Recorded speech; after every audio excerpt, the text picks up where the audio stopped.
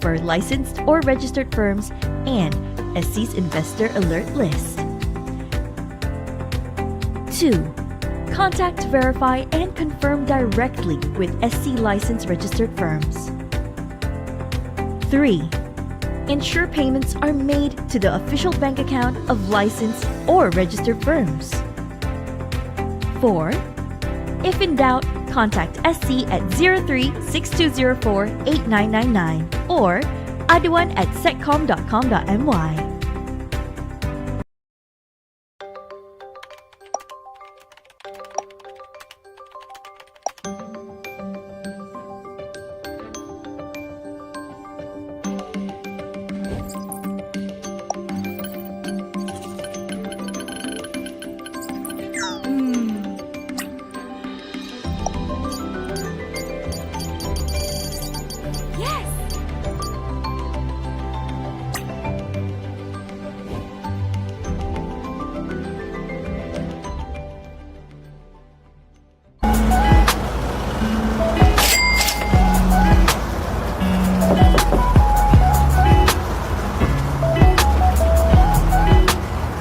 What's up, bro? I'm good. How are you? Good, fine. Nice car, bro. Thanks. What do you do for a living? What do I do for a living? Well, how to say this? I'm actually a very successful scammer. How much do you make a year? How much do I make per year? Well, it will be around 20 to maybe 30 million ringgit. Any tips? How not to make you richer? Tips not to make me richer? Well, first of all, you must always check SC's investment checker before you invest. Number 2, you must always avoid from bank in your money to an individual's bank account. And lastly, always be careful with any investments that are promoted via social media. I see. Thanks for the tips, bro. No problem. Okay, thank you. Okay. See you.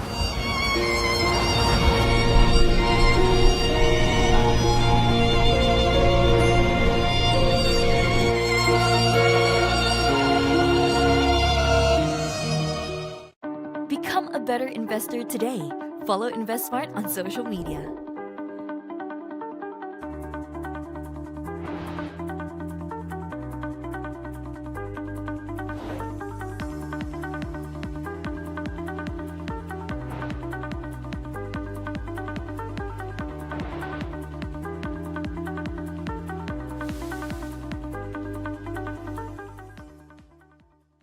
Planning for your future? In addition to saving your money, you can invest in capital market products like shares, unit trust, equity crowdfunding, peer-to-peer financing, and private retirement scheme.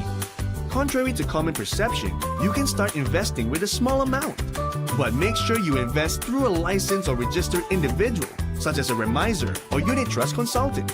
You may also check with your brokers on how to invest online. The Securities Commission Malaysia, SC, is the regulator who makes and enforces rules on how these products are issued, bought, and sold. This is to ensure that your rights as an investor are protected. When these laws or rules are broken, the SC will take enforcement actions. If you have any inquiry or complaint, you can always call the SC. And if there are any monetary disputes in relation to your investment, you can seek help from SITREC to resolve your dispute. In the long run, investing can help you build your wealth. And like all journeys, it has its risks and rewards. The key is to start with the right knowledge and planning. To start your investment journey, go to www.investsmartsc.my. Guide on how to check SC's investment checker. Step 1. Visit Securities Commission Malaysia's website at www.sc.com.my. Step 2. Click on Investment Checker, simak sebelum labur. Step 3. Type in the name or entity that you would like to verify on in the search bar. The search results will show the details of the individuals or entities that are licensed or registered with the SC. The search results will also show the details of individuals or entities that are listed on the SC's investor alert list. If in doubt, check with the SC via email aduan@setcom.com.my or call at 03-6204-8999.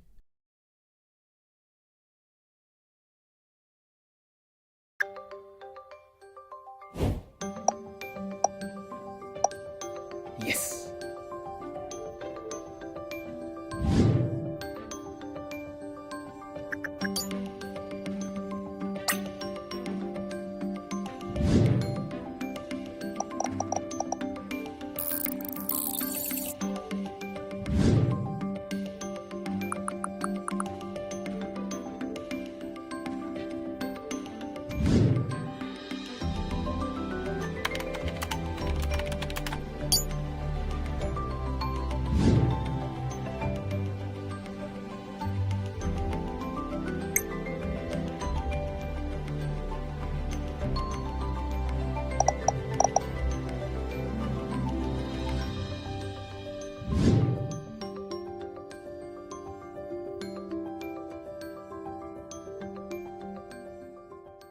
Merancang untuk masa depan anda? Di samping menabung, anda juga boleh melabur dalam produk pasaran modal seperti saham, unit amanah, pendanaan ekuiti ramai, pembiayaan antara rakan setara dan skim persaraan swasta. Menafikan tanggapan umum, anda sebenarnya boleh mula melabur dengan jumlah yang kecil. Pastikan anda melabur melalui individu yang berlesen atau berdaftar seperti remiser atau perunding unit amanah. Anda juga boleh bertanya dengan broker cara untuk melabur dalam talian. Suruhanjaya Security Malaysia (SC) merupakan badan kawal selia yang menyediakan dan menguatkuasakan undang-undang yang berkaitan terbitan, pembelian dan penjualan produk pelaburan. Ini adalah bagi memastikan hak anda sebagai pelabur dilindungi. Apabila undang-undang atau peraturan ini dilanggar, SC akan mengambil tindakan penguatkuasaan. Sekiranya anda mempunyai sebarang pertanyaan atau aduan, hubungi SC dan sekiranya timbul apa-apa pertikaian keuangan yang berkaitan pelaburan anda, dapatkan bantuan daripada SEDREC untuk menyelesaikan pertikaian anda. Dalam jangka panjang, pelaburan boleh membantu anda membina kekayaan. Seperti dalam apa jua yang anda lakukan, pelaburan juga mempunyai risiko dan ganjaran. Yang penting, mulakan dengan pengetahuan dan perancangan yang tepat. Mulakan perjalanan pelaburan anda sekarang. Layari www.investmartsc.my. Bagaimana mengelakkan skim penipuan pelaburan? Berwaspada dengan peluang pelaburan yang ditawarkan di platform media sosial.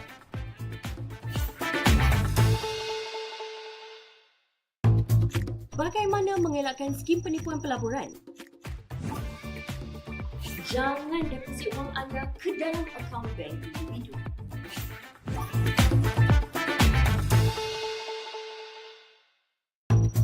Bagaimana mengelakkan skim penipuan pelaburan? Pastikan anda hanya berurusan dengan individu entiti yang berlesen atau berdaftar oleh SC. Hanya buat pembayaran ke akaun bank rasmi entiti yang telah disahkan status lesen atau pendaftarannya.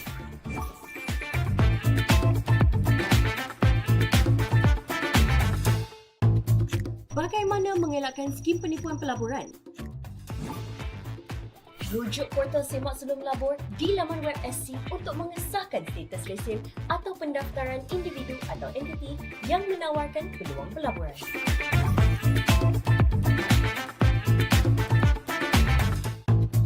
Bagaimana mengelakkan skim penipuan pelaburan? Jika ragu, hubungi SC di talian 03-6204-8999 atau aduan@secom.com.my.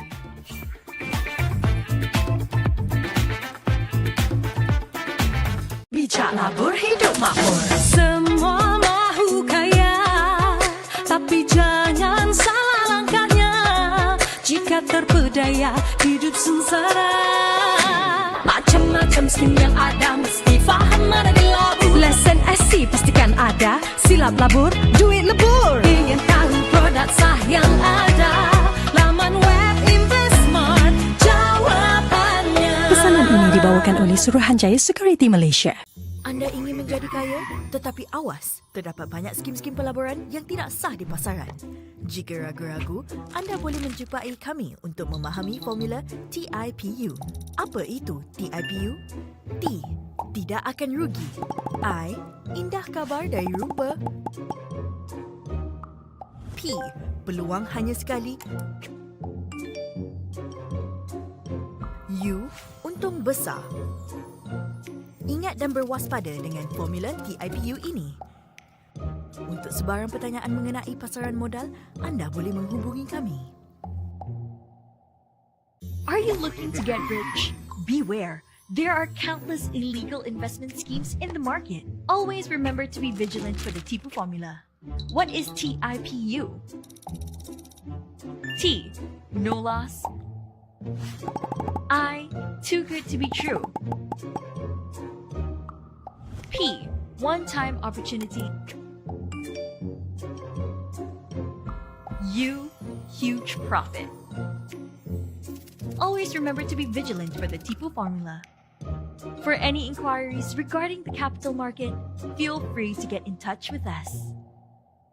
您想致富吗？但请小心，市场上有许多非法投资计划。若有疑问，请联系我们以了解 TIPU 公式。什么是 TIPU 呢？ T 不会亏钱 ，I 虚有其表 ，P 唯一良机 ，U 超高利润。请利用 TIPU 公式辨识非法投资计划。关于任何资本市场的问题，请您联系我们以了解更多详情。 நீங்கள் பணக்காரர் ஆக வேண்டுமா? ஆனால் ஜாக்கிரதை, சந்தையில் பல சட்டவிரோத முதலீட்டு திட்டங்கள் உள்ளன. சந்தேகம் இருந்தால் TIPU ஃபார்முலாவை புரிந்து கொள்ள நீங்கள் எங்களை காணலாம். TIPU என்றால் என்ன? T எந்த இழப்பும் இருக்காது. I தோற்றத்திலிருந்து நல்ல செய்தி. P ஒரு முறை மட்டுமே வாய்ப்பு. U பெரிய லாபம். இந்த TIPU ஃபார்முலாவை நினைவில் வைத்துக் கொள்ளுங்கள். மூலதனம் சந்தை பற்றிய கேள்விகளுக்கு நீங்கள் எங்களை தொடர்பு கொள்ளலாம்.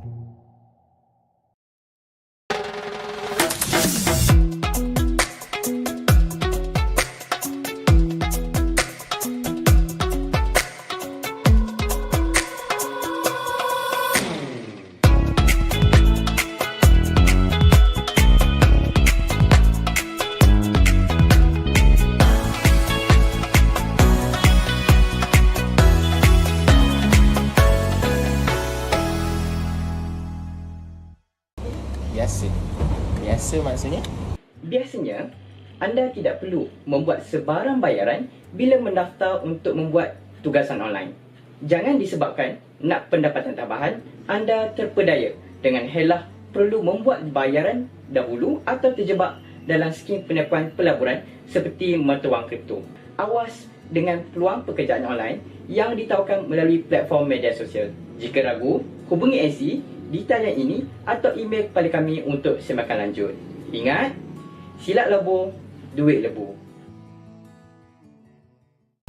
Biasa maksudnya? Biasanya, cinta itu memang buta. Jangan disebabkan cinta, anda terperdaya dengan pujuk rayu sehingga menjadi mangsa skim penipuan pelaburan. Awas, jangan terjebak dengan skim penipuan bertopikkan love scam. Jika ragu, hubungi SC di talian ini atau email kepada kami untuk semakan lanjut. Ingat, silat labur, duit lebur. Panduan menyemak portal Investment Checker. Langkah pertama, layari laman web Suruhanjaya Security Malaysia di www.sc.com.my. Langkah kedua, klik pautan Investment Checker, semak sebelum labur. Langkah ketiga, type nama individu atau entiti yang ingin disemak. Hasil carian akan mendedahkan senarai individu dan entiti yang berlesen atau berdaftar dengan SC. Hasil carian juga akan mendedahkan senarai individu dan entiti yang terkandung di dalam senarai peringatan pelabur SC. Sekiranya anda masih ragu, hubungi SC di talian 03-620-48999 atau email ke aduan@satcom.com.my.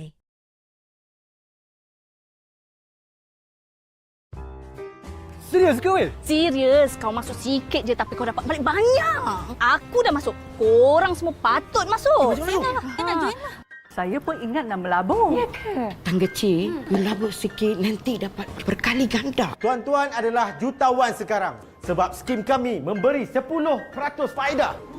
Bayangkan kalau tuan-tuan melabur 1 juta, 10% faedahnya 100,000. Kita mesti masuk ini pelaburan. Untungnya banyak besar. Betul lah. Betul, saya mau. Saya mau labur. Labur bila labur? Ya betul labur. Tapi labur dalam apa?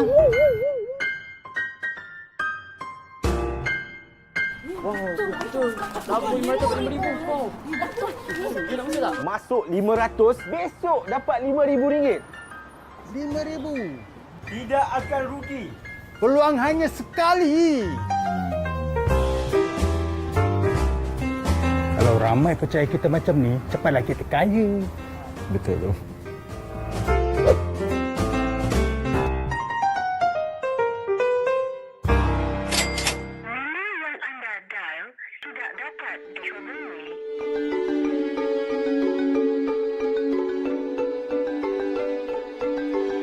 Lain kali, hati-hati bila melabur.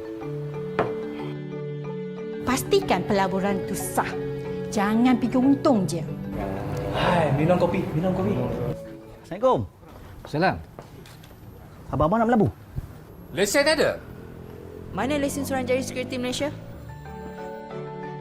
Jadilah pelabur bijak.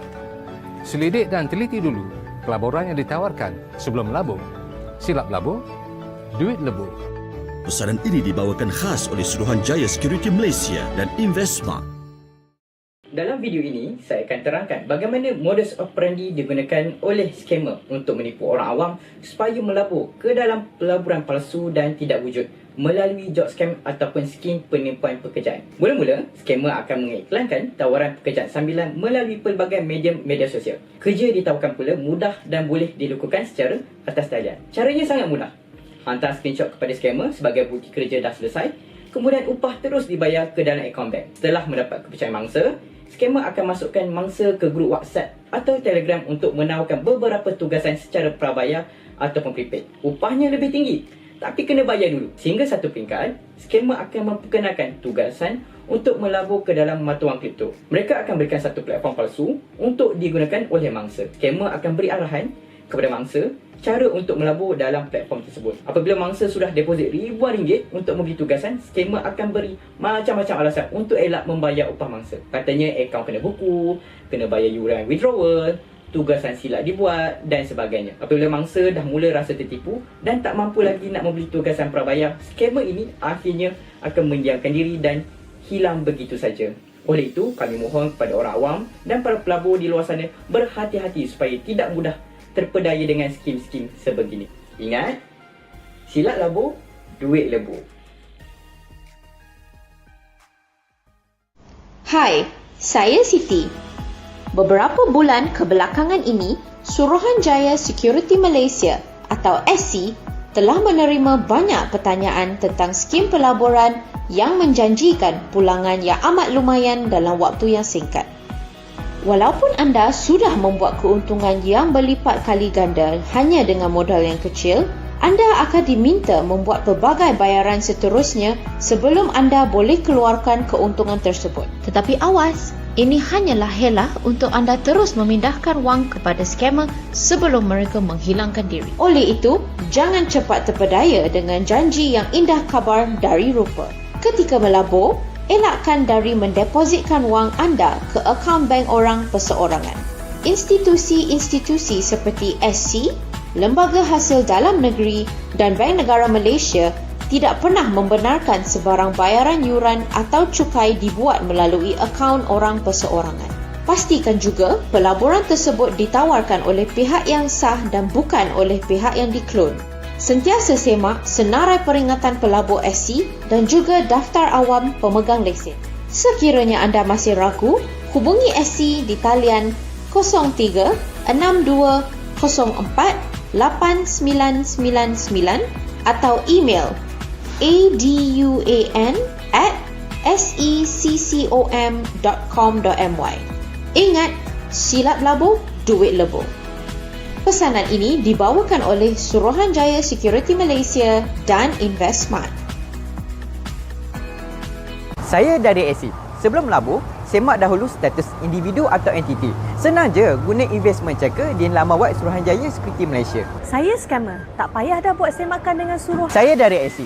Jangan percaya sangat iklan dan tawaran pelaburan di media sosial yang tak masuk akal. Contohnya, labur 300 dapat 5,000 dalam tempoh 3 hingga 6 jam. Itu semua scam. Saya scammer. Laburan saya memang... Saya dari SC. Pastikan anda tidak deposit wang anda ke akaun individu atau entiti yang tiada kaitan dengan pelaburan.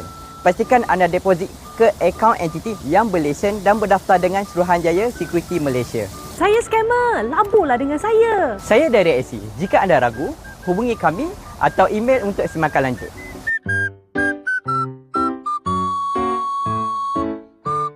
Saya scammer. Saya suka promosi skim pelaburan yang tak masuk akal. Macam labur RM100 dapat pulangan RM6,000 dalam masa 3 ke 6 jam. Saya dari SC. Pelaburan yang sah mestilah... Saya scammer. Biasanya saya promosi skim pelaburan saya di media sosial. Pernah nampak iklan di Facebook dan IG? Saya lah tu. Lepas tu saya masukkan dalam grup WhatsApp atau Telegram. Saya dari SC. Pelabur mestilah Saya scammer. Saya selalu bagi sijil dan dokumen palsu. Macam saya ni berdaftar dan berlesen. Saya dari SC. Pelaburan yang betul... Saya scammer. Mestilah saya suruh pelabur masukkan duit dalam akaun tak siapa-siapa. Akaun individu ke, akaun syarikat ke. Takkan saya pakai akaun sendiri. Mestilah saya pakai akaun kedai. Saya dari SC. Jika anda ragu, pastikan... Saya scammer. Saya akan cakap pelaburan saya ni untuk masa terhad je. Kalau tunggu lama-lama, nanti terlepas peluang untuk dapat untung yang besar.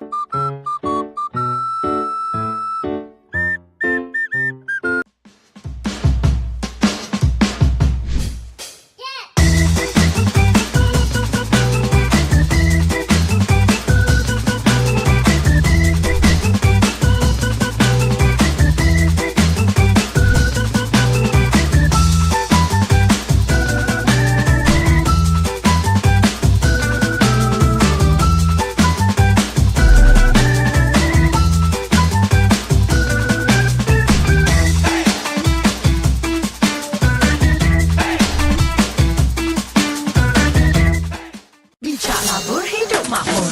Semua mahu kaya, tapi jangan salah langkahnya.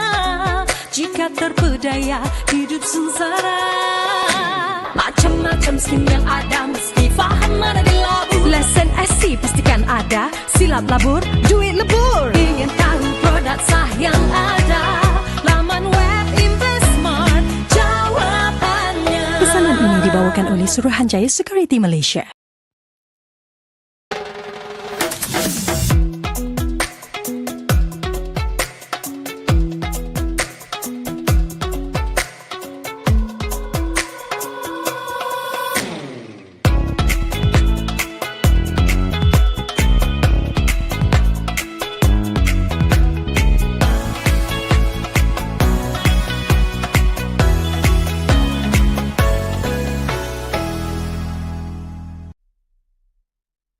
It has come to the SC's attention on cash trust schemes, which is a type of private trust that are being promoted to the public as an investment product with attractive targeted returns.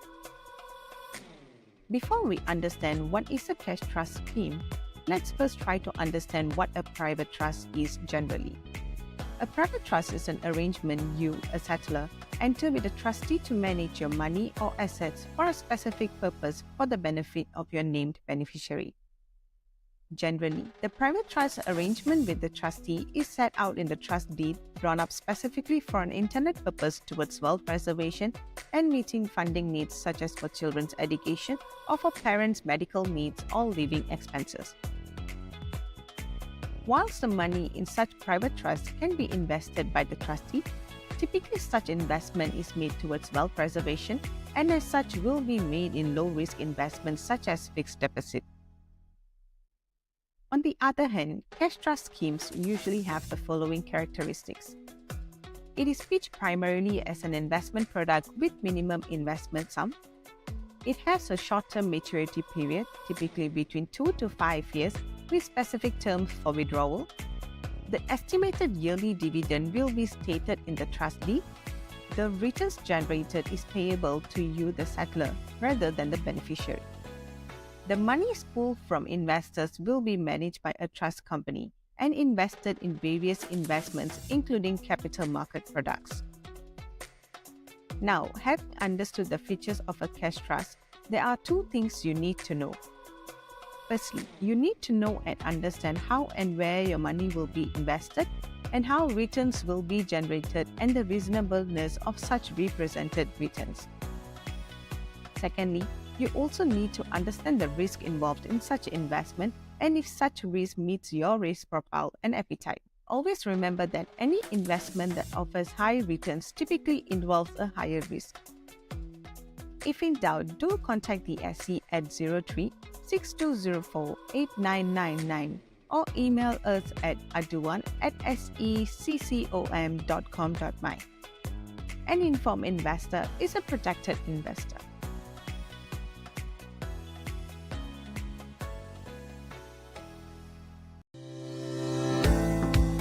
How to protect yourself from becoming a victim of clone firm scams. Number 1. Refer to www.sc.com.my to check for licensed or registered firms and SC's investor alert list. 2. Contact, verify, and confirm directly with SC licensed registered firms. 3. Ensure payments are made to the official bank account of licensed or registered firms. 4.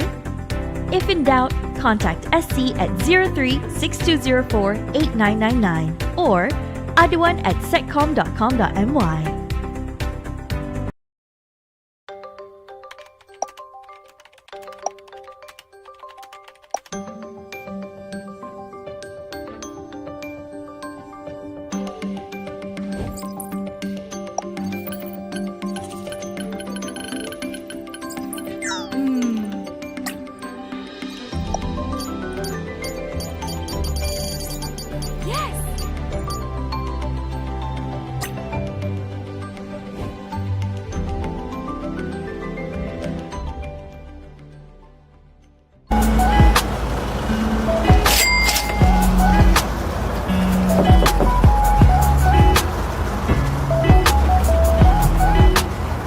What's up, bro? I'm good. How are you? Good, fine. Nice car, bro. Thanks. What do you do for a living? What do I do for a living? Well, how to say this? I'm actually a very successful scammer. How much do you make a year? How much do I make per year? Well, it will be around 20 to maybe 30 million ringgit. Any tips? How not to make you richer? Tips not to make me richer? Well, first of all, you must always check SC's investment checker before you invest. Number 2, you must always avoid from bank in your money to an individual's bank account. And lastly, always be careful with any investments that are promoted via social media. I see. Thanks for the tips, bro. No problem. Okay, thank you. Okay. See you.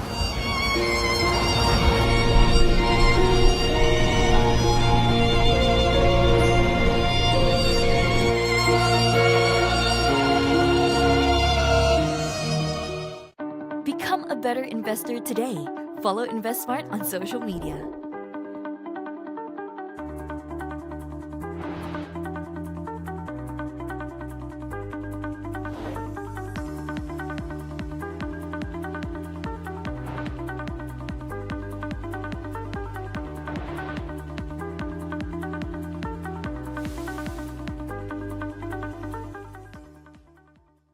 Planning for your future? In addition to saving your money, you can invest in capital market products like shares, unit trust, equity crowdfunding, peer-to-peer financing, and private retirement scheme. Contrary to common perception, you can start investing with a small amount. But make sure you invest through a licensed or registered individual, such as a remiser or unit trust consultant. You may also check with your brokers on how to invest online. The Securities Commission Malaysia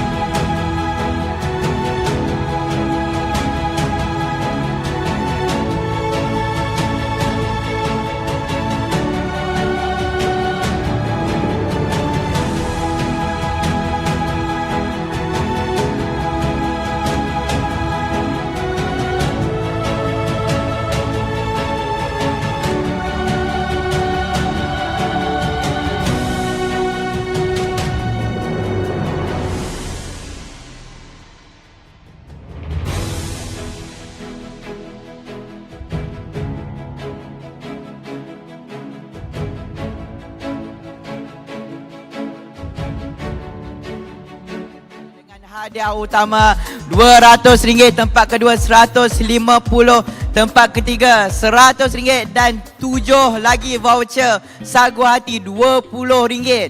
Jadi saya memanggil tuan-tuan, puan-puan, adik, abang, kakak semua jemput duduk di hadapan ni untuk kita bermain investment game. Pastikan anda mempunyai telefon bimbit dan boleh scan. Okey, kita punya QR ini untuk menyertai permainan investment game. Baik, saya jemput lagi masa lagi. Kita tak ramai lagi. Kita nak, kalau boleh nak ada 100 peserta dalam kita punya kahut sebab ada 10 hadiah Aeon voucher. Okey? Yang datang dekat pameran ni semua, jemput datang ke sini dulu, kita remai investment game dulu. Okey? Boleh dapatkan hadiah utama RM200, RM150, RM100 dan RM20 untuk 7 hadiah sagu hati. Okay, yang dekat belakang sana, dekat Kenanga, dekat CGS, yang mungkin di belakang sana, di bahagian UOB, dekat Film Plan for You, boleh datang jemput bang. Scan ni dulu. Kita main investment game. Sekarang kita baru ada 21 orang, 23. Kita nak sekurang-kurangnya 100 orang. Boleh jemput sini. Mungkin exhibitor pun nak main. Cepat, boleh join kita. Staff AC je tak boleh main. Staff AC tak boleh main Bini staff AC boleh. Okey, kita bagi lagi masa. Sekarang baru ada 26. Okey, yang dekat belakang sana, sempat lagi, saya bagi masa lagi untuk join, berpeluang memenangi Aeon voucher tempat utama RM200, tempat kedua RM150, tempat ketiga RM100 dan 7 sagu hati RM20. Boleh guna hari ni serta-merta Aeon voucher di Mid Valley, Kuala Lumpur. Mainlah duduk kat sini. Janganlah berdiri. Jemput kat sini duduk. Tak apa, kejap lagi boleh buat marketing. Duduk dulu main. Main rakutan duduk. Klien tak lari. Okay bang, main. Jemput. Scan, kita join. Kahut.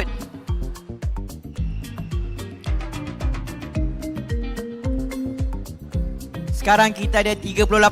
Kalau boleh sekurang-kurangnya kita nak ada, kalau tak dapat 100 pun kita nak 100. Tak boleh 180 pun jadilah. Kita tahu masih pagi. Tapi kalau boleh kita nak seramai yang mungkin join supaya tidak mudah sangat untuk yang menang tu menang. Kita bersaing sesama sendiri sebab jawapan pun memang boleh ada di sekeliling kita. Soalan pun tak banyak, tapi hadiah kita ada sehingga 10 pemenang. Okey? Kita dah ada berapa? 38. Okeylah, kita tak dapat 80, 50. 50 je kita start. Saya nak 12 lagi orang. Okey, saya punya rakan-rakan yang mungkin di depan sana boleh bagi tahu tak kepada pengunjung untuk ke tengah ni untuk join kita punya investment game. Saya nak 12 orang lagi, 10 orang lagi. 10 orang lagi. Okay, Encik boleh join kita. 9 orang lagi. Bawa keluar phone, scan kita punya QR untuk join kahut. Rugi tak join. Free money mah. Betul tak? Okay, 41, nak dapatkan 9 orang lagi. Boleh tak? 9 orang lagi. Untuk yang baru sampai, saya nak umumkan bahawa kita ada permainan investment game. Tempat utama RM200, tempat kedua RM150, tempat ketiga RM100 dan ada 7 hadiah sagu hati bernilai RM20. Bukan bernilai RM20, memang voucher tu RM20. Okey? Kita ada 42, 8 lagi. Susahnya nak dapat 50. Cepat. Rakan-rakan exhibitor pun boleh join. Yang baru sampai, sempat lagi nak join? Ya, silakan. Scan QR ni.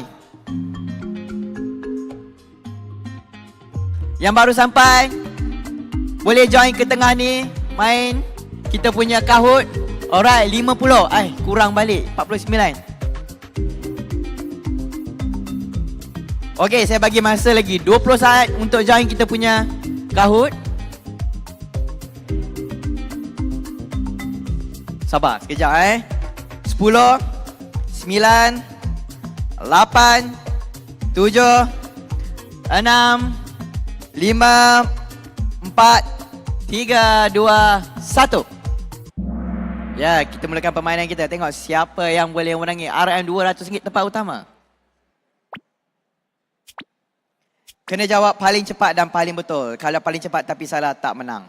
Which Securities Commission platform creates informed investor to be confident and self-reliant to make a decision? Kalau lalu depan tadi mesti dia dapat jawab. So jawapan dia warna orange sebagaimana warna booth kita. Percayalah jawapan saya. Affinity at AC. Jawab secepat mungkin. Saya dah bagi jawapan bocor.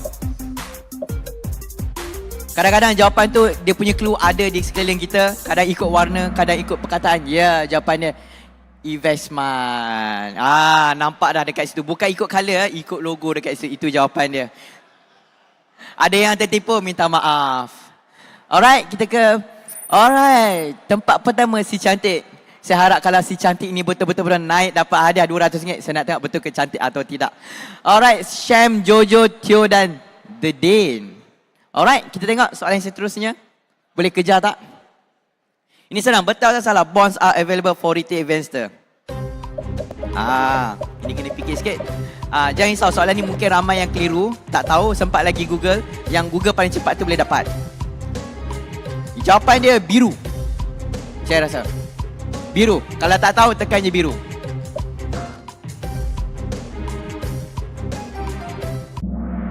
Ya, saya dah bagi jawapan tapi kalau yang lagi 10 orang tu tak percaya, saya nak cakap macam mana. Saya dari IC, tolonglah percaya saya. Alright, kita tengok scoreboard kita.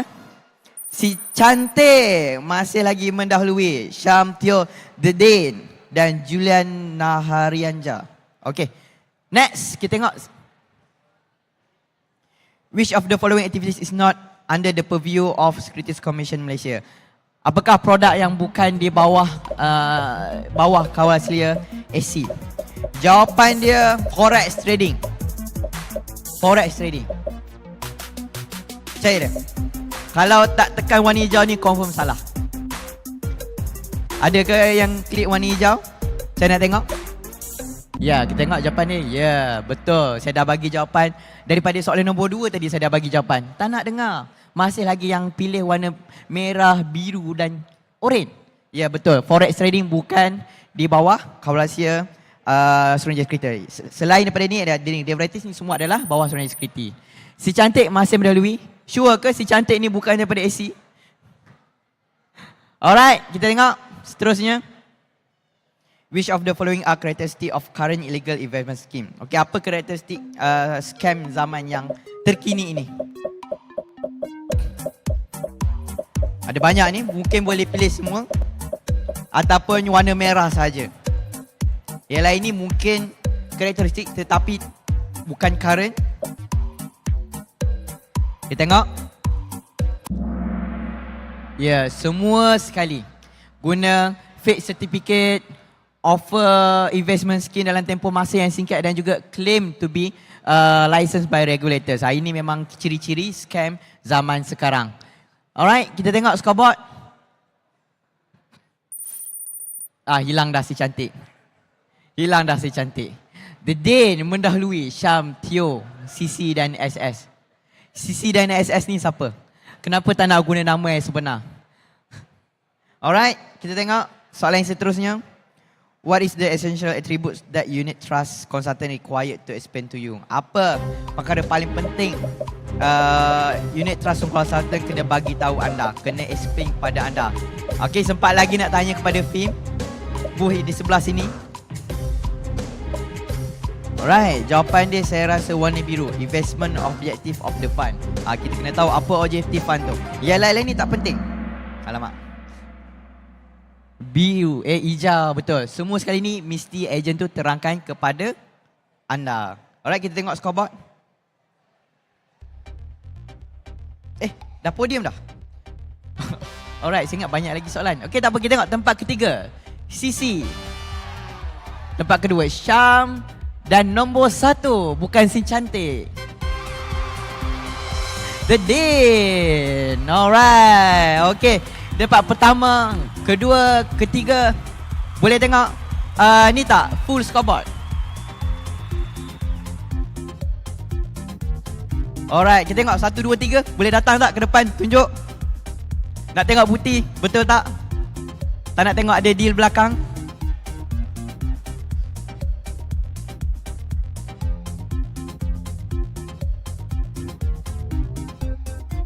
Okey, boleh tak? Ke 10 nama ni naik ke pentas, kita ambil gambar. Takkan pemenang 200 je nak naik? Yang 150 100 dan RM20 boleh datang ke depan. Ain?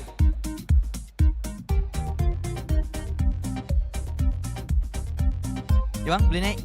Sila. Kita ambil gambar sama-sama sebagai pemenang. Ini abang nombor berapa bang? Nombor 2. Di sebelah nombor 1. Nombor 8. Okey, di sebelah sana. Nombor 5. Okey, di sebelah sini. Ada nombor 3. Okey, sini. Ada sini sikit. Mari. Kita pergi. Okey, ini pemenang-pemenang kita pada hari ini. Kita bagi tepukan sikitlah. Tanya kerana memang dah berjaya pusing dan dapat hadiah pada hari ini. Alright, kita ambil gambar dulu. Senyum. Oh, video. Okey, just lambai je. 1, 2, 3.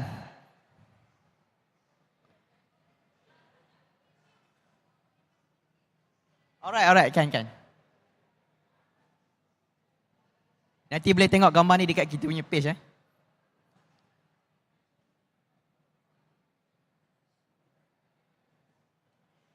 Okay, lambai. 1, 2, 3.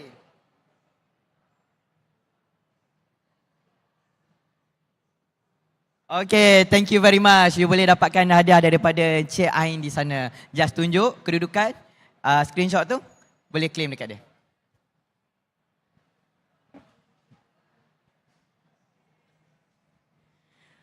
Baiklah, thank you so much Hafiz for that fun little investment game to start the day off. Once again, our next session is at 11:35, but don't worry ladies and gentlemen, as you wait, we have other things and other activities that you can enjoy. For example, of course, our lucky draw, and to collect all the stamps for your lucky draw passports.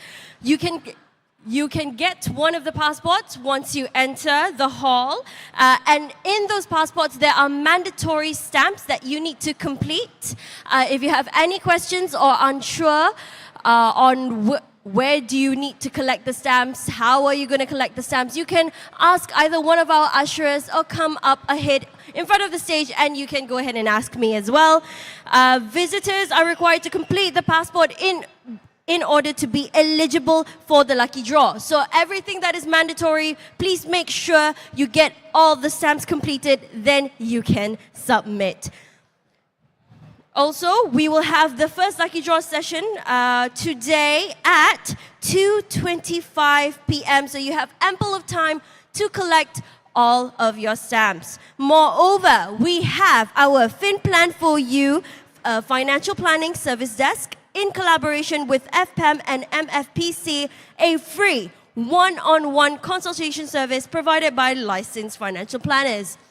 If you're wondering where it is located, all you have to do is come in from the entrance and turn to your right, and then once again to your right, and you will see a large arch that showcases the FinPlan for You logo. We also have over 40 exhibitors with us here today, all spanning from industry players in the investment market as well as the relevant agencies under one roof, which is under InvestSmart Fest 2024. Once again, to complete your lucky draw passports, you would have to go to all of our exhibitors' booths and collect all of the stamps. Moreover, we have the kids zone for those who brought their children. We have free popcorn, free ice cream. We have a bouncing castle, and we will also have sessions with the clown where your kids get to bring back fun fun, cute little balloons in different shapes and sizes. We also have our comic strip, which is located right in front next to our anti-scam zone. The comic strip will have its own pop quiz that will be going on at 12:35 p.m. today. So do not miss out as you stand a chance to win 150 ringgit worth of Aeon vouchers. We also have our talk sessions that will be coming up once again at 11:35 a.m. And to collect your mandatory stage talk session on your Lucky Draw Passport, I do implore that you join us then. And also, another reason to join us, other than, of course, knowledge, you stand a chance to win 150 ringgit worth of Aeon vouchers. Yes, that is correct, ladies and gentlemen. We will be asking 3 pop quizzes based on the talk session, and you stand a chance to win 50 ringgit each. So each question you get correct is 50 ringgit worth of Aeon vouchers.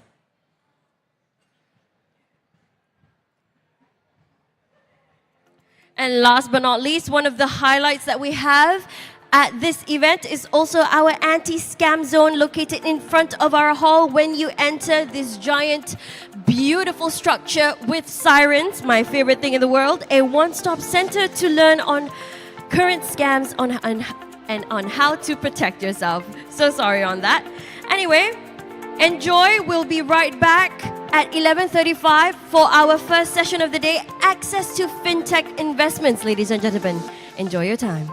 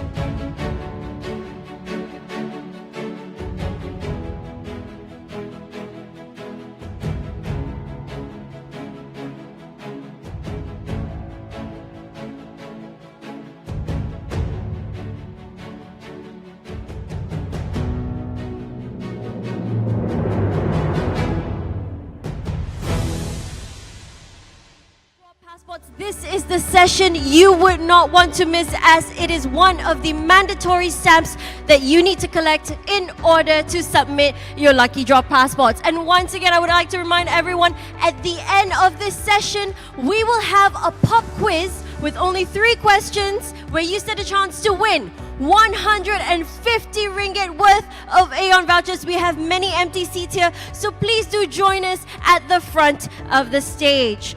Our session for today, the first session, is called Access to Fintech Investments, moderated by Miss Siti Sarah Muhammad Taufik, Consumer and Investor Office from Securities Commission Malaysia. Our panelists, Miss Celia Tong, Chief Operating Officer from Pitch Platform Sdn Bhd or Pitchin, Simon Chong, Chief Business Officer, Jax MD Sdn Bhd or My Theo, as well as Mr. Kian Pun Chai, Country Head Modalku Ventures Sdn Bhd Funding Societies. Please welcome.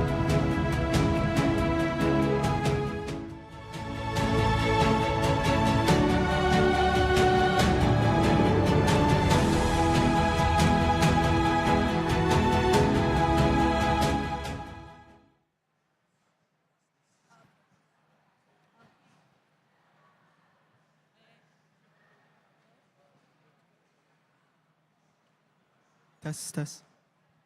Okay, thank you, Sasha. Good morning, everyone. Okay, first of all, I'd like to invite all of you to join us this morning for this session called Access to Fintech. Together for this 1-hour session, we can learn how we can leverage on technology for financial purposes, as well as how financial services companies can integrate technology with what they can offer to us as consumers. So as you know, the fintech market is evolving so fast. We have digital payments, we have digital investment, we have digital capital raising, we have digital asset. So if you can see now, digital payment is something that we use every day. Yeah, consumers increasingly relying on mobile payment solution for their day-to-day QR payment, e-wallet here, everywhere. So we are using digital payment everywhere. But on the flip side, digital investment platforms are also gaining traction, with individuals seeking low-cost and easy-to-use investment options. So additionally, digital capital raising has become an attractive option for startups and MSMEs, and it provides an efficient way to access funding. So, if that is not appealing enough to persuade all of you to stay with us for this 1-hour session, we also have 3 Aeon vouchers for you to win at the end of the session, okay? So, all you have to do is to answer 3 questions, and the answer will be mentioned during this session. So I would encourage all of you to join us and to listen to what we have to say today. And you can walk away with the vouchers. And if that is not appealing enough, you can also get the stamp for your lucky draw later, after the session is done. Okay? So we can see the growth in fintech market could be due to several factors. Firstly, smartphone and internet. So it makes digital solution more accessible to consumers and leading to the surge in demand for fintech services. Okay, then secondly, the COVID-19 pandemic, it accelerated the shift to digital payments and investment, as consumers have had to adapt to remote and contactless transaction. So all this actually driven the fintech market to grow. And today we are going to see how fintech market actually grow in the investment side. So without further ado, I would like to introduce all our panelists today. We have with us this morning Ms. Celia Tong, CEO of Pitchin. So she joined Pitchin back in September 2023. So today, last month would be her first anniversary with Pitchin. So I think a round of applause for that, huh? Okay, so Pitchin is a licensed ECF with SC. ECF is actually equity crowdfunding. And the next one, we have Mr. Kian Pun Chai, or the more glamorous name, Mr. KP. Yeah? Okay, Mr. KP is a Malaysia country head of Modalku Ventures, or also known as Funding Societies. He has been with Funding Societies since 2019. Okay, and our third panelist today, Mr. Simon Chong, which is a Chief Business Officer of My Theo, and he has been with My Theo since 2022. So MyTheo is actually Digital Investment Manager Service Provider, or in short, DIM. And Funding Societies is licensed with SC as a P2P, which is a peer-to-peer financing. So I've mentioned this ECF, DIM, P2P. What is it exactly? And that would be best if we can have the panelists to just give a background on what is DIM, ECF, and P2P, and maybe share a brief background of your platform. When was it established? What was your platform vision and mission? Maybe we can start with Ms. Zelia.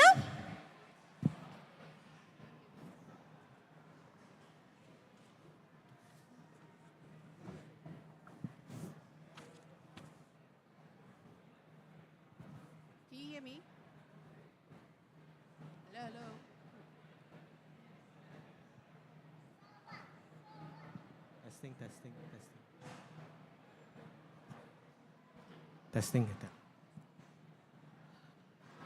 Thank you for allowing ladies first. I'm probably the youngest in terms of my employment with the company, but I've been investing for quite a while. Thank you everybody for coming on a Saturday morning and sitting in the crowd trying to understand how to make more money besides putting into your savings account. My name is Celia, as what Siti has informed. I'm actually with a company called Pitchin. We are an equity crowdfunding platform.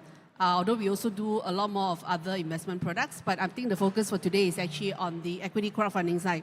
So I think many of us, we usually invest in things like property, which things that we kind of know about.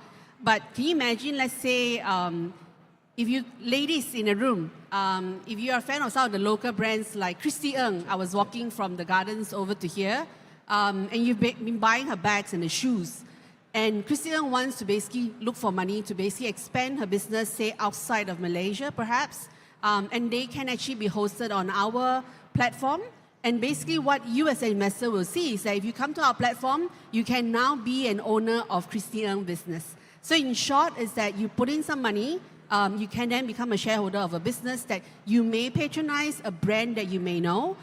So that's in short how it works in the layman's term, basically investing into companies that are actually incorporated in Malaysia. And it can range from many, many different kinds. It can be like the fashion stuff, retail stuff, into a little bit more high-tech stuff. If any of the younger ones in the room who wants to invest into innovation, we also actually host companies that do a lot more like, say, sustainable kind of businesses. Like recently we have one which successfully closed. A very young guy, the father is in a recycling business, and he's followed the father since he was like 9 or 10. He knows how difficult that business is. Basically now that he's older, he's been educated and all, he has now come up with a different way of looking at recycling business, whereby someone's waste can actually be your wealth, where he then look for scrapping like, say, precious metals from electronic waste and turn it into gold and silver bullions. So those are the kind of companies that we also have, and you can be part of the journey of the growth of this kind of company. So in short, that's what equity crowdfunding is. We are part of someone's business growth, and it can range from many, many different sectors. Okay, Mr. Simon, maybe you can continue.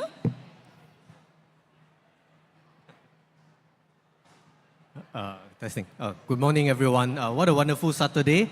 It's a very good morning, and thank you to SC and also everyone to be present here in the morning itself, Saturday. Okay, so so digital investment management is basically a platform, investment platform that leverages on technology and human expertise to provide discretionary portfolio management services. So in a nutshell, basically, we know that to be successful in investing over long term, 90% is required to have a diversified portfolio, right? So that's what essentially what we do. We use technology to provide a portfolio solution to clients. And how we do that is basically using software. So it's like a software company that basically incorporate all the G's of the human expertise and actually take it and implement it in the global market. So you can basically imagine us like a Netflix, right?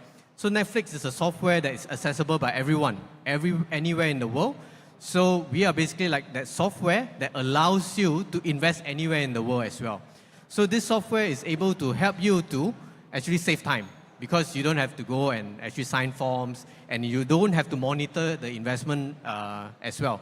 So we can do it all for you using technology, and also save money, right? So using software, you know that actually nowadays is very competitive, right? So human actually probably charge more because of the extra service, right? But software is very straightforward, right? You pay how much, like 40 ringgit per month for Netflix, and you get access to multiple good contents, right? So same like digital investment management, we only pay a fraction of the service that we can actually get from this platform. And I think the best thing is in terms of the portfolio itself, is not a cookie cutter portfolio. You know what I mean, cookie cutter, right? So everyone can actually enjoy a more personalized portfolio using technology. And it's only made possible with technology because for human probably it's a bit more complex or more challenging to handle that level of sophistication or personalization. And therefore, I think this is the gist of digital investment management that can offer investor a very, first of all, convenient way to invest. And secondly, it's a very cost-effective way to also invest. And thirdly, is to follow the principle of diversification that has proven in the past to be able to generate more than 90% of the investment success. Thank you. Hi, good morning. Thanks for having us today. So Funding Society essentially is a P2P financing platform. So we are among the first batch to be regulated by the SC back in 2017. What we do is to provide short-term business financing, primarily MSMEs, where to basically fill in the financing gap. So I think MSMEs is a big part of the Malaysia economy.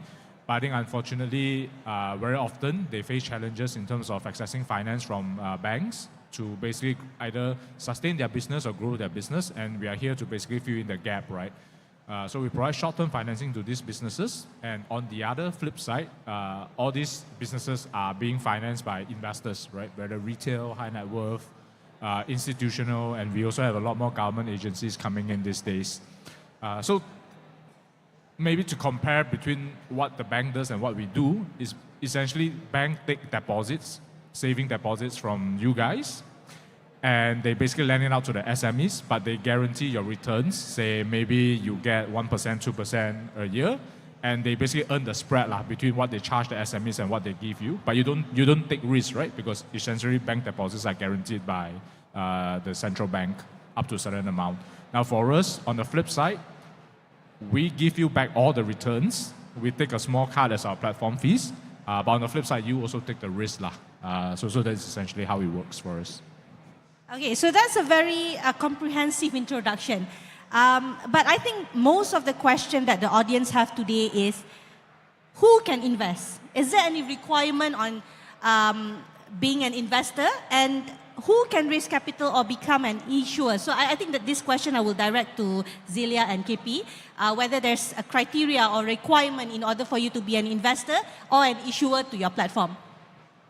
Okay, I think for us, as long as you are of legitimate age, 18 and above, you can invest.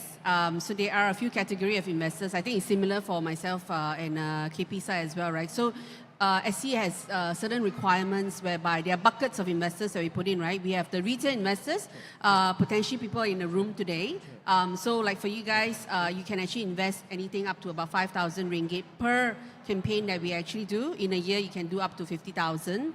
And then subsequent to that, somebody who's actually what we deem as an angel investor, you can do more. The reason being because we deem that angel investor, you are a little bit more savvy in terms of investments. So hence then you can take a little bit more risk. So you can actually invest more up to 500,000 in a year. And then you also have the sophisticated investors, which are usually the institutions. It could be the VCs themselves. So family offices.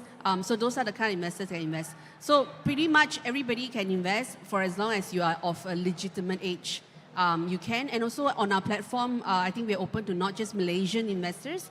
Hence why some companies, they actually come to us to raise money because, say for instance, you want to expand into Indonesia, so they could also get in, like say, Indonesian investors that can actually invest into their campaign where they are raising, right?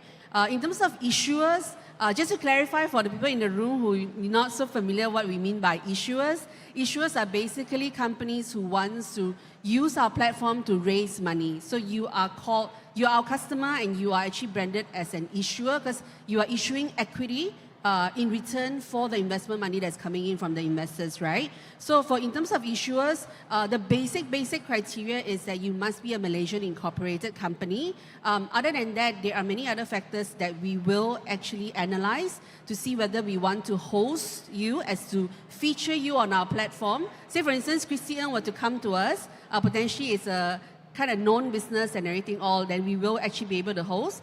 So our responsibility to our investors is that we will have to do a due diligence on any companies that wants to actually raise money on our platform to ensure that, like in short, they are not a fly-by-night company, right? Like they come onto a platform, say they want to raise some money, and then the next day, your money is there, but then, they are no longer in business. So in short, any Malaysian incorporated company can raise money on the Pitchin platform. Okay, thank you, Zilia. Mr. KP, perhaps funding societies have a different criteria or a special requirement, perhaps? No, I think generally we welcome investors of all ranges. Obviously, when we first started, we have a lot more retail investors. So people who are investing a couple of thousand ringgit. But these days, we also have gotten on board a lot of high net worth who give us. So we have high net worth that gave us 5 million ringgit, 10 million ringgit. We also have institutional that gave us 50 million ringgit to invest. So we cater for a different set, the whole range of investors.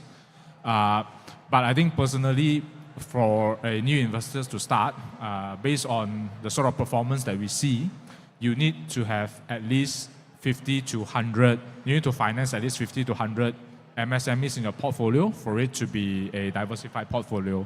And typically for a diversified portfolio, we are seeing returns of between 8 to 9% per annum.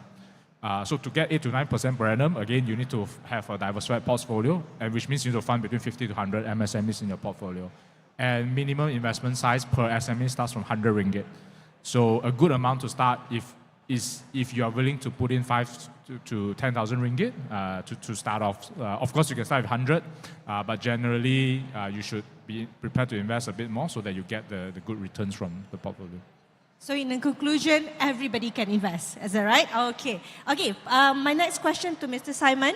What funds are available in your deemed platforms and how are these funds selected? And perhaps you can give a breakdown of the funds offered in your deemed platform? Sure. So for DIM, we are quite different from the traditional investment managers. So our portfolio are constructed using ETF. ETF is basically exchange-traded funds. Exchange-traded fund is basically one of the best vehicle out there that can actually use to gain market performance. So exchange-traded fund basically has been growing, especially if you were to look at the last many years, where market exposure is actually key, right, to generate long-term performance. And active management sort of lag behind the market performance as well. The recent article that I saw was this company called BlackRock. So they are able to grow their AUM basically very quickly from the ETF that they offered. So ETF has been a very popular vehicle that we use to construct our portfolio. And there are 3 different types of portfolio that we constructed. First one is our core portfolio. Core portfolio, I think, is for investors, is like your multivitamins. So you have everything, like vitamin C, vitamin B, calcium, magnesium, everything. We have the broadest exposure to serve as a base, so that you can have exposure to the global market. And then we have the second one is the satellite portfolio. So satellite portfolio is like your vitamin C, let's say you prefer to just want to have more beautiful skin, right? So you focus more on getting more vitamin C, right, intake. So our core portfolio basically invests in very specific sector or team. Like we have this satellite portfolio called Essential Product Portfolio, which invests in water, food, and energy sectors. So very specific, and it can actually provide complementary benefit to your base or core portfolio. And the third one is basically cash portfolio. So cash portfolio is basically a highly liquid portfolio that serves as a temporary sort of arrangement for you to, let's say, to invest or to basically to divest from the market, and you get good return or good rate of interest by actually maintaining in the cash portfolio. So these are the three portfolio that we offer that I think for every investor is a good start, to build up your exposure to the global market. Okay, thank you, Mr. Simon. So I think digital investment it will be more appealing to. This is a bit scandalous, lah. It will be more appealing to younger generation. Is it a challenge for your platform to actually attract a more, I would say, senior generation to invest in your platforms, or to attract these investors, or your platform are doing some special campaign to actually attract a more senior generation or even younger, just to attract them to join your platform? Yes, that's a very good question. In fact, that is very challenging, for an online platform today that actually try to get deposit from investor. I think everyone knows there are a lot of scams out there. So that's why SC is doing this also to help us to be aware, of who are the legit ones out there.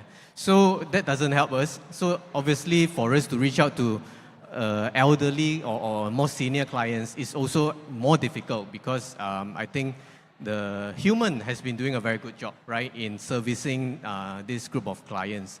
And traditionally, investment portfolio are being distributed by those channels that involve a lot of human as well, like banks, like financial planning firms, and etc. etc. So, the thing is that if we are just trying to focus on online distribution, there's mountains of challenge to overcome, from education, from building trust, from making sure our platform operate, 24/7. So these are the common challenges of a digital platform. So what we actually do is we try to build our reach through partnership. So what we have been doing is that we basically partner with financial planning firms, we partner with banks who already have the reach and the trust of clients, and they have built their brand names for decades, to gain the acceptance. So we built our partnership with them, and we actually sort of tailored solution with them as well, so that they can actually offer something that is what they want or what they think the clients of them wanted. So that's how we basically try to increase our reach, and also try to be able to be relevant, amongst all the investment players out there who has been very much or much more established than us, way ahead. Thank you. Okay, thank you, Mr. Simon. Okay, perhaps the next question will be for Ms. Zelia and Mr. KP. Can you just share a bit the demographic profile of your investors, and perhaps is there any strategy that is doing for you to attract a different profile, and maybe breakdown of your ECF and P2P issuer sectors? Is there any trend observed currently? Perhaps you can share it with the audience today. KP, okay, I go first again? Okay. Okay, so I think just following on that question, most of our investors are actually of a younger sort of generation, but not exactly too young. Anybody usually is below 50. That's most of, in terms of demographic of investors that's actually on our platform. And mostly they are retail investors. Basically, everybody in the room today. Yeah, so that sort of a category on an investor, right? How and what are the things that we are actually currently focusing on is actually to reach out more to the family offices, as well as also the institutional side of things, because I think there are restrictions in terms of how much retail investors can actually invest, although the market is still very big for us to reach out, and awareness like this is actually very important. I don't know how many of you in the room today have heard of what ECF is, or even say P2P, or even a digital investment management platform, right? So we are reaching out more in terms of to institutional, in terms of getting them buying into say some of these companies which are actually helping them to raise money. Yeah. So in terms of the sector of issuers that we have, we are what we call sector agnostic. We don't exactly restrict in terms of you must be in the sustainability place, or you can only be in the tech space. We don't have that sort of concentration. We are open to all. We are a mixed bag. We have retail, we have technology ones, we have got plantations, we have got durian plantation guys who are actually coming to us to raise money. We have biotechnology kind of businesses. Not much of a heavy concentration in any specific sector, at least on our platform. Yeah. On the investor side, majority are young professionals lah. So that's how we started anyway. Because I think like what Simon was saying, we started off as being a digital-first platform. So majority of our customers are 35 and below, young professionals, and I think that's the segment that we first targeted. But I think over time, we have gradually onboarded a lot more sophisticated investors, businessmen who are between 40 to 50, and naturally, we use an omni-channel approach that for digital guys works very well for young professionals, but for these 40 to 50 businessmen who are very busy, you probably need a sales force or an RM to sort of serve them, which is fine, right? We take an omni-channel approach, depending on what the client's preference is. On the issuer side, a lot of our SMEs are in the wholesale and retail trading sectors. And that is sort of a reflection of the Malaysia SME composition, where most of them are in wholesale and retail trading and services, of course. And it's also because we primarily focus on shorter term financing because that's where the gap is. Hence, naturally, that's the segment that we serve a lot. So typically for investment tenor in our platform is generally between 30 to 60 days on average. But of course, we go up to 18 months to 36 months for certain products. Most of them are small businesses. So typically, 50% has annual revenue of 5 million ringgit and below. 75% have annual revenue of 1 million ringgit and below. So these are the sort of SMEs that we are supporting. Okay, so I think that's a great introduction on the platforms and what's going on, how you can be investor, how you can be the issuer, and what DEEM platform can offer. Let's go to the issues surrounding the platforms. Yeah, maybe perhaps Mr. Simon, you can just explain to us what are the risks and how do you manage the risks and maintain the integrity of your platforms. Yeah, so a digital investment management company relies on technology. So that is the main advantage, but also is a main risk that we are facing. So we automate our investment management process, and we also automate our client investment registration process.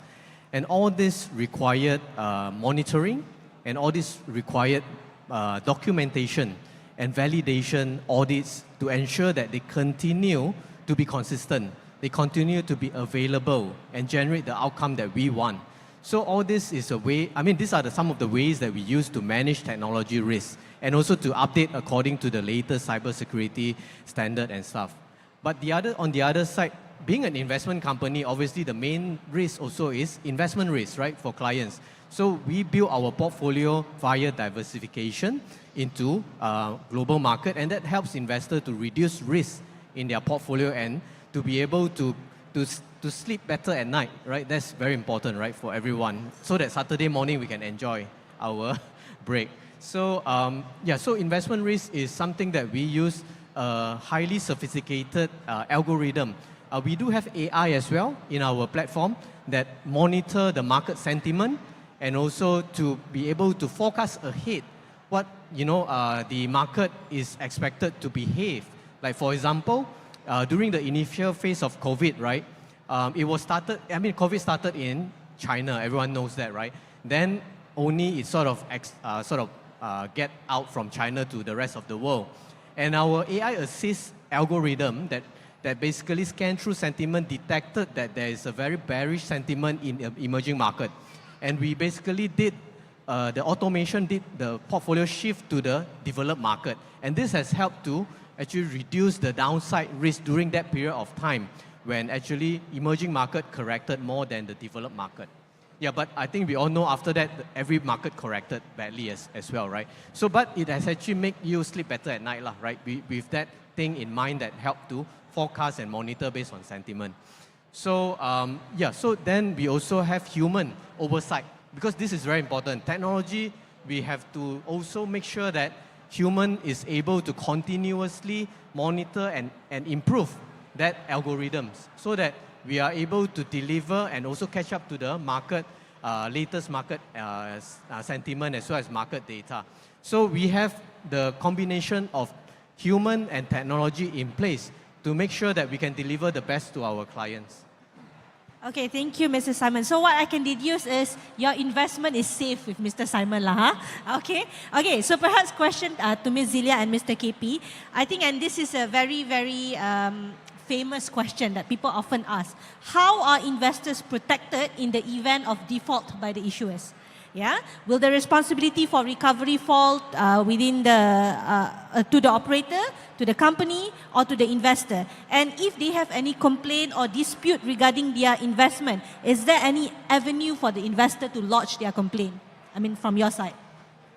Siti, if you can also allow me to also explain about some of the risks to actually invest on equity crowdfunding, right? If you guys were to kind of take out your phone and you log into pitchin.my right now, we all have disclaimers everywhere across the site to basically say that like the investment on equity crowdfunding is actually high risk. It's not as if like invest into stocks that are on Bursa Malaysia sort of a thing, right? It is high risk on equity crowdfunding. Hence why it is very important for investors to kind of read in terms of like the campaign that we are carrying. Be really clear in terms of what you will be putting your money into. Is this the kind of business that you believe in their growth? Whatever that they have disclosed in the sort of their prospectus on the campaign, do kind of read it. Because as a platform operator, our main requirement is to ensure that we carried out our due diligence to ensure that they are a legitimate company and all. And once the campaign has successfully raised money from all your hard-earned money, the money is actually given to the issuers direct, and with the belief that they will use the money the way that they have actually represented to you. Like say for instance, if they raise ringgit 1 million from the crowd, they want to use it for working capital, they want to use it for say capital expenditure, opening up 2 more shops kind of stuff.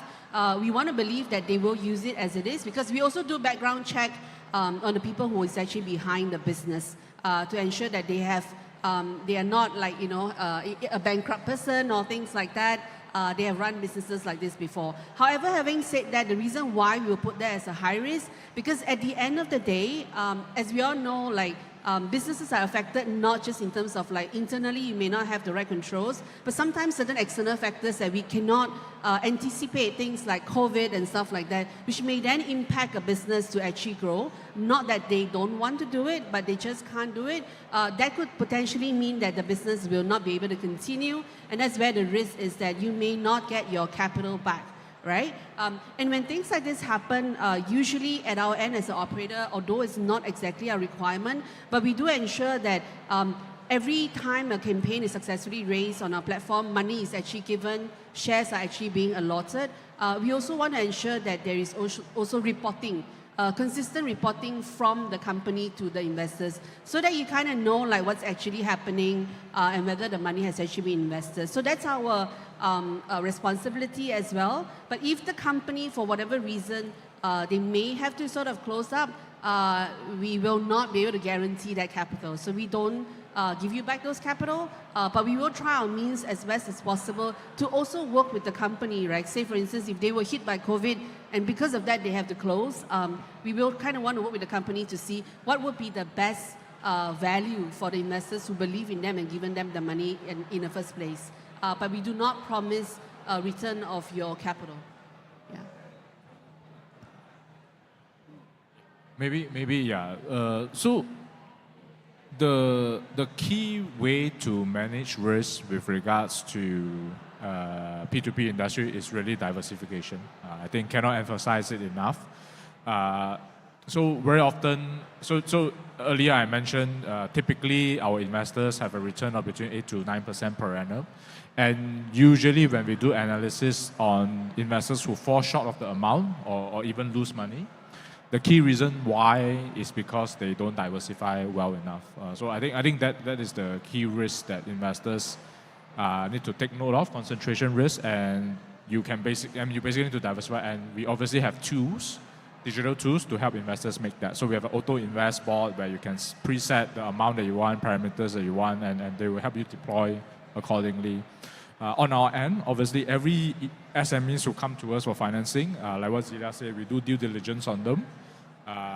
We leverage on both traditional and alternative data source to sort of weed through the potential fraudulent SMEs or those who have very weak profile, and we try to identify to the best extent that we could businesses who will be able to survive and repay and even grow from there, right? But obviously these are small businesses. Default risk is real. Now, in the event there is a default on a non-payment, the first thing that we do is we'll reach out to them to try to understand what is the cause of the delay in payments. Because obviously, we're in business mode, there could be genuine reasons why their cash flow is stuck. For instance, COVID, right? COVID lockdown 3 months. You can't operate at all, so naturally you have no income. So what we have done for the SMEs during that time was to give them extension to sort of restructure their cash flow for them. And the good thing is that more than 98% of those that were given restructuring during COVID are actually fully repaid. So that's something that is amazing.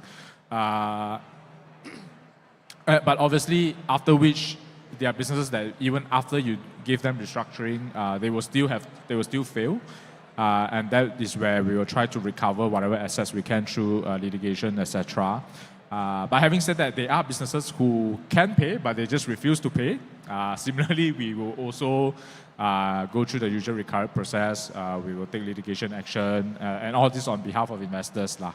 So whatever that we manage to recover, we will deduct the litigation costs, and then the returns will then be passed back to the investors.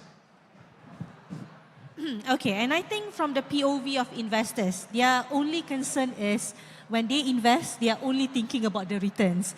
So SC actually conducted a survey, and we found that, we observed that these investors sometimes, they tend to have unrealistic expectation of returns when it comes to investment. So what kind of potential returns that investors can expect so that we can manage the expectation? So what kind of returns that they can expect from investing into your platform? Perhaps all three of you can give an input on that. We can start with Ms. Zelia, perhaps. So this is where I put a disclaimer because I've only been with the company for a year. I don't actually have the specific data. Okay, so for equity crowdfunding, so when you invest into shares, like if you do the public stocks, right, you get dividend payment, right? So we do have deals that we actually carry on our campaign side where they also offer dividend payment. Usually these are companies which are a little bit more stable. They can offer you dividend payment on an annual basis of like say 4% onwards. But most time when it comes to equity investment, you are actually looking at the capital appreciation upside. And I know that, for instance, we have actually given back returns of at least 2 times, up to 4 times to our investors. But however, sometimes it doesn't help because a lot of people who actually invest into the startup space, they read a lot of the startup digital publications. And sometimes it gives them that's where all the unrealistic sort of expectation comes by, right? And I recently was at a summit, one of my partner investors, they basically shared with the entire room that he made 400 times in terms of returns. And that could also throw off because those are actually what we call the outliers and anomalies. So I think we have to be a little bit more realistic. Anything between, say, 2 times to between 5 times are some of the returns that we're actually looking at on the equity crowdfunding side. Okay. So when it comes to return, I'll state my disclaimer later. So when it comes to, I think, risk return, right? Everyone should agree that high risk, high return, right? So this philosophy is something that I think we should keep in mind when we saw any investment opportunities. If it's too good to be true, then it's the case. So when it comes to historical return, in terms of the simulation that we have done for the last 25 years, our return basically ranged from 4% on the most conservative side to about 14% on the most aggressive side. So you could expect a range of about 7 to 8% for a balanced portfolio. So if in terms of the portfolio, I think you will be able to understand that we are not putting all the money into one market, or we are banging on certain opportunistic or certain theme like China recovery. So it is a long-term game. So basically we encourage investors to stay invested to be able to realize that potential. Because if you invest over short term, the chances of getting 7 to 8% will be much more difficult due to market sentiment, short-term market sentiment, right? Which technically we are not able to forecast because it could be something that is very, very short-term. So, so in order for investors to basically manage the expectation, first of all, you have to understand the risk that you are willing to take. Secondly, is to be able to stay invested, right? Stay invested over long term. And thirdly, invest in a reputable and regulated platform, like, you know, the one that is regulated under SC. Yeah. Yeah, just adding on to what Simon has said. Anyone want to make a guess who our biggest competitor is? From the investment side, actually my biggest competitor is not anyone who is sitting here or any other P2P platforms. My biggest competitor are actually fraudsters and unregulated investment platforms. So very often when we meet high net worth investors, they'll say, hey, you know what, your platform giving me 8 to 9% per annum, but this other platform giving me 2% per month, 3% per month.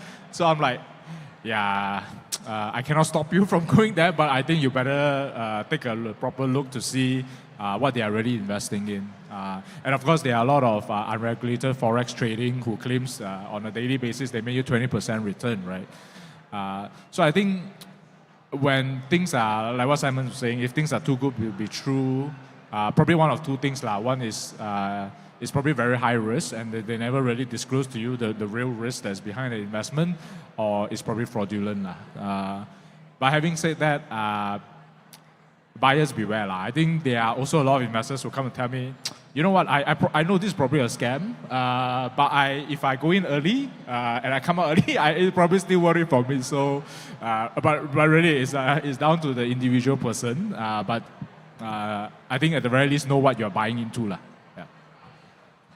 Okay, I think we have covered investment risk aside.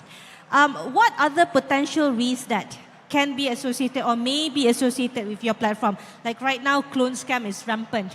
So they misuse your name, your logos or your credibility to perpetrate scams. And what roles do you see from SC? What roles do you expect from SC in order for us to address the risk of scam in fintech industry? Perhaps we can start with Mr. KP again. Yeah, I think it's a nice follow-on from what I was saying earlier. So I think SC, to be honest, I think SC, Bank Negara and other financial regulators, I think to a very large extent, you guys are playing your part to educate the industry. Similarly on our end as well, that's why we are also actively participating in these events. Like an example I said earlier, we do our best to also try to educate the investors, and hopefully they do look into those investments before they start getting into it. I think the other thing that SC has probably done well is basically to start cracking down on some of these unregulated platforms but I think it's a bit hard these days also because things are cross-border, like, things are digital and a lot of things are cross-border these days. So really, I think fundamentally is financial literacy, and I think this really starts not when you start investing, but way earlier. When I think maybe we can also relook into education system to see when we start educating people into how they manage their money, etc. Yeah, so my view is SC has done a good job in educating the public, and is actually, I mean, the risks are evolving, right? They can get smarter and better, same like our strategy, right? So investors have to, at the end of the day, do a proper due diligence, check with the regulator whether the platform is licensed, and also basically you have to basically, you have to have some understanding as well of what you are investing, like what is P2P, what is DIM, what is ECF, right? At the basic of it, you have to understand how this product works and what sort of return that you can expect. Because at the end of the day, what entices investor to put money is the return, right? Right? It's the return, right? It's the return potential. So that must be able to sort of correlate with what the platform able to deliver. Like if today you heard of MyTeo offering 30% return, then please don't invest because it's too good to be true, right? I would have put all my money first before that thing sort of reached to the investors. So the thing is, you have to understand what the platform that are that are licensed, what the platform offers at the very basic, what sort of products, what sort of returns, and then also be aware of how smart these people will get, because these people will get smarter. You know, we may wake up tomorrow, there's a new name called whatever scam that we have to sort of just make sure that, you know, we quickly make sure we don't get trapped into, right? So we also have to try and sort of spread our money. Don't put all your money in one bucket or one basket, right? So no matter how good MyTeo is, don't put all your money, please. You know, try ECF, try P2P, try your unit trust, everything, you know, so that you can be a lot more diversified, and then you can actually have that safety net, you know, so that's a prudent way to invest, I felt. I think my panelists have actually covered quite a bit, and I think I do agree with KP what he mentioned. I think education has to probably start early, not sort of on the fly kind of a thing. I mean, I have an 18-year-old. I wish she understands investment better and is part of a subject in school, right? I think the other thing that I would reckon to the, say, retail investors in the room is that, like, we are all digital, and that's the reason why we are digital. Sometimes it's actually to cut out the middle people who may be disseminating not so correct information. So in short, it's that, like, if anybody were to approach you and say that I'm an agent for Funding Society, so I'm an agent for Simon's team, I'm an agent for Pitchin. If you want to invest, you know, I know of all the issuers, the campaign that's going. You can invest through me, you can bank account to me. Those are all red flags because we don't exactly, I mean, at least on equity crowdfunding, we don't appoint agents to help investors to actually invest onto our campaign. So I think that's something that you will have to sort of look out for. We just, there are a lot of bad people out in the market. And then I think in terms of, like, for us as well, one of the things, because all of us are actually regulated by SC, which is actually very important because SC keep us up all the time and keep us on our toe, ensuring that even though we are a digital platform, we are not spared from any sort of cyber security risk. So those are something that all of us are actually very cognizant of, always ensuring that we are kind of protected. Data that is actually being put into our platforms are also really protected. And these are, like, really good efforts from the regulator side of things. So in short, if you are not a digital person, there is a reason why you should be a digital person and try to get your children to potentially also teach you on that. Yeah, I think that's a very, very good advice from our panelists today. Something for you to take note of before you make an investment. And I think we can take this opportunity, we have another 13 minutes left, for you to perhaps promote your platform. Or maybe this will be your opportunity to, you know, attract some investors to, maybe after this they can just invest in your platform right away. So I think we can take this opportunity to just promote your platform and, you know, let the investors know what are the unique benefit or anything different that your platform are offering. Well, this is the first time I'm allowed to actually sell on stage and actually by an event by the regulator. So for anybody in the room who's interested to not just say put money into, say, like boring stock market or potentially even unit trust that you may not actually know what's actually happening, but want to actually support some entrepreneurs who want to grow their business and you want to be part of that journey, or perhaps support a brand that you are actually a customer of, like what I said earlier when I started. Equity crowdfunding is actually a very interesting investment product for you to sort of consider. But of course, then beware in terms of the risks that I've actually highlighted. And also the investment, don't say take up your entire savings, like not your whole entire fortune. You can invest for as low as a few hundred ringgit to like say 1,000, 2,000 sort of a thing. And then you can be part of the company. Say for instance, I'm sure everybody in the room know like the Lavender Bakery for an example, right? Johor-based bakery, they have expanded so much. We all love their bread. And then, if you now want to be part of that, if they are raising on our platform, you can kind of invest into it. And then you can tell your friends, hey, this bakery belongs to me. So you sort of like have that kind of a reason to be able to be proud of something that you have actually invested into. So equity crowdfunding on Pitchin, you will see many, many different kind of businesses. I think we have some durian, quite a number that's actually on there. I think we have an international educational institution that's also coming up. That's also something that you can kind of look at. So look at Pitchin, like you can log on today. Very easy for you to create an account. Should not be very difficult. Even for as long as you have Facebook, I think if you can create a Facebook account, I think it's quite easy for you to also create a Pitchin account. Like what Siti mentioned early, during the introductory session, I've been with the company for 2 over years. And what I noticed, I've been from the traditional financial side. So this platform can actually provide a complementary solution to your investment portfolios. What I mean by that is, in terms of, there are a few things. First of all, in terms of the underlying investment products or vehicle that we use is very different from the traditionals, where the managers used to invest in companies. So we invest in the market using ETF. So that basically gives the breadth of the companies that are listed in the market, and through times, the exchange will also optimize the list of the companies. So that makes the market better and better. So when you invest in the market, you can expect, the list of the company to be optimized by the market itself. And that will give you a good way, to basically sort of like start any investment. So that will be different from what you're probably investing in at the moment. And secondly is in terms of the process. The process-wise is also very convenient for you to start investing. It is just as low as 100 ringgit.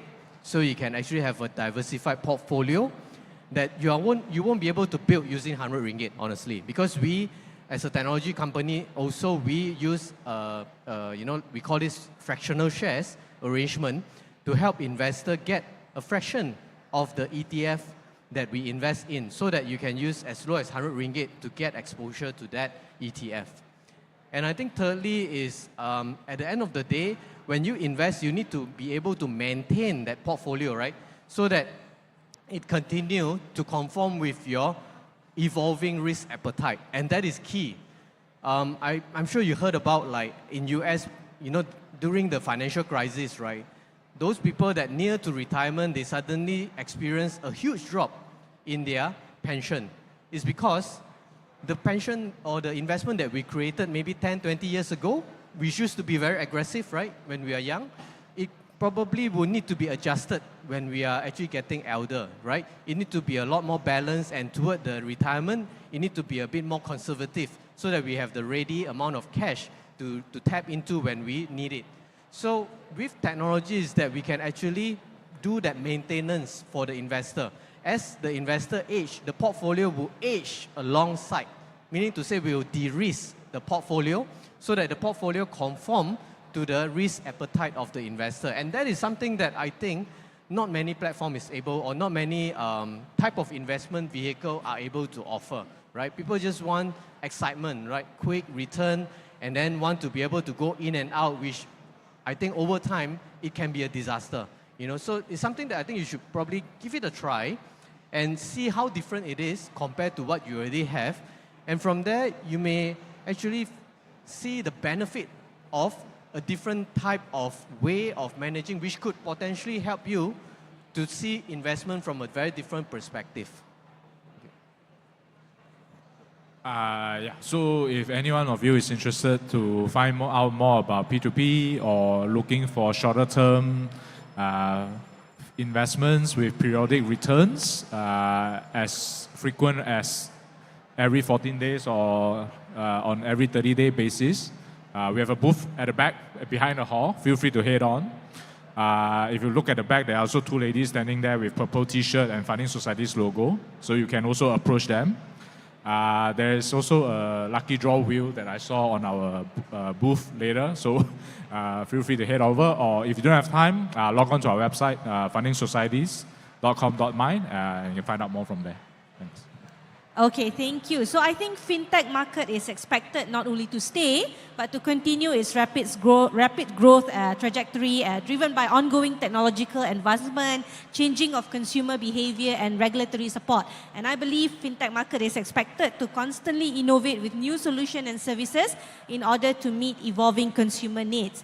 Okay, so thank you so much to all our panelists today. And for the audience, should you have further question on the platform, like Mr. KP said just now, you can visit your funding societies and pitch in booth after this. There's lucky draw also. Funding for pitching, is there anything special in your at your platform? We'll let SC do the lucky draw.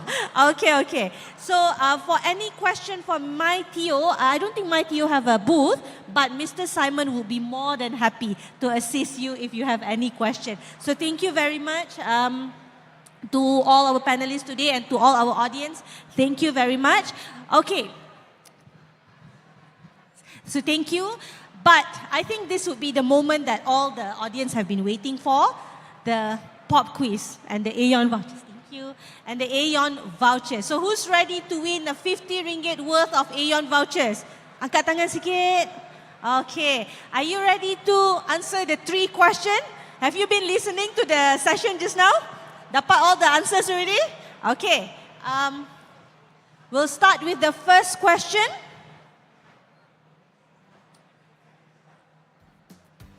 What is equity crowdfunding? A method for businesses to raise funds by selling shares to the public. B, a way for individuals to donate money to charities. C, a platform for people to lend money to start up at a fixed interest rate. Or D, a type of investment that guarantees a return. Siapa paling cepat boleh naik atas. Come. Bagi saya jawapan yang betul. Okay. C. Betul? Confirm. People to lend money to startups at a fixed interest rate. Betul ke? Is that true? Is that true? Can we see the answer?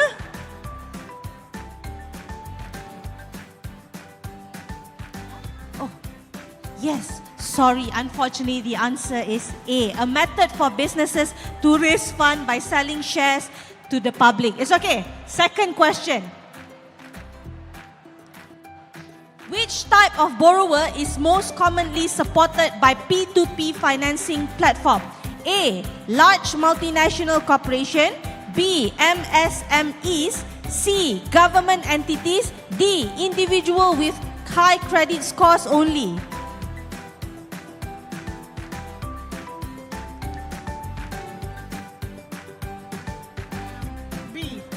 MSMEs. Betul ke? Betul ke? Betul ke jawapan dia? Can we check? Yes, betul. Okay, boleh ambil kita punya vouchers daripada Puan Ain, Cik Ain dekat situ. Okay, the third question. Tak apa, saya akan bagi lagi satu soalan sebab kita ada lagi satu extra vouchers. Okay, question 3. What is digital investment management in the context of fintech investing? A. An investment strategy that focuses on risky and high return option. B. An investment platform that innovative technology can offer automated discretionary portfolio management services to investors.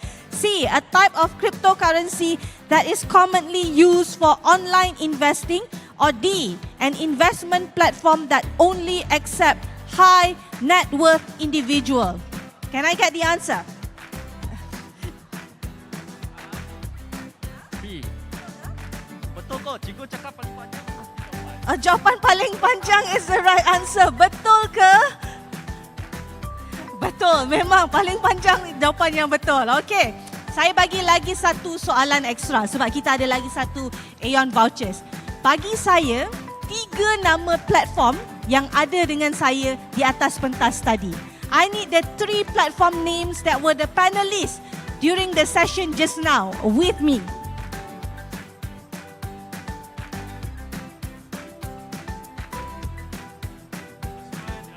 exchange my TO dengan funding societies. Yes, correct. You can go and take your vouchers. Thank you very much for your participation today. Looking forward to see you guys later. Thank you.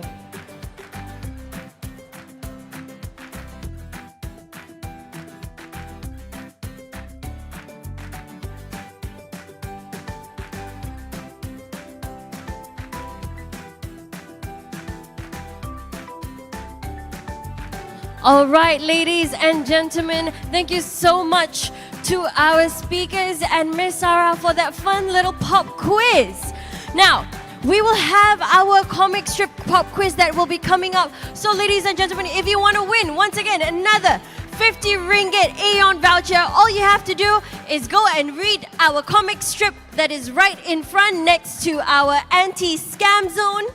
Yep. Anti-scam zone, and you have the answers there. Then you can come back here and join us at the main stage to stand a chance to win 150 ringgit worth of Aeon vouchers. Also, ladies and gentlemen, after you have joined us here for the talk session, you may redeem your stamp for the mandatory talk session on your lucky draw passport at the giant InvestSmart Fest 2024 pot that is located on the right side of the stage.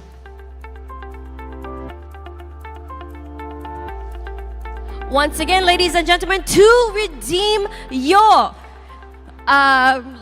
chop for the talk session at the stage, please move to the giant pot that you see with our InvestSmart Fest 2024 logo located on the right side of the stage.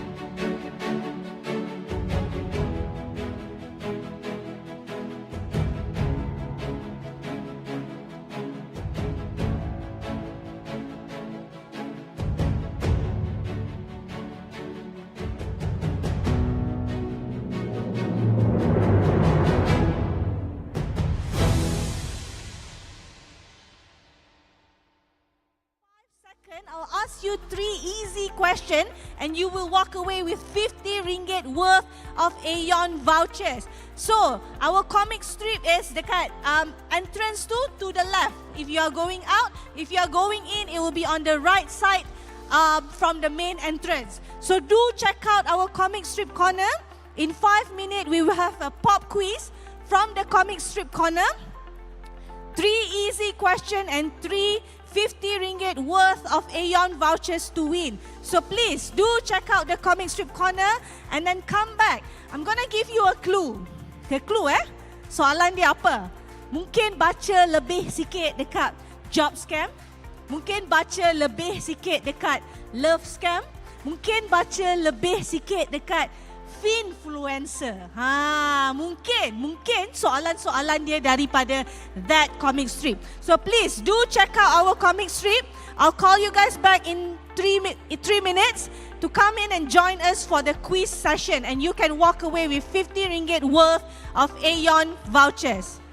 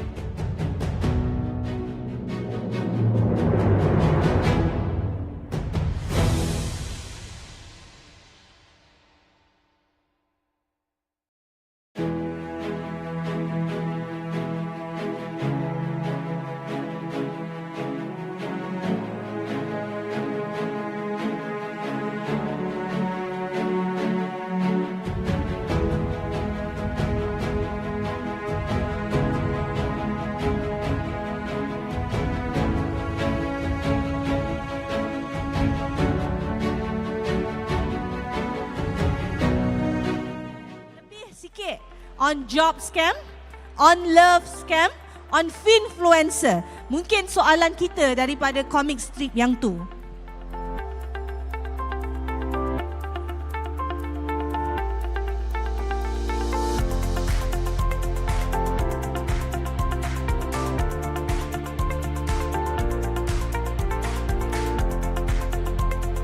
Okay, siapa nak menang Aeon vouchers? Come join saya dekat main stage.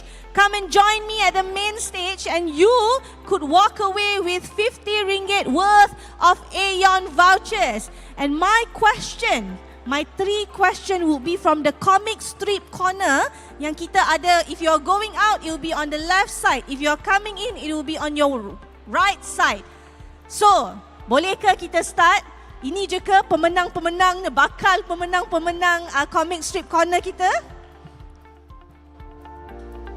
Can we start? Have you guys read the comic strip corner? Sudah? Sudah baca semua the comic? Sudah? Okay, come. I want to start our comic strip corner punya quiz. Okay, come and join us.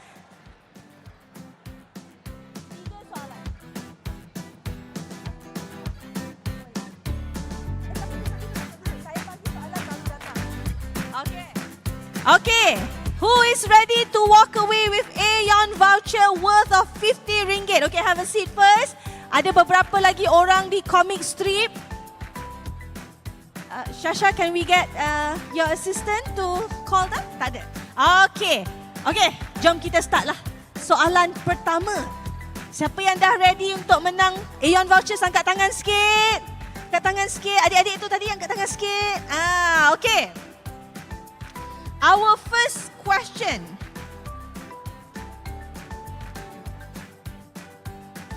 If you meet a person online and quickly build strong emotional ties, saying I love you and you love me within days, yeah, and you have never met this person, tak pernah jumpa, and then suddenly this person asks you to transfer big amount of money for investment purposes so that both of you can build your life together, or maybe get the money to prepare for your wedding dekat Bali.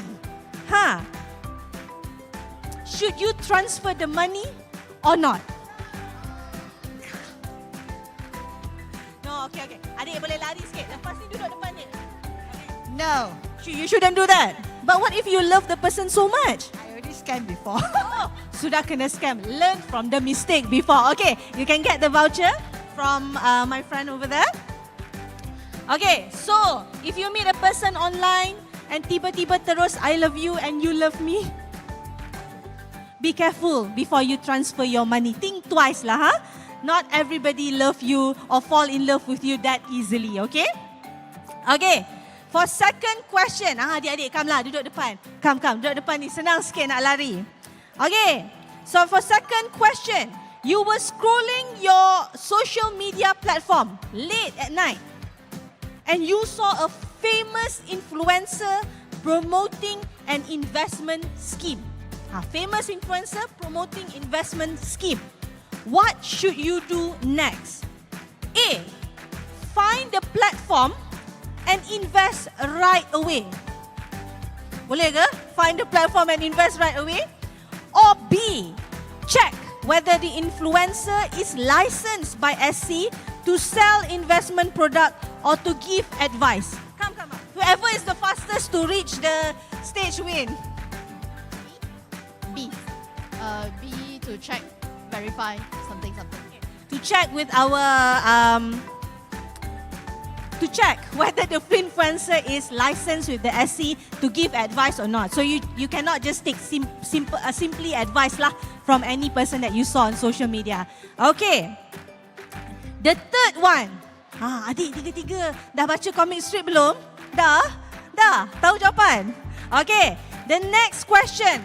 Okay, get ready to run guys. The fastest person yang reach next to me can walk away with the Aeon vouchers. How does a job scam works? Ada 3 cara-cara. Macam mana job scam dijalankan? It gives unsolicited offer You gain a small payment for the job, and also another one, alamak lupa. When a job opportunity suddenly pop up. Okay, thank you very much. You can meet Cik Ain kat situ. Okay, so basically how job scam works is first, tiba-tiba you dapat job offer that you don't apply for. Usually it's through WhatsApp or Telegram or a call saying that we have a simple task for you to do. You like a Facebook page or you like an Instagram page, I'll give you 100 ringgit. You do it the first time, you got the money. You do it the second time, you got the money. Suddenly for the third time, they say, in order for you to get the return, you have to transfer 1,000 ringgit into this investment platform for cryptocurrency. That's when the scam happen. So beware where you transfer your money or where you are investing your money. Think twice and check with our investment checker, or you can just call us anytime.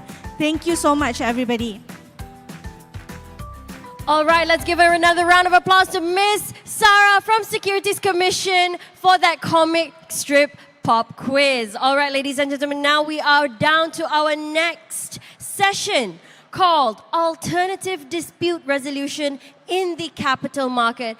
And without further ado, I would like everyone to give a round of applause to Miss Wang Soo Quinn, Interim Chief Executive Officer of Securities Industry Dispute Resolution Center, SIDRAC.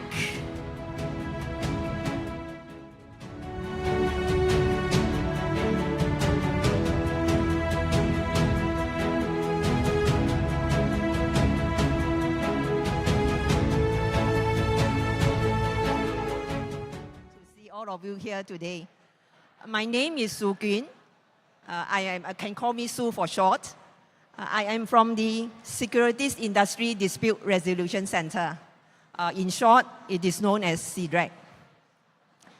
We would like to extend our great thanks to Securities Commission Malaysia for organizing this InvestSmart Fest, which creates such a wonderful and excellent platform for investors to explore the various topics and also to gather information so as to better equip themselves to make informed investment decisions. So this afternoon, we would like to explore with you the topic on alternative dispute resolution in the capital market, and also the role of SIDRAC in facilitating this alternative dispute resolution. This is the usual disclaimer that we have for SIDRAC presentations. So what is the role of SIDRAC and who is SIDRAC? What is SIDRAC? Right? Now SIDRAC is an independent and impartial body that helps resolve capital market disputes through mediation and adjudication. I will take you through later as to more details regarding what is mediation and what is adjudication. SIDRAC is actually set up by Securities Commission Malaysia under the Capital Markets and Services Dispute Resolution Regulations back in 2011. So we have been in existence for 13 years. Right? So we were set up to act as a dispute resolution body for monetary claims made by individual investors or sole proprietor investors against members of SIDRAC in relation to any dealing or transaction involving a capital market product or service. Let me elaborate further what we meant by alternative dispute resolution. So what SIDRAC does is that we help to resolve financial disputes for capital markets products or services between investors and SIDRAC members without the need for the parties to go to court. So this is what we meant as an alternative dispute resolution, right? So we actually administer two schemes under our resolution process. So one of them is the mandatory scheme. It is free for investors. And it is for claims for monetary loss up to 250,000 ringgit. Now for claims that are above 250,000 ringgit, it falls under the voluntary scheme. And under this voluntary scheme, both the parties must agree to participate in the scheme. So under the mandatory scheme, there is also the limited avenue process that we have in place. I will elaborate further later on. Now, the other role of CDRAC is that we actually engages in outreach and collaborative activities, right? For example, like today, we participate in InvestSmart Fest by holding this brief talk with the public investors. And we also is an exhibitor, right, in this InvestSmart Fest. Please visit our booth at booth number 1313. So you can find out more information. So we will engage together, collaborate with the regulators, the industry players, the associations, and the various industry stakeholders, so as to create awareness amongst the public investors about their rights, to give information, and in the unfortunate event of a dispute arising, then the public investors, the individual investors can actually approach CDRAC for assistance to help to resolve these disputes. Now, I mentioned just now about claims against CDRAC members. Who are these members? Right, they are the license holders of capital markets and services license, or they are registered persons under the Capital Markets and Services Act. They are licensed to authorized to deal with securities, derivatives, private retirement scheme, and to carry out fund investment activities. So primarily, CDRAC members are all the conventional Islamic banks who engages in these activities, stockbroking, derivatives broking companies, fund management companies, unit trust management companies, the private retirement scheme providers and distributors, and specified development financial institutions. Now, who is eligible to file a claim with CDRAC? Those who are eligible would be individual or sole proprietor investors. For corporate investors, they are out scope. Now, the claim must be against a CDRAC member, right, which we have looked at just now from the list. And the claim must also involve a capital market product or service. And the claim must also relate to monetary loss. So for claims for loss of reputation or loss of opportunity damages, those are out scope, right, for CDRAC purposes. And the claimant must also have first lodged the complaint with the relevant CDRAC member and either received no reply from the CDRAC member, or they have received a reply, a final reply, but the investor is unsatisfied with the reply. Now, so as I mentioned just now, so CDRAC will administer disputes between individual investors or sole proprietors and CDRAC members who are engaged in these activities in the capital market, namely securities. For example, shares, warrants, or bonds, derivatives, structured products, and you have your swaps, futures, forward, options contracts, right? Those fall under derivatives, or private retirement scheme, or fund management activities, or unit trust investment. Now, just now I mentioned about mandatory scheme and voluntary scheme. So these are the additional information for these two schemes. Now, under the mandatory scheme, it is only for claims of monetary loss up to 250,000 ringgit. Now, under this mandatory scheme, the CDRAC member is mandated to participate, right? So they have no choice. When an investor files a claim, they have to subscribe to this mandatory scheme. It is free for claimants, right? Yeah. Except that you pay a very small fee if you want to appeal, right, to the appeal committee. I will elaborate that later. Lawyers are not permitted to participate because the whole idea is to make it more informal and more flexible. And it is also not to create an unfair disadvantage to the investors, right, who may not have the monetary means to engage a lawyer. So, however, parties are free to seek legal advice outside of CDRAC. Adjudication award is binding on the member, the CDRAC member, if the claimant accepts the award. And of course, there is a limited appeal avenue, right, for the party who is unsatisfied with the adjudication award. Now, under the voluntary scheme, it applies to claims that are more than 250,000 ringgit. Now, under this scheme, both the claimant and the member must agree to use CDRAC services. It is subjected to a fee from both the member and the claimant. Now, lawyers are permitted if the claimant opts to use legal advice to represent them.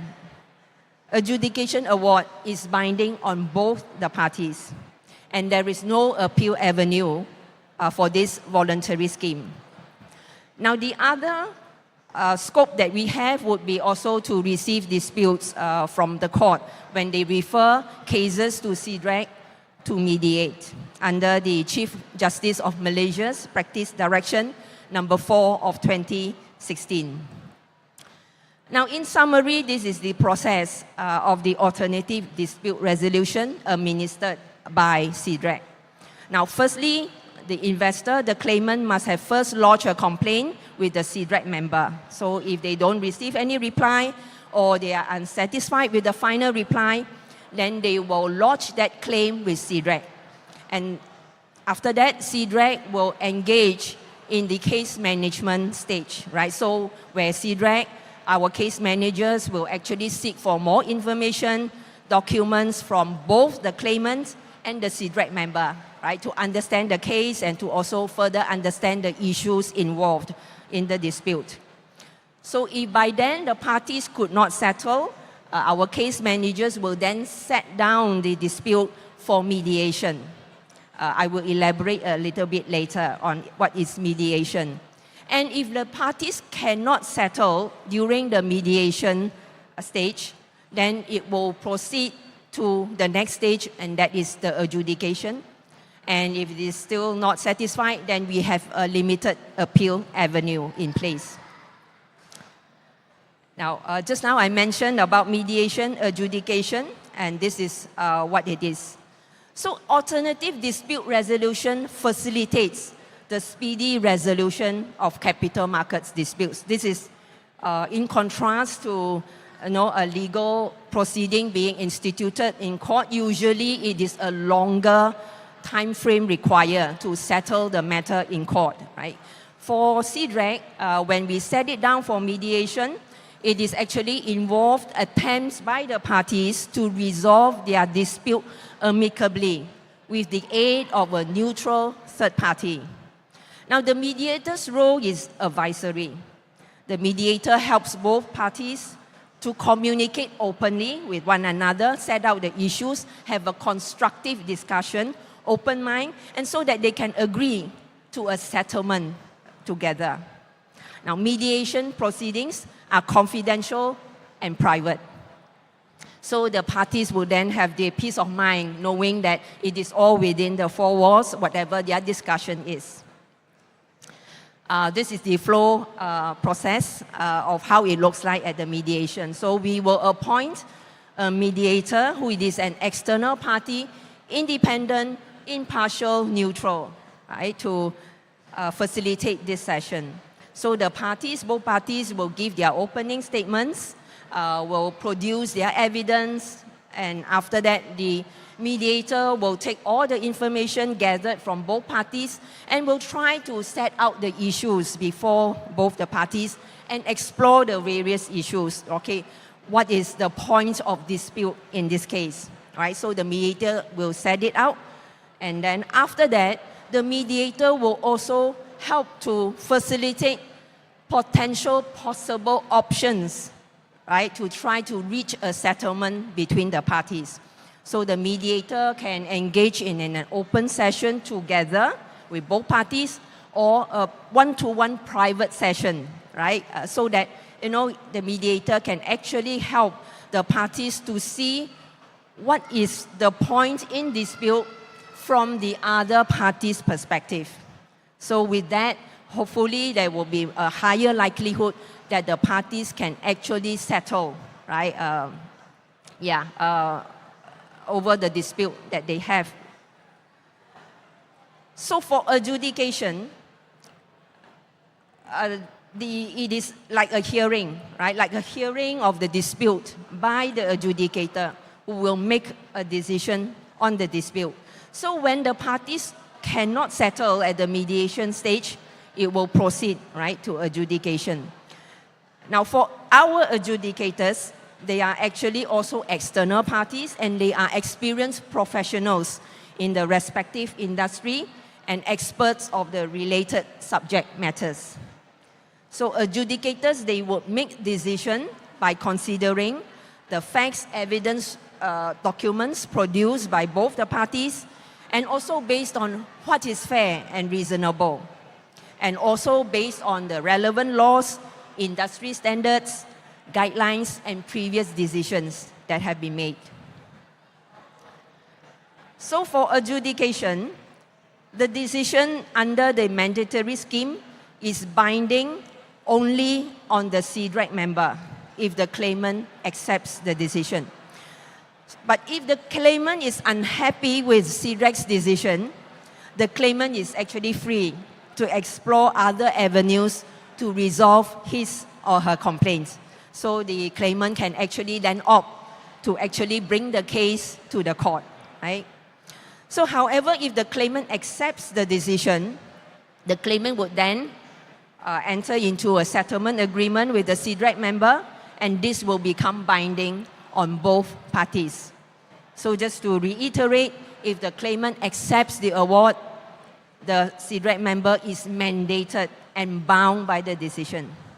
So for voluntary scheme, where claims are exceeding 250,000 ringgit, the adjudication decision under this voluntary scheme is binding on both parties, right? Why is it binding? Because at the first place, before you can even initiate the case under the voluntary scheme, the condition is that both parties must agree to subscribe, right, to this voluntary scheme. That's why when a decision is issued, it will be binding on both parties.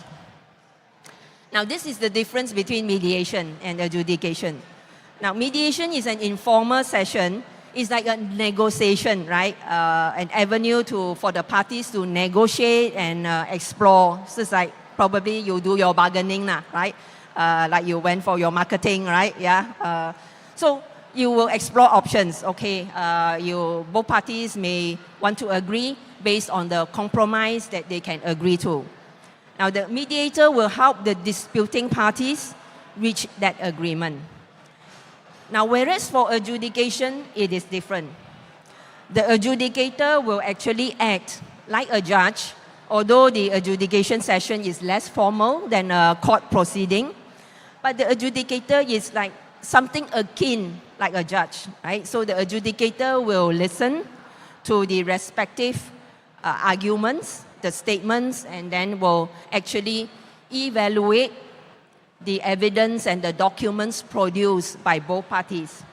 And based on the information gathered, then the adjudicator will actually make a decision based on the merits of the case. And also based on what is fair and reasonable. Right? Now, I mentioned just now that there is a limited avenue that is actually available for the mandatory scheme. Now, there is only two grounds that any party who is unhappy with the adjudication award that they can appeal, right? One of the two grounds would be either there is a serious error of law or fact in the adjudication award, Or the other ground is that there is new evidence being produced by one of the parties, right? That doesn't allow the adjudicator to have the opportunity to evaluate at that time. So it will be actually reviewed and heard by the CEDREC's appeal committee. Again, they are also an external party, right, that we have actually appointed to be empaneled onto this appeal committee. So there are the time frame that the parties would need to subscribe to. So the appeal must be lodged within 5 working days from the time the adjudication award has been issued. And of course, usually within 90 working days, the appeal committee will be able to make a decision, either whether to affirm the award or substitute the award with their own decision, or whether to set aside the award entirely. So the advantages of alternative dispute resolution. Now, one of the advantages would be it is actually faster, right? Usually compared to then you bring the matter to the court. The other advantage would be that we will be able to tap on the expertise of impartial mediators and adjudicators. So usually our panel of adjudicators and mediators, they are actually industry practitioners and they are very well versed, right, with the legal framework of the capital markets products and services. So they would have that expertise and knowledge to adjudicate or to mediate the cases between the both parties. The other advantage is that it is informal and it is very flexible compared to a court proceeding. And also whatever discussion, whatever disclosure of information or documents by the parties, it would be kept private and confidential. And the other thing is that it is economical, right? Especially the claimants, if you are under mandatory scheme, it is actually free for you. Rather than, when you have to bring the matter to court, you will have to expend legal costs to engage a lawyer to represent you. So compared to this, CEDREC services would be very economical. And finally, it would provide finality to your dispute, because whatever decision that is issued by the adjudicator, if the claimant accepts it under the mandatory scheme or even voluntary scheme, both parties, it is binding on them, and it provides finality, right, to the disputes, to the complaints that investors have. Now, I just run through briefly what are the matters that would be out scope, right, for CEDREC purposes. So if, let's say, the disputes involve a member under winding up or has been declared insolvent, so CEDREC will not accept these claims. Or if the disputes arises actually from commercial decisions, for example, with regard to the product pricing, fees or charges, or rejection of credit or margin applications made by the CEDREC member. Or if the disputes concern the performance of a product or investment, right, where your trading price actually started falling, except if it is in respect of any alleged non-disclosure or misrepresentation by the member in relation to the product or investment. And the other disputes that is out scope would be those that have been referred by the claimant or the member to a court or arbitration. And court or arbitration, a court has actually made a decision, or if it is still pending, right, it is ongoing, it is out scope unless the matter is actually stayed for referral to CEDREC. Now, I have another piece of exciting news for you. CEDREC, we are merging with Ombudsman for Financial Services that is set up by Bank Negara Malaysia to administer banking and insurance transactions, right? So now, as some of you may be aware, an announcement has been made by the Ministry of Finance, Bank Negara Malaysia, and Securities Commission Malaysia that they will establish an integrated dispute resolution scheme to be known as Financial Markets Ombudsman Service, in short known as FIMOS, for both the financial and capital market sector. Now, FIMOS aims to increase the level of effectiveness of dispute resolution for both the financial consumers and investors in the capital markets. Now, the merger between CDRAC and OFS is expected to enhance operational synergies of the scheme and ensuring that the resolution process is made easier, smoother, and will continue to be free for the investors. FIMOS will serve as a one-stop solution for financial consumers and capital market investors, providing a streamlined process for resolving monetary loss disputes. Now, this is important because as our products becomes more and more complex, right? For example, you will have an insurance product sold to you that is linked to an investment. So where do the financial consumer goes to? Insurance, you should go to OFS, right? But then the underlying insurance products, it is actually investment linked. Then should you come to CDRAC? So it creates confusion and sometimes inconvenience. So now this merger will actually address that, right? The blurring of lines between now the products that we are offering, which is getting more complex. So the consumer or the investor can straight away come to FIMOS with whatever products or transactions or services that you have, right? So it is a one-stop center providing one-stop solution.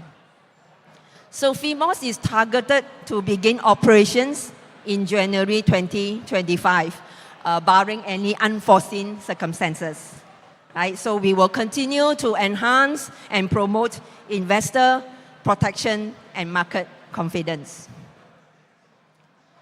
So who will be the members of CDRAC and OFS, right, under FIMOS? So they would include all the financial service providers and capital market intermediaries.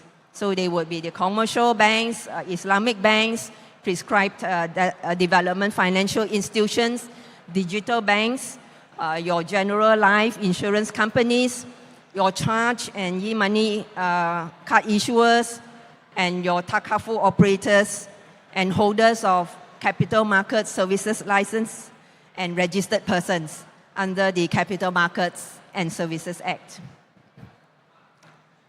So how to contact us? Now, in preparation of the merger with OFS, CDRAC, we have recently relocated to Menara Takafu, Malaysia. So now we are actually operating under one roof together with OFS, although still as separate entities, pending the completion of the merger. So our new address is at level 25, Menara Takafu, Malaysia at Jalan Sultan Sulaiman. So you can either call us at our phone number there displayed or email us at info@cdrac.com.my. Right? You can also visit our website at www.cdrac.com.my or follow us on the social media. And of course, during this InvestSmart festival, until tomorrow, please visit our booth at booth number 13. And you can also visit OFS booth number 14, right? We are just next to each other for more information. And in the unlikely, unfortunate event of a dispute arising from any of the investments that you have, right? Please remember our tagline, keep calm and call CDRAC, right? Yeah. So that's all. Thank you for your attention. And I'll pass this back to Shasha. Thank you so much, Sue. Don't go anywhere, ladies and gentlemen, as we have the pop quiz coming up for the session, Alternative Dispute Resolution in the Capital Market. So if you guys were paying attention, you stand a chance to win 50 ringgit worth of Aeon vouchers, ladies and gentlemen. All right. And with that, can I get the pop quiz? Okay, it's on the screen. All right.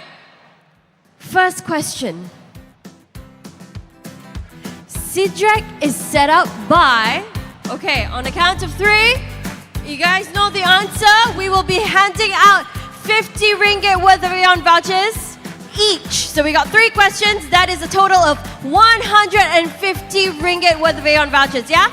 On the count of 3, 1, not yet. 1, 2, 3. Ladies first, right? Lady at the back. Ladies first, right? I'm so sorry, I'm such a feminist, right? C? Is that correct? Yes, correct. That is correct. Congratulations. Oh, sorry. The vouchers.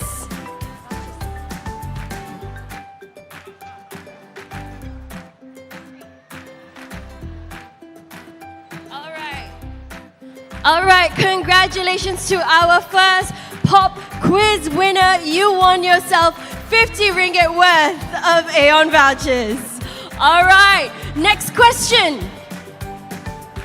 What complaints can Sidrak handle? A, B, C, or is it D? All right, on a count of 3, 1, 2, 2, 1, 2, 3. Okay, the gentleman, right? It is All time for right. the gentleman. Yeah. Should be D. D. Let's look at the answers. Correct. Congratulations. That is correct. Congratulations. There you have it. D is the correct answer. All right, last but not least, the last question. The last 50 ringgit voucher, Aeon voucher. What is the name of the new entity of Sidrak OFS merger? All right. This was already stated just now in the last slide. On the count of 3. Ready? Hold on, yeah? 1, 2, 3. Okay, the lady. Yeah. A. Yes, that is correct. F Mas, congratulations. All right. Congratulations. Another round of applause for Sue. Once again, thank you so much. See you at the booth number 13. All right. Yes, ladies and gentlemen, see, we have a lot of exhibitors here today. We have 40 exhibitors, but I'm not going to waste any time as we have our next speaker already here with us for the next session, titled Empowering Investor Confidence in PRS. Once again, ladies and gentlemen, if you have joined us here and you want to collect your stamps, please head over to our potted plant, our giant potted plant. All right. So without further ado, I would like to welcome Mr. Raf Alfi, Head of Digital Solutions Malaysia, Private Pension Administrator, PPA, with his presentation, Empowering Investor Confidence in PRS.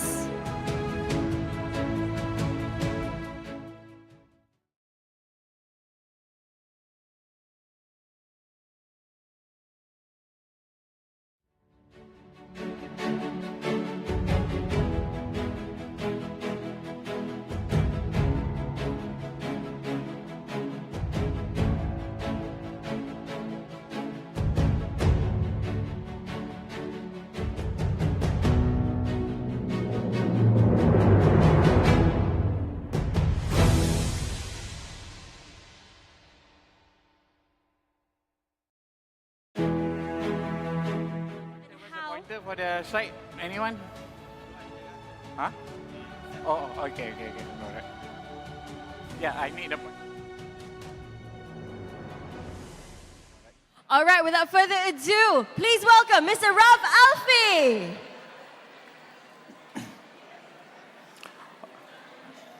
Hello. That's okay. Good afternoon, everyone. My name is Alfi. I'm from PPA, and I've been working in PPA for, I think, about 12 years down the line. So today I'm going to talk about 4 things. So 4 key messages that I want to share with you. So the first thing is about adequacy, sufficiency, sustainability, and a little bit about how you can avoid yourself from getting scammed. So without further ado, this is who we are. So we are private pension administrator, and we administer treating anything that relates to private retirement scheme. So we serve the public as well as the member. So if you are not on board yet, I think this is a time where you can probably seriously consider that whether PRS is for you or not. So as for the member, we have 9 providers. So this provider come up with a fund. As you can see, some of it are already here, like Kenanga, Principal, Manulife, and all that. So what we do to the public is actually we do the marketing campaign, we do the education, as well as continuous awareness among the members. So to start with PRS, we need to understand that the working life cycle, as for us, is actually up to 60. When at 60 years old, we stop earning. When we stop earning, this is where the time that we have to manage our money. And at this point, Malaysian, we live around 75 to 78 years old. So this is the average lifespan for Malaysian.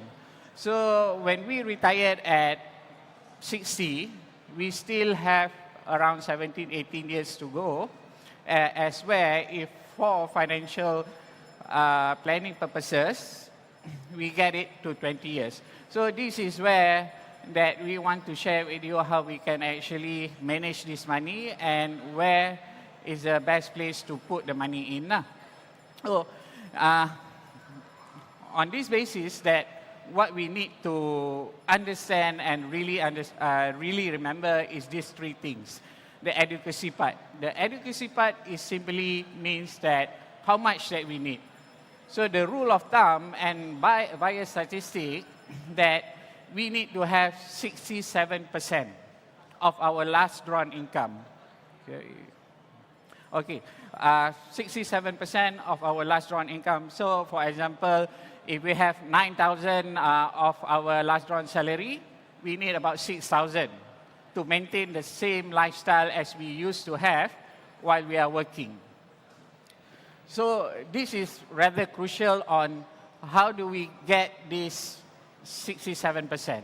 In order to get this 2/3 of our last drawn income, we need to save 1/3 of our earning on monthly basis. So how do we get to this 1/3 is where 12% is already from our employer, 11% from our own contribution, and the gap is where you need to address. So if your employer give you about, some employer give you 16%, some employer give you 14%, this is where you need to address the differences. So when you are able to save this 1/3 over a period of 20 years, then only you can have that this 2/3 of your last drawn income. Oh, this is the first thing that you have to remember, because if I go and ask everyone here, how good are we in managing our own money? So if we are good in managing our own money, that means a simple rule that our savings should have more than what the EPF save for us. So that is a basic concept. So if you think that, if you have 100,000 in your EPF, if you're good at money management, so which means your saving must have more than 100,000. Wouldn't you agree? But how many Malaysians that have more saving than their own EPF? So that is the thing that we have to know and take note. So if we are not good in managing our own money, we find avenues that where we can save our money and it is actually safe and regulated. Well, the second thing is about sufficiency. So sufficiency is reflecting on our age. How does, what we can take note on the age that we are living until we retired is simply looking at our health, looking at our family member history. So if your family members live around 80, 90 years old, then to put 20 years down the line wouldn't be sufficient. So this is where you need to define a replacement income of which the fund that you have, let's say at the end of the day you have 200,000 or 500,000, you need to define a replacement income as where you withdraw the money on monthly basis, not to spend it at one go. So this is a common thing that people miss out. So basically when they're retired in their EPF, they have 500,000 without proper planning. By a few years down the line, the money is gone. So that is where when we talk about adequacy, we only define 2/3 of our retirement income. So that would be sufficient. So for us to sustain our living for more than 20 years. So if we do not have that principle or knowledge, this money can be easily mismanaged. If you see, if we give an analogy of people can cook, let's say ourselves, we can cook probably for ourselves, or our wife, husband can probably cook for 2 people, 5 people. That is our routine. But when we talk about, let's say I give you a task to cook for 500 people, that would be something else. It's the same thing as how our money works. Because if on monthly basis we only manage 5,000, but upon retirement we have 500,000 to manage, so it's a totally different story. This is where we have to take note. It's not something that we're familiar with. It's the same thing as what we know. So it's entirely different thing. So on the third thing is on sustainability.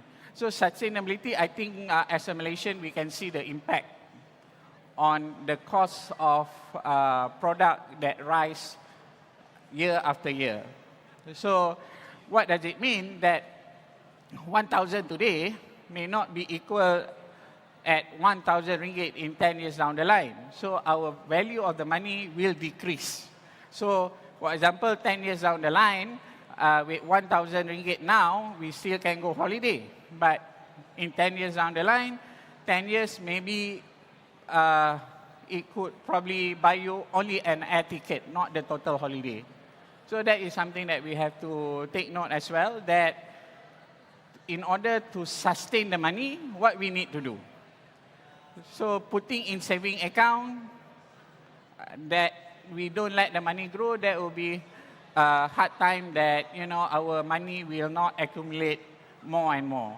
So this is something where we need to decide where should we invest our money. So not just everywhere, but you have to be certain on where you want to invest the money. Okay? So this is, okay, I stopped with a video for a while, see if I can play the video.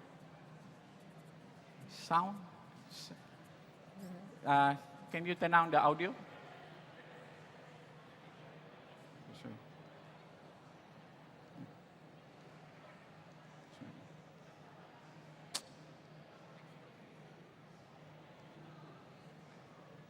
Can you play the video?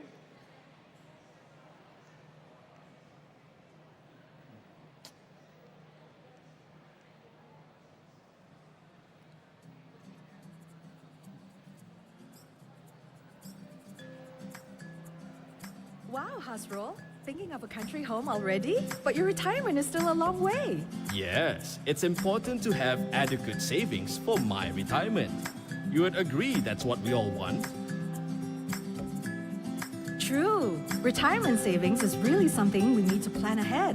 Private retirement schemes, PRS, is a voluntary long-term savings and investment scheme designed to help Malaysians save more for retirement. There are several key components under the regulatory framework, as stated on the website of Private Pension Administrator Malaysia, PPA. Yes, there's a proper segregation of roles and responsibilities of all key parties in the PRS industry. Securities Commission Malaysia SC is empowered by the Capital Markets and Services Act 2007 to develop and regulate the PRS industry. PPA is the central administrator for the PRS industry. PPA protects PRS members' interests, provide online access to PRS members' accounts, and educate the public about the importance of retirement readiness. PRS providers are financial institutions that are licensed by SC to offer and manage PRS funds. PRS consultants are individuals representing the PRS providers and distributors to market and distribute the PRS funds. While distributors are either licensed bankers or financial planning firms that represents and distributes from more than one provider's funds. As an added layer of security, each scheme is required to have SC-approved scheme trustee to act as custodian to safeguard your PRS savings. Okay, the regulatory framework for PRS is robust. How can I enroll? You can enroll for a PRS account directly with any of the 8 PRS providers through a PRS distributor or via PPA's PRS online service. Upon enrollment, you will be given a PPA online account where you can view and monitor your PRS savings made with each PRS provider in a single consolidated view. Contribution into your PRS accounts will be maintained in 2 separate sub-accounts. Sub-account A, which holds 70% of your savings, can be withdrawn upon reaching 55 years old, whereas sub-account B, which holds the remaining 30%, can be withdrawn once a year. Starting to plan for our retirement early is a good step and right thing for us to do, isn't it, Raj? Yeah, Lynn and Raj. Start small, start now. Easy to remember, kan? You can consult with any of the 8 PRS providers or visit PPA's website for more information.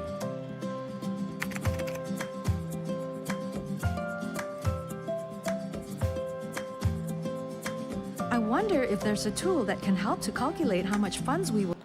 Okay, to continue, which is actually the Social Security Framework for Malaysia, as where PRS is at the Pillar 3. So if you see where Pillar 2 is our EPF, Co-op, SOCSO, and LTAT. So PRS is at Pillar 3. So, and if you see how does the whole thing work, where we have the element of PRS contribution, PRS distributor and consultant. We have PPA, who administer the industry. We have the PRS provider, as well as we have the scheme trustee. So in order to make something legitimate, it's not easy. So this is where you distinguish yourself with the knowledge of legitimate entity and non-legitimate entity. So when you get to know that, hey, how come this legitimate entity have this, because all those things is actually to prevent scam. So scam is very simple. And what I can share with you on scam is where a couple of weeks ago I met a friend at Bukit Aman. So this is one thing that they share with me, that you can say makmur.rpm.gov.my. So I share a little bit of the features that PDRM is sharing with us. So this is where they register the phone number of the scammer. They register the company of the scammer. And then they register the bank account of the scammer. Okay? So this is to prevent yourself from being cheated or being scammed, is where you can actually check this link, because this is not a confirmed case, but report has been made. So which means it can be as early as a couple of days ago, it can be as yesterday. So if something is suspicious, this is where we say no to it. So nowadays, scammers are very smart. They mix around the genuine things and non-genuine part together. So one of the operandi that I can actually share is where they create a group. There are 20, 30 phone number inside there. But there's only one victim, which is actually you. So when you want to try to verify any information within the group, they know that you are caught. So this is where I think you should check the legitimacy of the thing that you want to go into, and this is very fast. And although that thing may be true, may not be true, but the report has been made, stay away from it. Okay? Okay, we come back to the structure of PRS. Minimum investor that can invest in is actually 18 years old. So as how the video has been shared, 70% can be withdrawn upon reaching the age of 55. Another 30 can be percent can be withdrawn once a year. So if you withdraw without the purpose of given from the government, you will be charged at 8%. Because remember, PRS is meant for your retirement. So when you have something dedicated for your retirement or your objective of the investment, likely you will be successful. So this is to govern ourselves. Just like what I have shared earlier, if we do not know how to manage our money, let a stronger entity do the job for us. So at the moment, we have 9 providers. As you can see, Afin, M, Kenanga, and all that. So we have 78 funds, conventional and Sharia. There is such thing as self-selection fund and default option. So if we are not familiar with investment, we can go for default option, which means your fund will be invested based on your age. So I share on the age group. So if you know things about investment, you can go and select the fund yourself. So in PRS, it gives you the flexibility. You are excited to Okay, save in PRS? we can see how does the PRS fund works. Then I'll recap. You can choose to save in either age-based default option or self-select your funds. When you self-select the funds, you can choose the various type of PRS funds in Sharia and conventional schemes based on your retirement needs, investment objectives, and risk tolerance. You can refer to PPA's website to self-select your funds. A unique feature for PRS, the default option funds work in this way. If you don't know which funds to select, just choose the PRS default option age-based funds. I save in PRS. Saving now for the life I want later.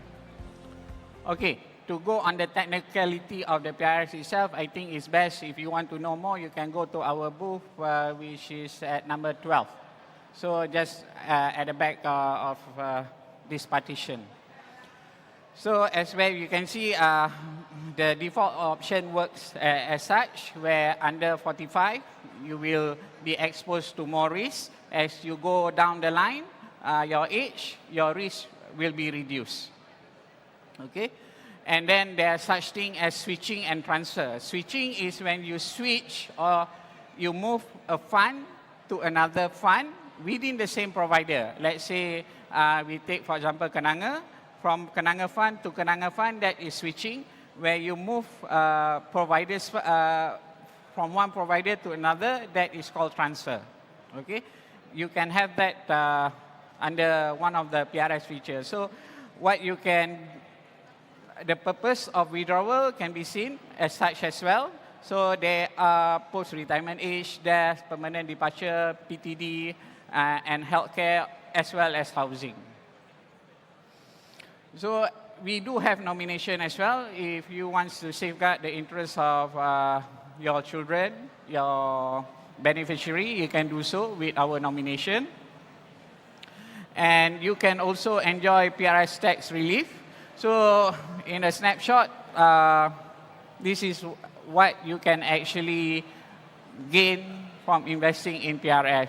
So depending on your salary scale, you can see how much that you are able to save in tax. So one benefit is the tax benefit. The other benefit is the return that you made in PRS itself. So you can see there are double benefit when you invest with PRS. So the tax relief is extended to year 2025.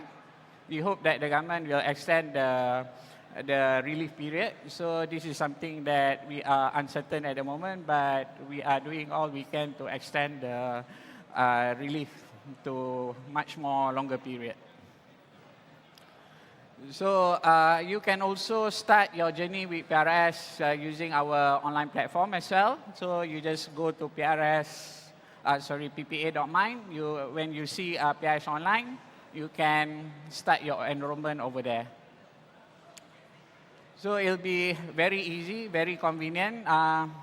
We will do the verification. You don't have to worry. This is not a scam. This is legitimate, and you can safeguard your interest to have a sustainable long-term investment with us. So as a PPA, what we do, so because as what I have shared earlier, we have 9 providers. When you log into our PPA account, you can see a consolidated statement. So all the providers that you invested your money in, so you can view it under a single platform, which is the PRS member portal. So in conclusion, PRS is designed for retirement. It's affordable, flexible, as well as the tax relief. And you have somebody to back you up if you have any problem with the provider or any issue with the transaction. You can always go to PPA. We will assist you. And the whole framework is well guarded and well regulated. So I leave you with this video, and we will go for Q&A shortly.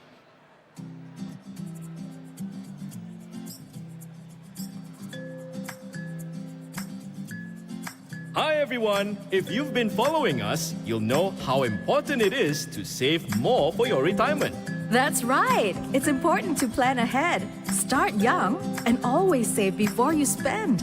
That way, to save additional 10% is achievable. That's 1/3 now for 2/3 later. It's easy to save in private retirement schemes, PRS, now because you can enroll PRS online service offered by Private Pension Administrator Malaysia, PPA. It's easy, convenient and secure. On top of that, PPA account opening fee is waived for all new enrollees. Just visit PPA's website to enroll via PRS online. That's right. Firstly, complete the required information on the registration page. Then, you will receive an email verification from PPA. Secondly, key in the requested tag number you received from your mobile device. Thirdly, fill up your personal details and upload a copy of your identity card in order to continue with the registration. Next, choose your preferred PRS provider and the type of funds. Lastly, make payment with your preferred bank via FPX. You will be notified once the payment is successfully transacted. So, make that move now. Visit PPA's website today and start saving in PRS. You'll thank yourself later. Okay, to recap, all you need to do is select your preferred PRS provider, choose a PRS fund, and make the payment. That's it. You have enrolled for a PRS account via PPA's PRS online service. Once you have a PRS account, don't let it be dormant. You can continue to make regular contributions to save more for your retirement via PPA's PRS online top-up service. You should also review and monitor your funds from time to time to grow your retirement savings. What are the value propositions for PRS again, Lynn? The 6 value propositions for PRS are: PRS was established with the aim of helping you accumulate more savings for your retirement. You can start saving with PRS from as small as 100 ringgit. You have a choice of 8 providers and you can select your own funds or automatically select default option based on your age. Enjoy personal tax relief of up to 3,000 ringgit per year. There is PPA as the central administrator, providing a lifetime central account management and ongoing member services to serve and protect members' interests. PRS is regulated by the Securities Commission Malaysia, and the schemes are safeguarded by the scheme trustee. Oh, yo, you remembered, Lynn. So, log on to ppa.my today and start planning ahead. You can always rewatch the previous episodes of the Retirement Planning and Savings with PRS series via the link in the description box. Brought to you by PPA Malaysia. Okay, with that, is there any question from the floors?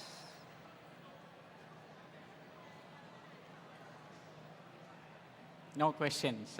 Okay, we can probably ask the question now. All right, ladies and gentlemen, and with that, we're going to jump into the pop quiz for that session. Now, who wants to win 50 ringgit Aeon vouchers? Oh, I see, I see hands. All right, please do join us at the front of the stage as we will start our pop quiz for empowering investor confidence in PRS. Once again, ladies and gentlemen, we have 3 50 ringgit vouchers up for grabs. All right, Mr. Rav, will you do the honors of picking once we get everyone to raise up their hands? All right, so the first question is, what is the main purpose of a private retirement scheme, PRS, in Malaysia? All right, so if you were paying attention, you would know the answer. Not yet. On a count of 3, Mr. Rav Alfie will pick one of you. 1, 2, 3. Okay, the purple lady. Okay. A. Is the answer A? That is correct. Congratulations. You won yourself 50 ringgit Aeon vouchers. All right. Now, to the next question that we have. All right. Next question. Who regulates the private retirement schemes in Malaysia? All right. If you were paying attention, you would know this. One more time. Hands down first, hands down first. On the count of 3. Count of 3. 1, 2, 3. Okay, we give the gentleman. Oh, unfortunately, that is not the answer. Okay, It is not okay. A. All right, one more time. Ready? 1, 2, 3. Okay, the lady with the jacket. Okay. B. Is the answer B? Yes, that is correct. Congratulations. B is the correct answer, ladies and gentlemen. Don't worry, we still have one last 50 ringgit Aeon vouchers up for grabs. Can I get the last question?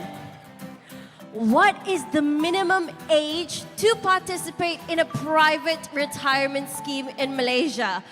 I'll just give a hint. It's a legal age. Okay? On the count of 3. 1. Not yet. 1, 2. That was 2. That was a 3. All right? Okay. One last time. 1, 2, 3. That was hard, huh? Okay, like we give the lady at the back. Okay. Yes, Auntie. B18. That is correct. Congratulations. That is the correct answer, 18. Thank you again to Mr. Rav Alfie. Thank you, everyone. A round of applause, ladies and gentlemen. All right. So, before we jump into our next session, ladies and gentlemen, I would just like to remind you that we have the lucky draw session that will be coming up later at 2:25 p.m.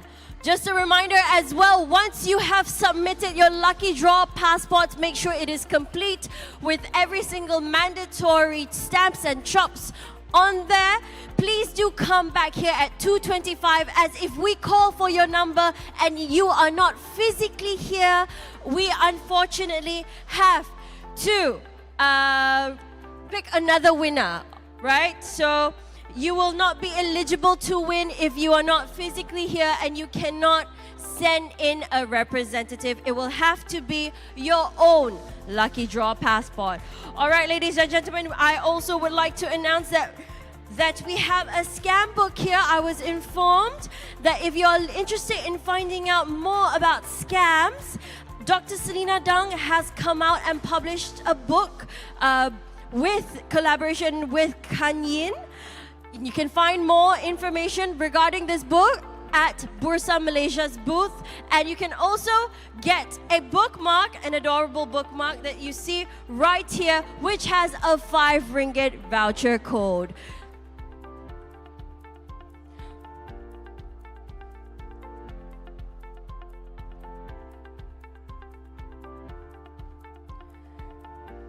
And ladies and gentlemen, for those who have just joined us here today, we also have the Fin Plan for You booths the Financial Planning Service Desk, in collaboration with FPAM and MFPC, a free one-on-one consultation service provided by licensed financial planners.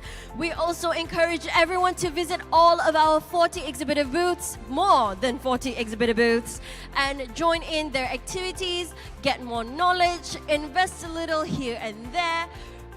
Grow your wealth together with us in InvestSmart Fest 2024. We also have a kids zone with a bouncy castle. So if you're here with your children, do join the kids zone where we also have fun Wii games and even a balloon clown. So that's going to be fun as well. We also have free ice cream and we have our comic strip outside right next to our anti-scam zone, where you stand a chance to win online shopping vouchers if you join our comic strip pop quiz.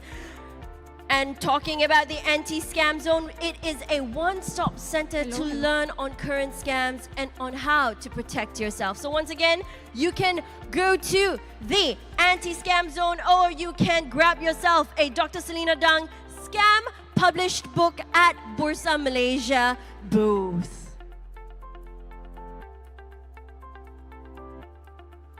All right, ladies and gentlemen, without further ado, I would like to welcome our next speaker for the next session for potensi pelaburan dalam IPO dan MITI. Miss Yuhana Ghani, Dealers Representative, Multi-Product Sales, CGS International Securities, Sdn Berhad. Please welcome.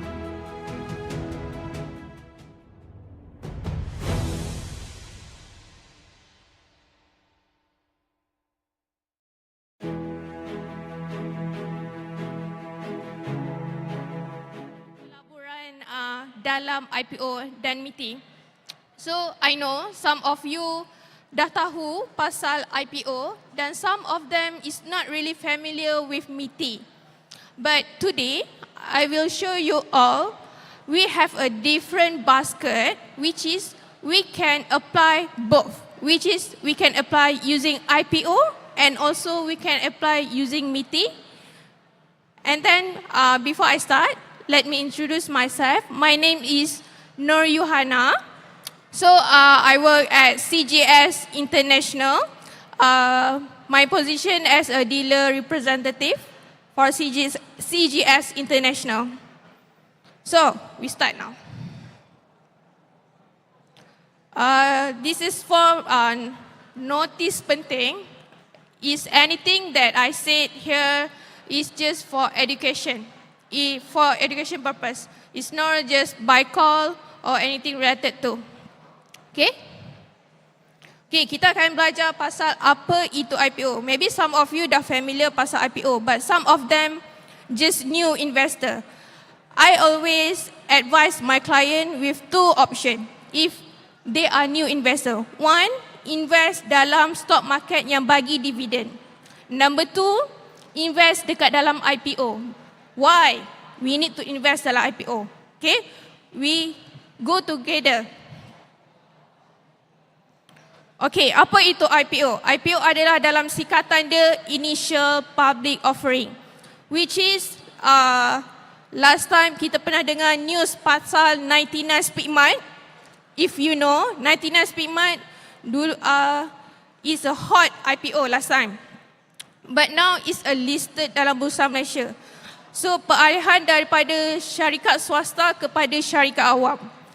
Dulunya nama adalah Sdn Berhad. Tapi bila dia masuk dalam penyeraian IPO, dia akan jadi Berhad Company. Okay.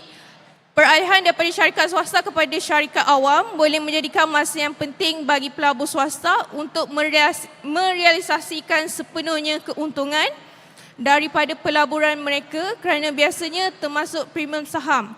Kalaulah company tak listed dekat dalam Bursa Malaysia, all the public tak boleh beli saham yang tak listed. So, the selected investor sahaja yang boleh beli. Okay. Kenapa syarikat terbitkan IPO? This is the reason. Okay, mengembangkan perniagaan. Sometimes kalau you baca prospektus, sebelum company nak keluarkan IPO, dia akan keluarkan satu prospektus. Prospektus tu dia akan menunjukkan kenapa this company nak keluarkan. Antara salah satu je ialah mengembangkan perniagaan. Sebagai contoh, kalau dia nak kembangkan lagi dia punya kita panggil branch, ataupun dia nak kembangkan lagi dia punya industri, dia akan listed go for IPO. Yang nombor tu, membeli aset baru. Dia boleh jadi dia nak beli kepada mesin ataupun dia nak hire new labor yang lebih banyak. Yang ketiga, membayar hutang. This can be pro and cons untuk membayar hutang. Kita tengok kalau membayar hutang tu untuk expand the company is a good for us to invest in that company. Okay. Yang ketiga, modal untuk projek seterusnya. Katakanlah dia listed dekat dalam Bursa Malaysia untuk buat satu projek mega besar. Macam contohnya YTL, dia buat satu projek mega besar dekat Johor. They need dana. That's why they listed dekat dalam Bursa Malaysia.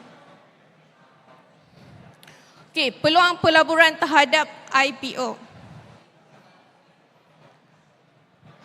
Yang pertama, peluang membeli saham sebelum aktiviti perdagangan. Selalunya, saham yang belum keluar dekat dalam Bursa Malaysia, mereka akan offer price tu lebih rendah daripada saham yang dah ada dalam Bursa Malaysia. And then kita boleh beli price tu the lower price. Contohnya, I akan tunjukkan contoh. The next IPO is dia offer price harga 20 sen, tapi the first listing dia naik dalam 30 sen ke 40%. Dekat situ kita ambil that profit. Okay. Yang kedua, meraih keuntungan daripada kenaikan harga saham untuk hari pertama. Like I said before, saham yang dilisted selalunya akan offer price yang paling rendah. Tapi kita tengok data, betul ke IPO ni menguntungkan? Okay. Yang kedua, berjaya memasuki sektor terpilih dan mempunyai potensi yang kukuh. Macam sekarang kita ada banyak sektor. So, bila kita as an investor, kita kena baca news which sektor yang kita perlu invest. Okay, kita ada pilihan untuk pilih which sektor untuk kita invest. Okay. Yang terakhir, boleh menjadi pelaburan dalam jangka masa panjang. Sometimes ada investor yang beli IPO untuk hold the share untuk 1 tahun. I give you the example is Farm Fresh shares. Dia listing harga RM1 lebih dan sekarang harga dia dalam RM2.5.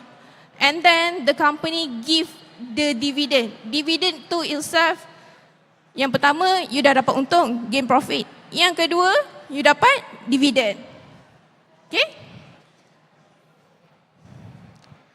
Prestasi pelaburan terhadap IPO. Yang ni, yang macam I cakap tadi. Harga IPO offer price. Macam kita tengok paling tinggi, top 3. Sekarang ni adalah UUE Holding. Dia offer price IPO 0.24 sen sesaham. Okay, ini you all kena alert with my talk sebabnya I ada bagi hint-hint pop quiz. Okay, satu lot bersamaan dengan 100 unit. Okay, satu lot bersamaan dengan 100 unit. Jadi, sekiranya you all nak beli saham dekat Bursa Malaysia, kena beli satu lot equivalent to 100 unit. Okay. Macam you tengok dekat sini, UUE Holding, IPO offer price is 0.24. Tapi you tengok dekat first day opening price, berapa? 0.66 sen, which is first performance je harga dia dah 189% shoot up. Okay. Yang kedua, you boleh tengok Go Hub Capital number 22. harga 0.35.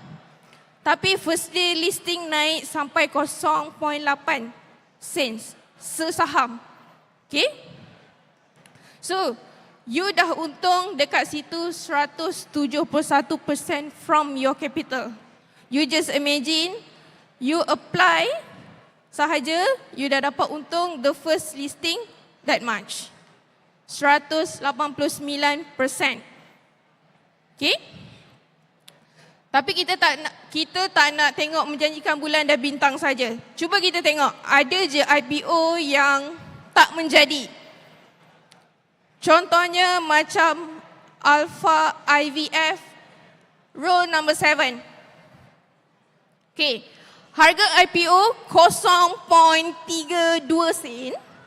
Tapi you tengok, masa first day listing, harga tak bergerak. 0.32 sen sahaja. So maksudnya investor kena break even. Break even maksudnya you pulang modal. Okay?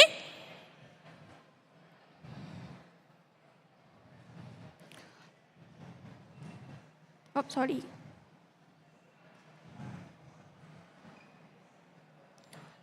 Yang ni adalah daripada summarize data tadi. Dalam 34 prestasi IPO, kita tengok yang number 3, UUE Holding, GoHub dengan Ocean. So, kalau you nak kata IPO ni very high risk, I tak cakap. Tapi is a bit lower risk. Sebabnya kalau you invest, you tak dapat saham tu, duit you akan di return semula. Okay? Kalau kita tengok dekat sini prestasi IPO, bilangan syarikat yang untung pada tahun 2024 untuk 31 syarikat menguntungkan.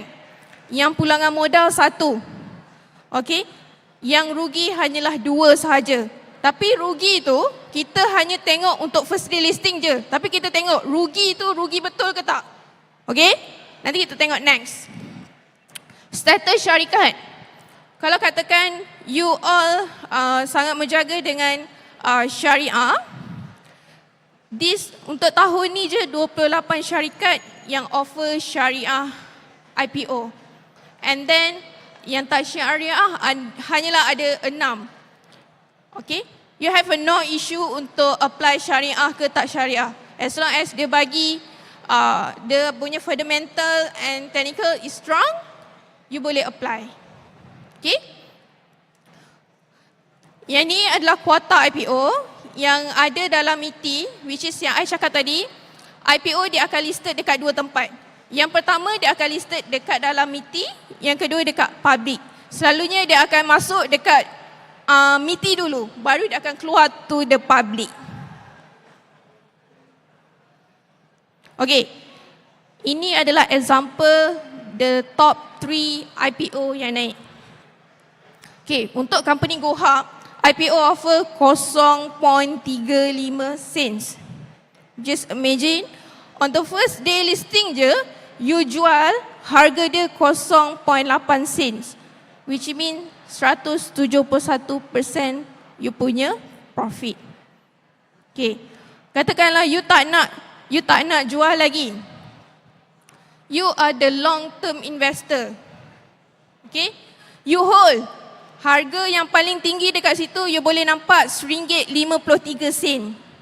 Okay. Kalau you tak nak jual dekat situ, you dah ada untung lebih daripada tu. That's why I cakap investment for RPOE is a long term juga. Okay. Ini adalah masa tag. Masa tag antara salah satu IPO yang paling rugi untuk the first day listing, which is dia punya harga offer price 0.39. And then the first day listing dia 0.39, which is break even. Dia tak ada untung untuk the first day listing. Tapi I cakap, tapi macam kita cakap tadi, harga hari yang pertama dia tak menjaminkan untuk long term investment. Tapi you tengok harga sekarang, paling tinggi naik RM1.69. Kalau you hold untuk sampai 13. And then company ni dia bagi 2 kali dividen. Kalau you nampak D tu, dekat bawah sekali dia ada 2D. D tu maksudnya dia bagi 2 times dividen, which is satu, you dah dapat profit. Yang kedua, you take dividend from that company. That is why IPO kita boleh hold. You don't worry kalau harga dia drop untuk the first day listing. Okay?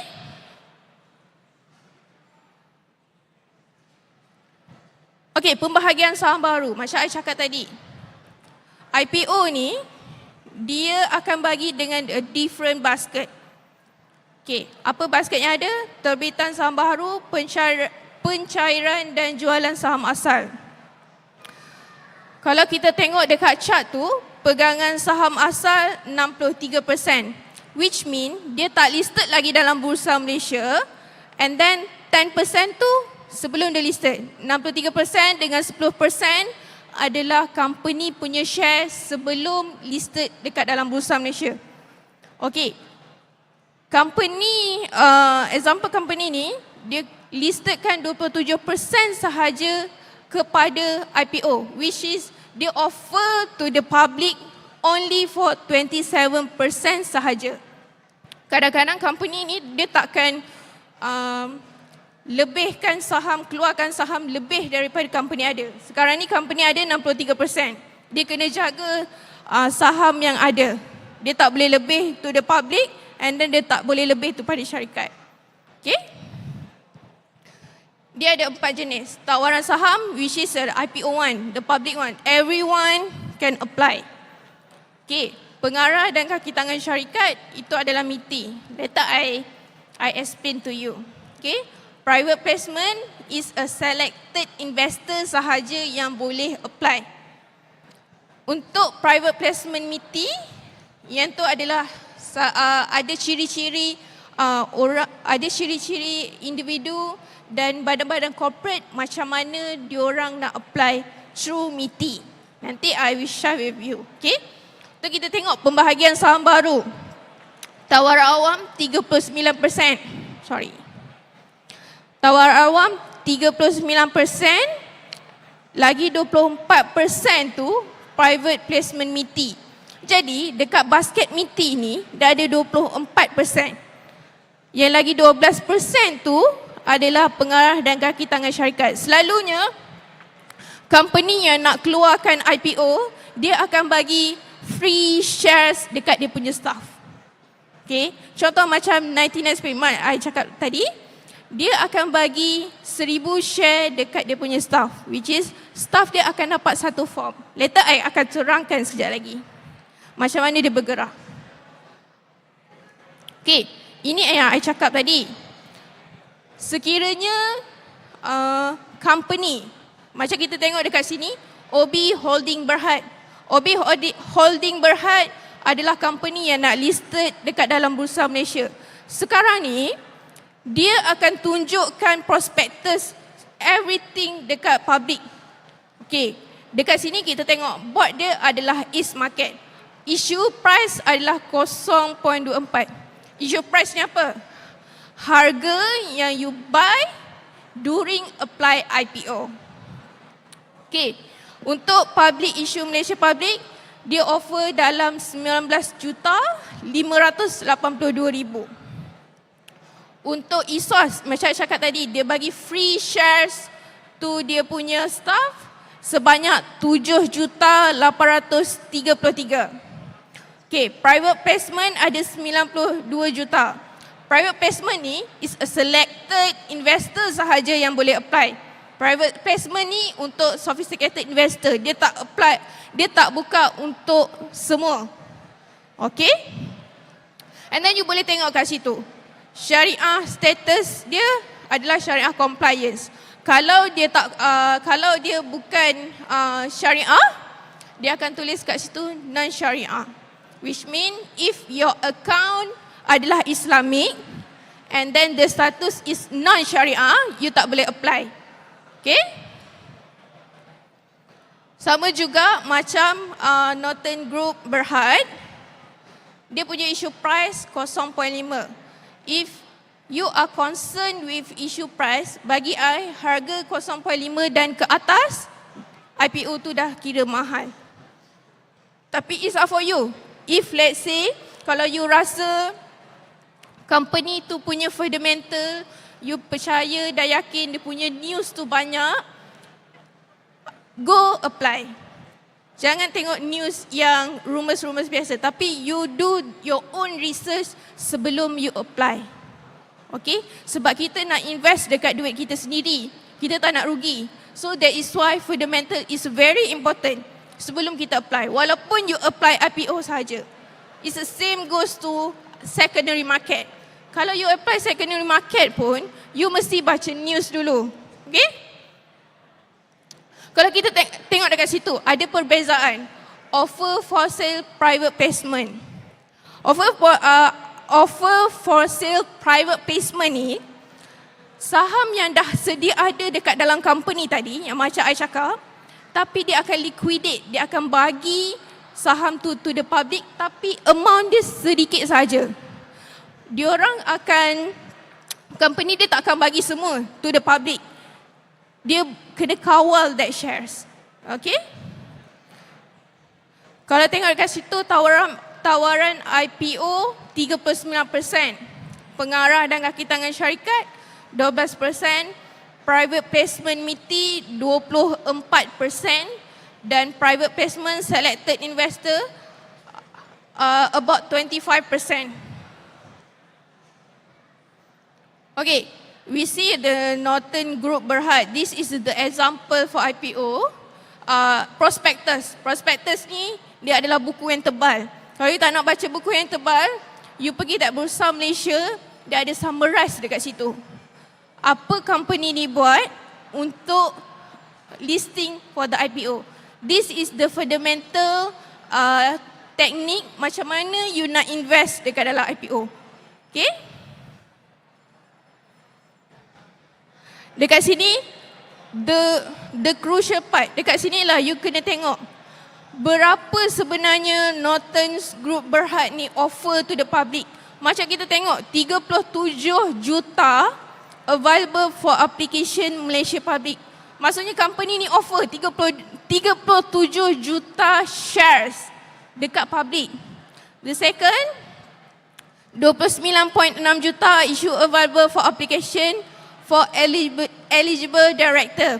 So, this one adalah e-source. Macam saya cakap tadi, company yang nak listed dekat dalam Bursa Malaysia, dia akan bagi staff dia shares. Okay? 61.6 juta issue shares, private placement to selected investor. Itu adalah private placement. Tak semua investor akan dapat. Only for the selected investors sahaja yang akan dapat. Okay. And then, kalau kita nak tahu shares ni masuk ke tak dalam MITI, you boleh tengok the last kali. 40.7 juta private placement to identify Bumi Putra investor approved by MITI. That one, kalau you tengok that sentence, which mean this company, dia akan offer to MITI. Okay.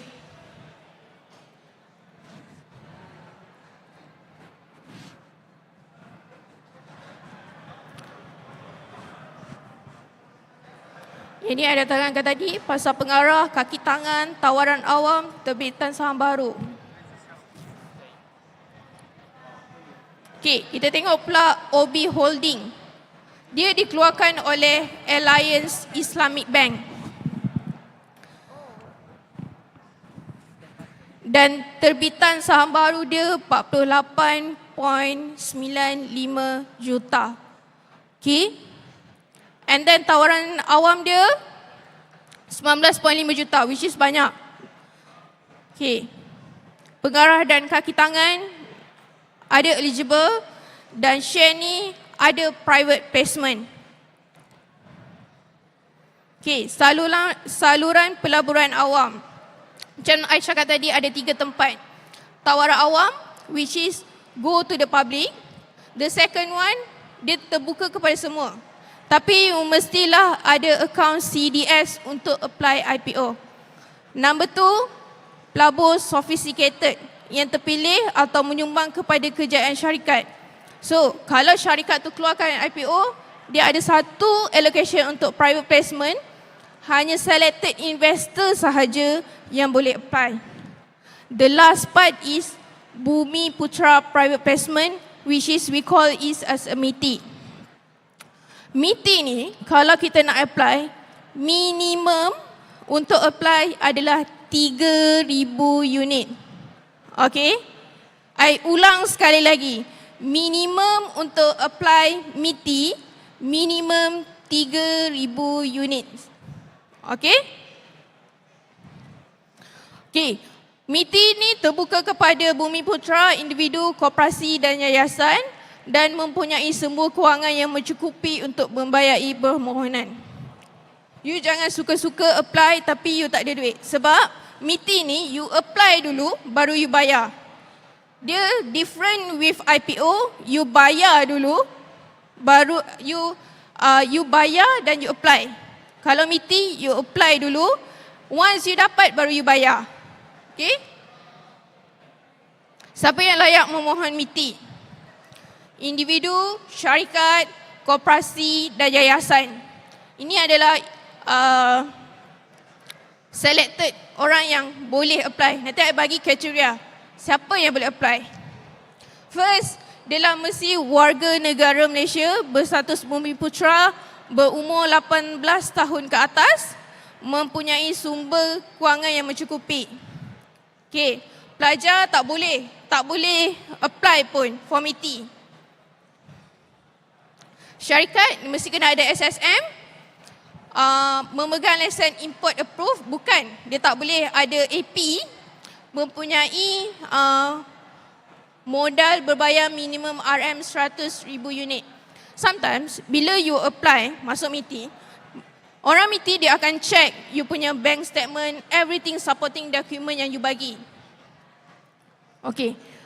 Untuk pemegang saham adalah 100% Bumi Putra, ahli lembaga pengarah. Ini untuk syarikat.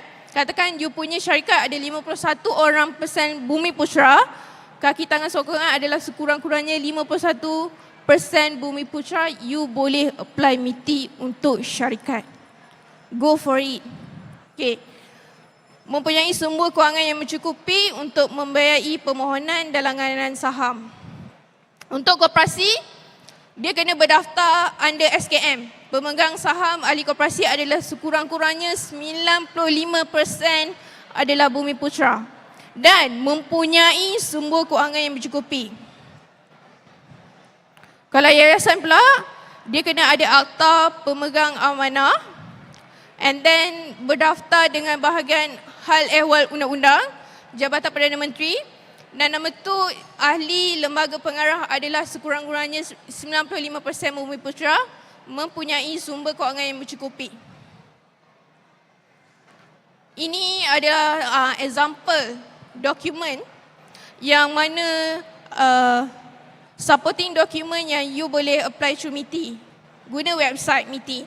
So, yang pertama dia akan minta you CDS account. Please buka you punya CDS account dan CDS account tu tidak melebihi 6 bulan. Kalau dia lebih daripada 6 bulan, you punya application auto reject. Confirm reject. Yang kedua, salinan penyata bank 3 bulan terkini. Pastikan apa yang I share this one, you are very aware. Sebabnya, ini adalah tips yang dibagi oleh pihak MITI sendiri kepada broker. Dia kata, kalaulah you letak CDS yang lama, untuk tahun lepas, application tu tak layan pun. Diorang buka, diorang tutup balik. Yang ketiga, kalau you tengok situ, kalau you ada salinan fixed deposit untuk 6 bulan yang terkini, pastikan you upload dekat MITI the latest supporting document. Okay, kalau you ada tabung haji, letak. Sebabnya pihak MITI dia akan check berapa liquidate duit yang ada untuk bayar MITI kalau you dapat. Okay, surat kebenaran ketua jabatan, ini bagi orang yang kaki tangan kerajaan. Dia kena minta surat daripada dia punya ketua jabatan untuk apply MITI. Ini untuk syarikat, CDS is a must. Lepas tu salinan 3 bulan terkini, 6 muka surat maklumat syarikat SSM, laporan keuangan terkini, lepas tu penyata KWSP, keputusan resolusi ahli-ahli lembaga pengarah. Yang last sekali adalah koperasi. Untuk koperasi dia sama juga, kena ada CDS account, bank statement 3 bulan yang terkini. Lepas tu CJ pendaftaran koperasi. Kalau you ada, you ambil gambar ni siap-siap, you standby. Kalau ada MITI, you terus apply. And then senarai keahlian, mesti ada. Undang-undang kecil koperasi, laporan keuangan tahunan, keputusan resolusi ahli-ahli lembaga untuk melanggan saham. Okey, ni untuk yayasan sama juga. Yang bezanya, dia kena ada senarai ahli lembaga. Okay, kalau you all tak ada CDS account lagi, you can take this picture ataupun you can scan. Scan untuk buka account CDS dengan CGS International. Okay, yang tu adalah kod saya PR1M554 and then klik saya punya kod PR1M409. Yang tu masa you scan, dekat bawah reminder code tu, you kena letak that code. Kalau tak, you punya application tu tak dapat detect. Okay, langkah-langkah memohon IPO melalui MITI. Yang ni adalah summarize. Summarize macam mana kita nak apply IPO melalui MITI. Yang pertama, you mestilah buka dekat laman website MITI. And then you kena aware bila peruntukan IPE daripada MITI. Yang ketiga, mohon IPO yang ditawarkan di website MITI. And then you tunggu dalam a few weeks keputusan permohonan dikeluarkan di website MITI.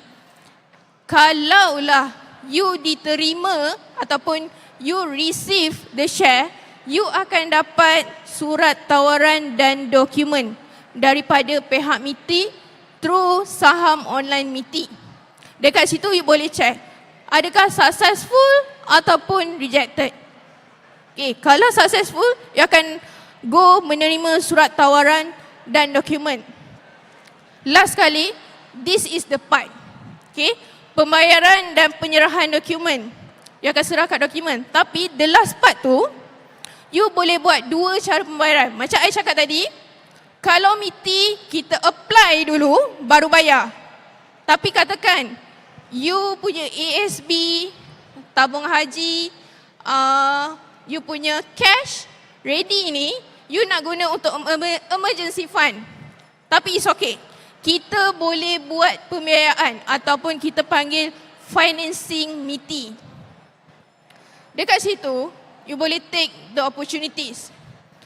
Dekat situ juga, pembiayaan tu sangat mudah. And then kalau you boleh juga guna tunai dan serah dokumen dekat penyerahan saham through online saja. Tapi dekat pembiayaan tu, saya akan buat sesi bonus bersama dengan klik saya untuk 15 hari bulan.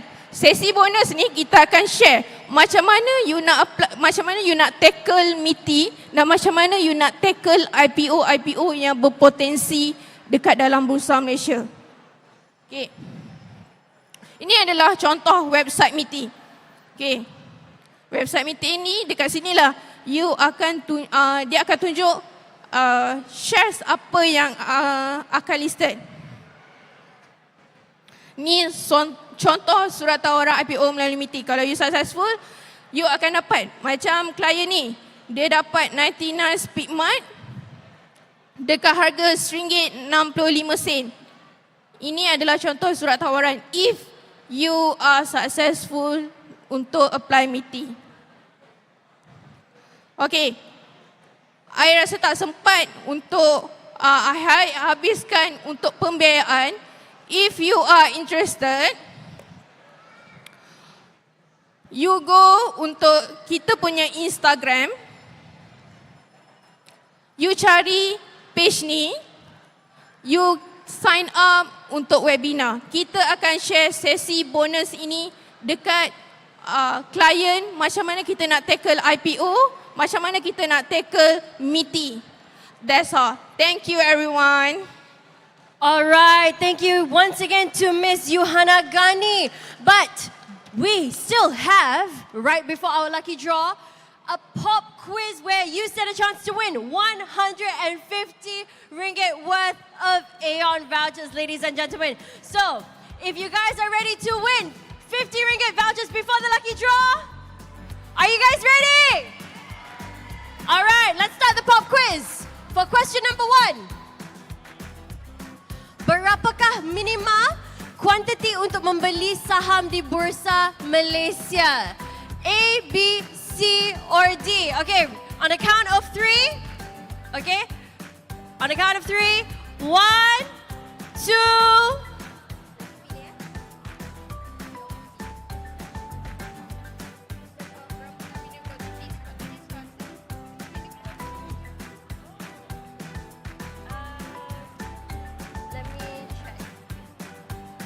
Hold on, yeah?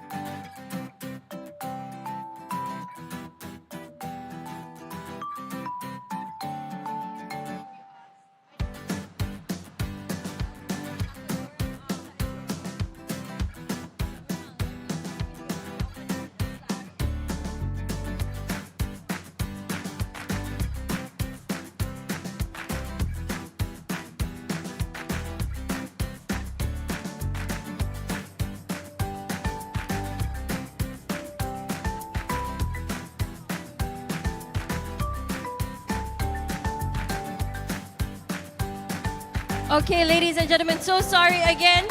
We will have to read it through. So, sila fokus ya. Soalan yang pertama, berapakah minima kuantiti untuk membeli saham di Bursa Malaysia? A is 1 unit, B is 100 unit, C adalah 1000 unit. Okay, sekejap. Okay, on the count of 3 ya. Count of 3. Count of 3, turun dulu. Sekejap, turun dulu.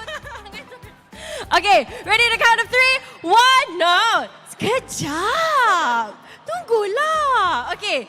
1, 2, 3. Baju merah. 100 unit. 100 unit. Salah. Betul. Okay, congratulations. Jawapan dia B. Okay, soalan yang kedua. Berapakah minima unit saham yang boleh dipohon melalui MITI? A, minimum 10,000 unit. B, minimum 3,000 unit. Dan C, 100 unit. 1, jap. Okay, sekejap. 1, 2, 3.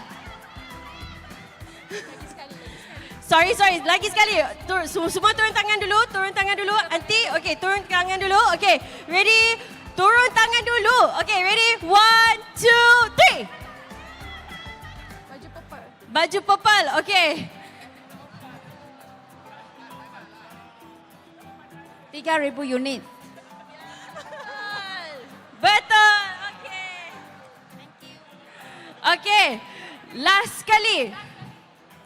RM50 ya, bukan RM50,000. RM50 Aeon voucher untuk soalan yang terakhir. Siapakah layak memohon saham melalui MITI?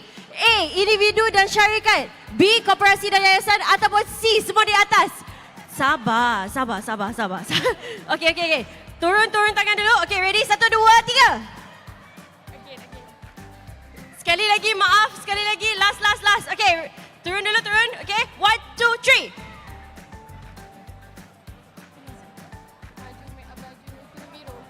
3. Baju tudung biru dia kata. Okey, tudung biru. Ya, tudung biru.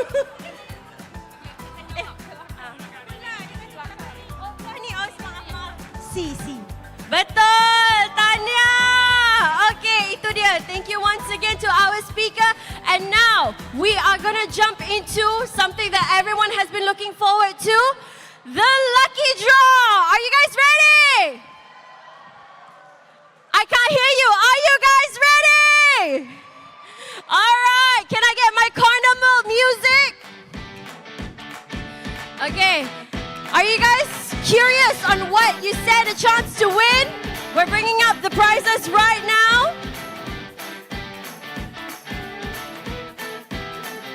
All right. We have the prizes right here. Banyak ya barang-barang elektronik kali ini. So, for this session, for 5th place, you get to bring back a Sony portable speaker. For 4th place, you get to bring back a Canon printer. For 3rd place, you will bring back a Xiaomi smartwatch. 2nd place, you will receive a Philips air fryer. And for 1st place, what are you getting for 1st place, ladies and gentlemen? Do you know? What are you getting for 1st place, ladies and gentlemen? You will be receiving a Samsung Galaxy Tablet S Lite. Yes, this is the grand prize, ladies and gentlemen. So, without further ado, I would like to invite to the stage Miss Jeanette from Suruhanjaya Security. Round of applause, ladies and gentlemen.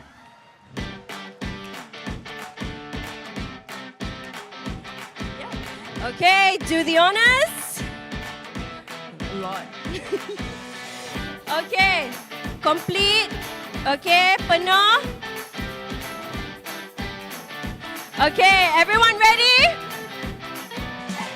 And the number is... Drum roll.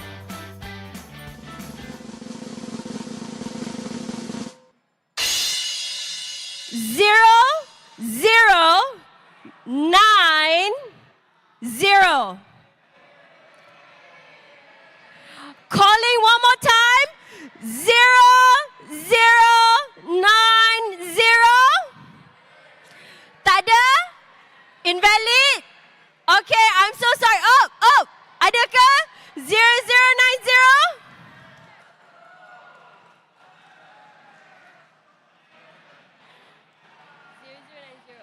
Okay, kita tengok, kita dapat verification dulu. Ya, betul! Congratulations, you won yourself a portable Sony speaker. Oh, and I forgot to mention, ladies and gentlemen, we are here as well with our mascot, Siti and Aboy.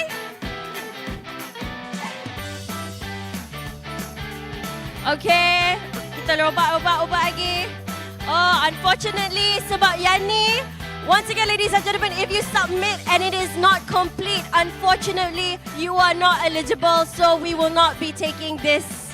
We will not be taking this as well. This is invalid. Alright. Once again, kalau nak masuk, kalau nak menang, make sure you complete everything, yeah, ladies and gentlemen. Oh, this is also another single number.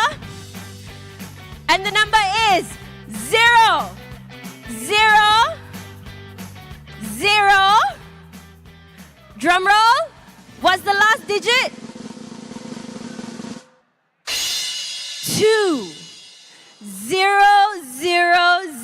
Is it you, Uncle?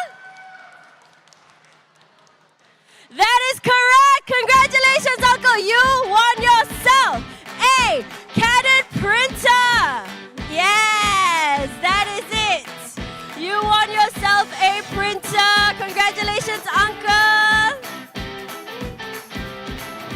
All right, don't worry, ladies and gentlemen. We still have another 3 prizes right here.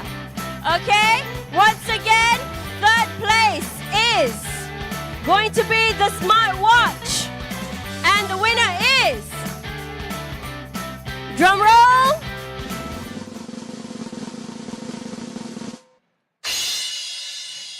zero, 1, 2, 0. 0120. Adakah? Cepat. Claim your Xiaomi smartwatch 0120.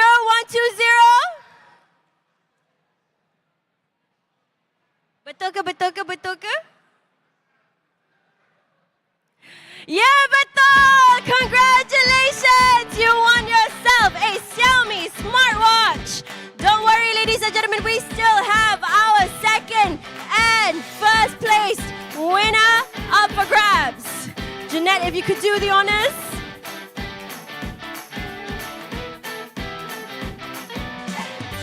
All right. Also complete. Okay, once again, the first number is 0, 2, 9. Drum roll for the last digit. 029 7. 0297.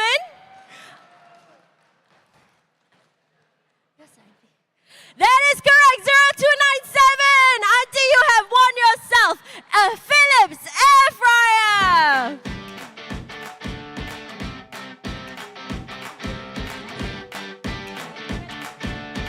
All right, now we are down to our grand prize winner for the Galaxy Tab. Are you guys excited? All right, this is also complete. Can I get drum rolls? The number is 07 6 076 4 0764. Oh? Do we have a winner? That is correct! So you have won yourself a Galaxy tablet!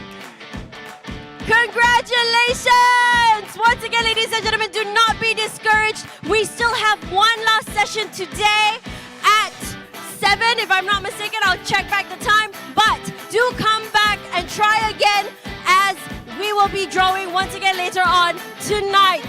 And we will be giving out the grand prize being an iPad. So ladies and gentlemen, come back, try again.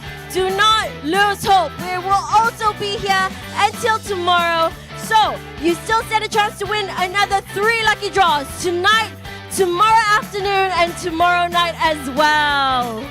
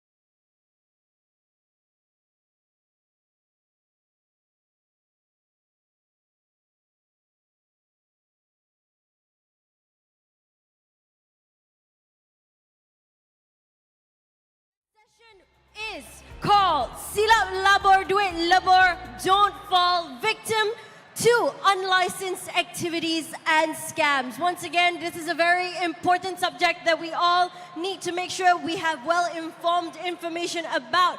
And who better to talk about this topic than our moderator, Aida Zulkifli, Assistant General Manager from Securities Commission Malaysia, and our set of panelists for today. We have Syed Ahmad Taufik Alba, Group CEO, Community Financial Services, Maybank, and representative of the Association of Banks in Malaysia, ABM. Superintendent Nur Zamani bin Mat Zain, Ketua Unit Siasatan Jenayah Pelaburan, Bersindiket dan Layan-Layan Jenayah, JSJK Bukit Aman Polis Diraja Malaysia, PDRM. And we also have Miss Selina Dang, Licensed Financial Planner, Core Plus Advisory, Sdn Berhad, and author of Scam. Ladies and gentlemen, a round of applause.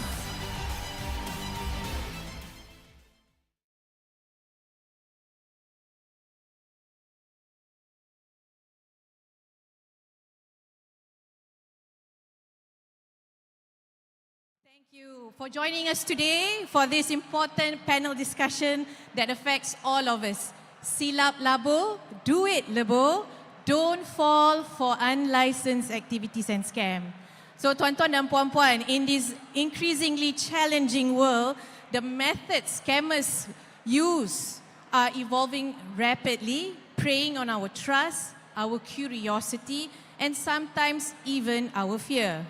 Whether it's phishing emails, fake job offers, or fraudulent investment scams, scams are not just a nuisance, they cause significant financial and emotional harm. So today, we're here to shed light on how this scam works, how can we protect ourselves, and how we can create a safer, more informed community. So I'm joined here today, saya tidak seorang, saya ada lagi 3 orang panelis yang akan bersama-sama membincangkan topik berkenaan dengan scam. So, saya jemput ke pentas Encik Syed Ahmad Taufik Alba, Group CEO, Community Financial Services, Maybank, and representative of the Association of Banks in Malaysia, Superintendent Nur Zamani bin Mat Zani, Ketua Unit Siasatan Jenayah Pelaburan Bersindiket dan Lain-Lain Jenayah, Jabatan Siasatan Jenayah Komersial Bukit Aman, Polis Diraja Malaysia. And finally joining me is Miss Selina Dang, a licensed financial planner with Core Plus Advisory Sdn Berhad and the author of the book Scam. So ladies and gentlemen, saya menggalakkan anda semua yang berada di Mid Valley dan juga yang bersama-sama dengan kami melalui Facebook Live InvestSmart SC dan juga YouTube Live InvestSmart SC to listen closely, ask questions and take away the practical advice that can help you navigate through the increasingly complex landscapes of scams. So now ladies and gentlemen, without more cerita panjang lebar semua dengan saya, now let's dive in. So, Encik Taufik, we start with you Encik Taufik lah. So to kick things off, let's look a bit closer at the current state of scams and what tactics are being used, who is being targeted. So Encik Taufik, what are the common types of scam that you see today and what are the popular type of scams? Thank you, Puan Aida, and thank you also to Securities Commission for holding this really important event and for having me here and giving me a platform to share some thoughts and insights that hopefully can help people fight against fraud, against scam, from becoming victims. To your question, Aida, you know, when it comes to the types of scam, I must say one thing. The list is endless, right? There's nobody who can come up with an exhaustive list. But what I plan to share here is some of the most common ones, right? And maybe by sharing this, hopefully we can figure out what are some of those scams that we should be aware so that we can prevent ourselves from becoming a victim. Can I get the slides on screen, please? Okay. Yeah, so that's the first one. No, I think that's, maybe go back one, I think. Okay, all right. So the first one is instant loans. No paperwork required. Wow, this one, I think a lot of people will be very excited, right? And I'm representing Maybank, and I'm representing the Association of Banks in Malaysia. So I can tell you this, for real loan application, there will be a lot of credit checks and documentation that will be done. Right? There is no bank yang akan bagi loan dengan sewenang-wenangnya. Right? So if it's easy, no paperwork required, please be suspicious about this sort of loan offers. The next one is high pay, no experience needed. This is a job advertisement scam. So they will promote you a certain job, a certain role or certain function. Senang aja nak dapat gaji. Gaji bertingkat-tingkat. Senang sangat nak naik gaji. Senang sangat nak dapat bonus. If that is the case, it is a bit too easy. And therefore, it is most likely not real. Tuan-tuan dan puan-puan semua tahu kan, kita bekerja nak cari rezeki ni, mana ada jalan yang senang. Susah, kena kerja siang malam. Kalau orang bisnes pun kena bekerja bertungkus lumus siang malam, hujung minggu untuk mencari rezeki. Kalau ada jalan yang terlalu mudah seperti ini, if it's too easy, it is probably not real. Okay. Then another type of scam is a tax that includes a mobile number. Most likely than not, it will lead you to a scammer. If you dial that mobile number, it will lead you to a scammer.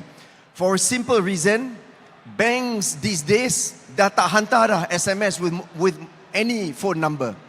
Right? When banks hantar messages to anyone, there is no phone number included in the message anymore.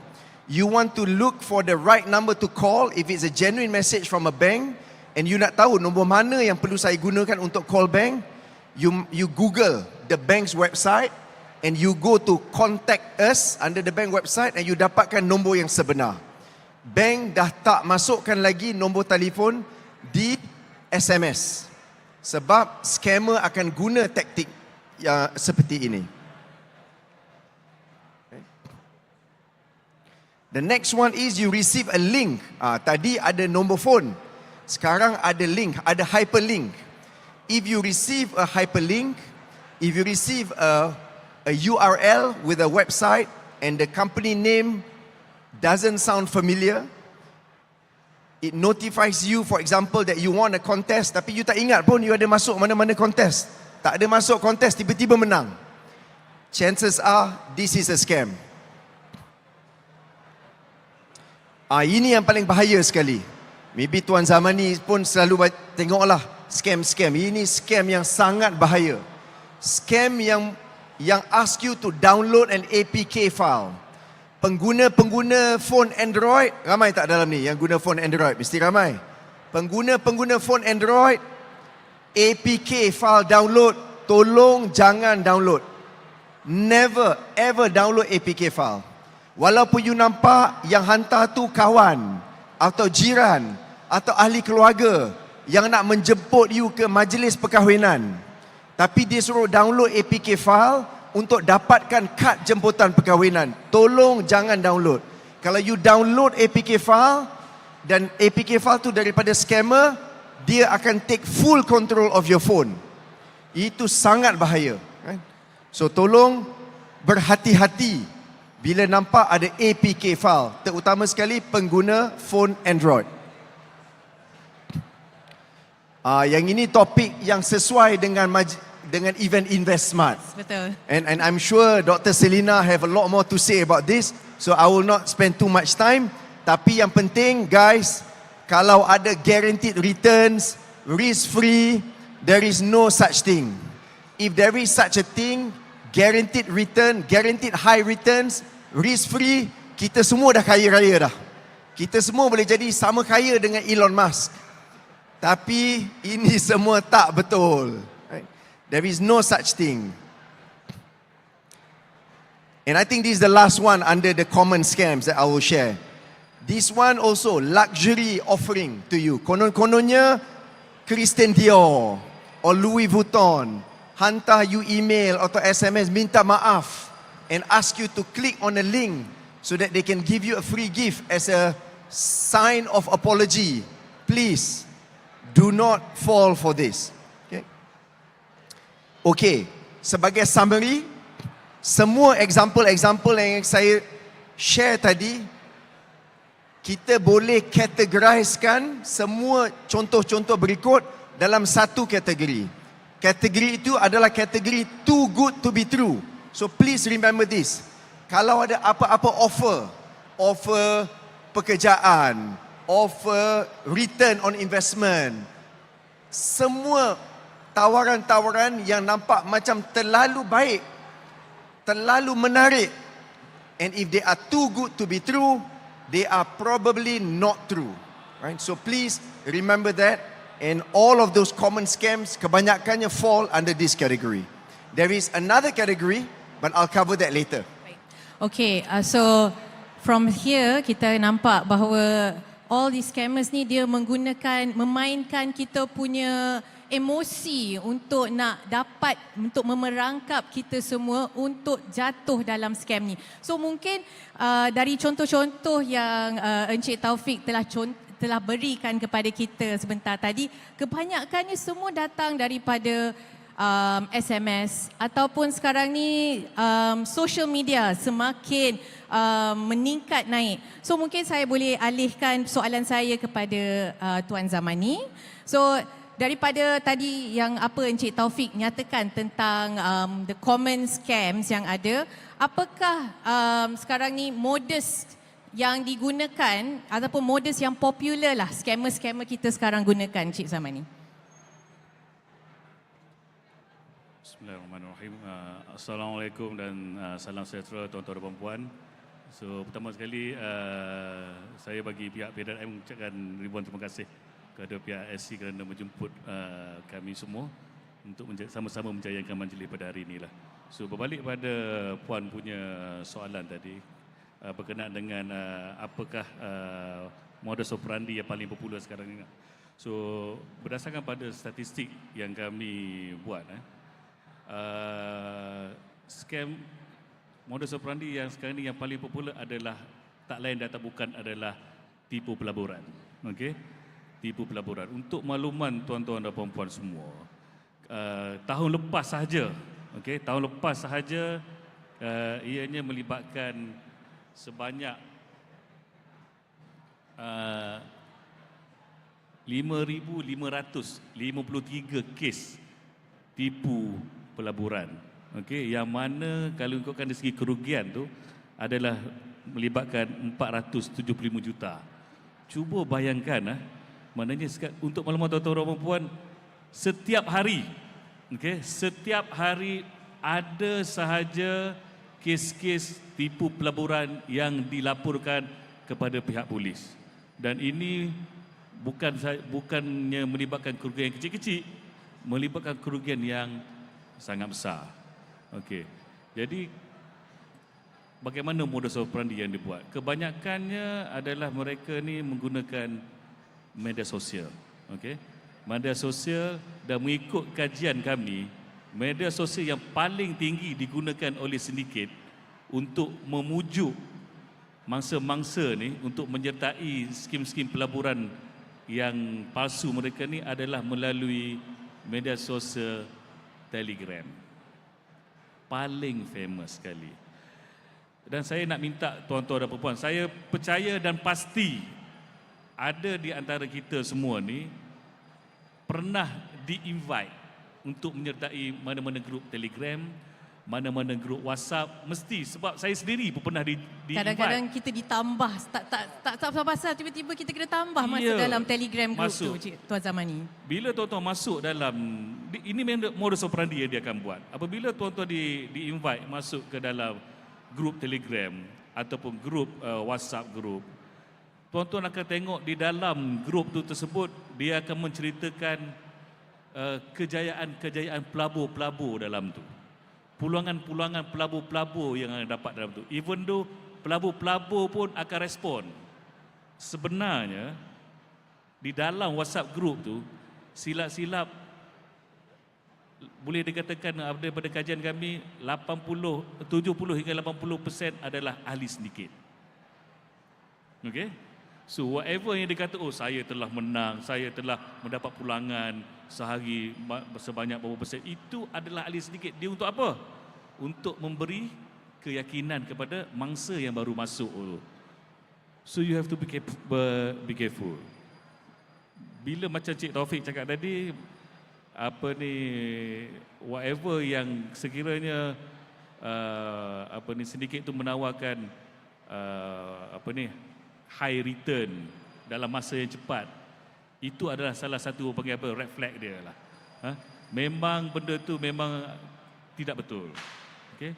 Dan tuan-tuan dan puan kena ingat satu perkara lagi. Okay?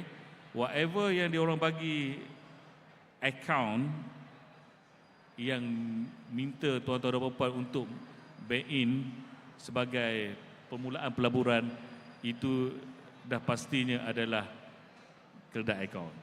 Okay. So Tuan Zamri, kalau saya boleh teruskan daripada situ, sebab Tuan Zamri disebut tentang keledai account, mule account. So saya difahamkanlah, saya ada buat research sikit lah. So dalam tahun 2022 saya difahamkan lebih kurang 12,000 lebih orang telah ditahan dan juga didakwa untuk pelbagai kesalahan yang melibatkan penggunaan keledai account. So dan saya rasa rata-rata rakyat Malaysia masih ada yang mungkin tak sedar pun yang bahawa menjadi keledai account ni juga adalah satu kesalahan. Betul Tuan Zamani kan? Jadinya boleh tak Tuan Zamani terangkan dengan lebih lanjut kepada semua yang hadir pada hari ini dan juga yang menonton di YouTube dan juga Facebook InvestSmart, bagaimana keledai account ini berfungsi dan macam mana selalunya scammer-scammer ini rekrut ataupun dapatkan orang-orang untuk menjadi keledai account. Terima kasih. Itu pun satu soalan yang baik. So bagaimana scammer-scammer ni mencari, kita pergi satu persatu dulu. Pertama sekali kita pergi bagaimana scammer-scammer ni mencari keledai-keledai account. Okey. Scammer-scammer ni pertama sekali kalau kita tengok pada bila kita buat hasil daripada polis buat tangkapan, hasil daripada soal siasat, kita dapati kebanyakannya adalah kedai-kedai account ni adalah orang-orang, pertama sekali adalah penagih dadah, drug addicts pertama. Okey. Yang kedua adalah unemployed, yang tidak bekerja. Okey. Dan ada juga student. Okey, student. Yang mana dia menjanjikan kepada mule account ni dia akan berikan upah every month. Mana dia rekrut, dia akan bagi upah every month, sama ada bergantung pada jumlah wang yang masuk ke dalam akaun tersebut. Kalau jumlah duit yang akaun tu terima banyak, so dia macam orang panggil percentage tu akan banyak dia akan dapat. Okey. Adakah menjadi keledai akaun ni satu kesalahan? Sudah pastinya merupakan satu kesalahan. Okey. Tuan-tuan dan puan-puan, dia keledai akaun ni, bila tuan-tuan dan puan-puan menjadi keledai akaun ni, menerima wang daripada mangsa-mangsa penipuan ni, sekiranya cukup bukti, cukup keterangan, tuan-tuan boleh dituduh di bawah section 411 kanun kesesaan dan juga section 424 kanun kesesaan. 411 tu adalah menyembunyi, dan 424 tu kalau tak silap saya adalah menerima harta curi. Menerima barang curi. Okay. Yes. So saya tambah sikit lagi puan kalau boleh. Boleh. Okey, dan untuk makluman tuan dan puan, buat sekarang ni pun kita pihak kerajaan pun sedang kita dah propose kepada pihak kerajaan untuk membuat amendment kepada kanun kesesaan, specifically fokus kepada mule account ni selepas ini. Okey. So saya ingat 70 sebelum dulu Baik. untuk beri laluan kepada Itulah. Puan Selina. Puan Selina dia macam tak sabar-sabar ni. So Miss Selina, so being a financial planner, so I think the question that I think that lingers around everybody's mind is that macam, oh, I need to have a certain amount of money for me to retire dengan selesa. And I think EPF has already actually shared that in order for all of us to retire comfortably, we need at least 240,000 ringgit. That's according to EPF lah. But I think that is according to your lifestyle and whatever. But nonetheless, I think the idea is that because money don't grow on trees. So everybody will be like, oh, then if money don't grow on trees, then how on earth do I want to grow my money? Then everybody will tell you, yes, the easiest thing is to invest. But then now we have all these investment scams going on. Ay, potong kan? So now, can you just share with the audience some of the popular investment scams out there?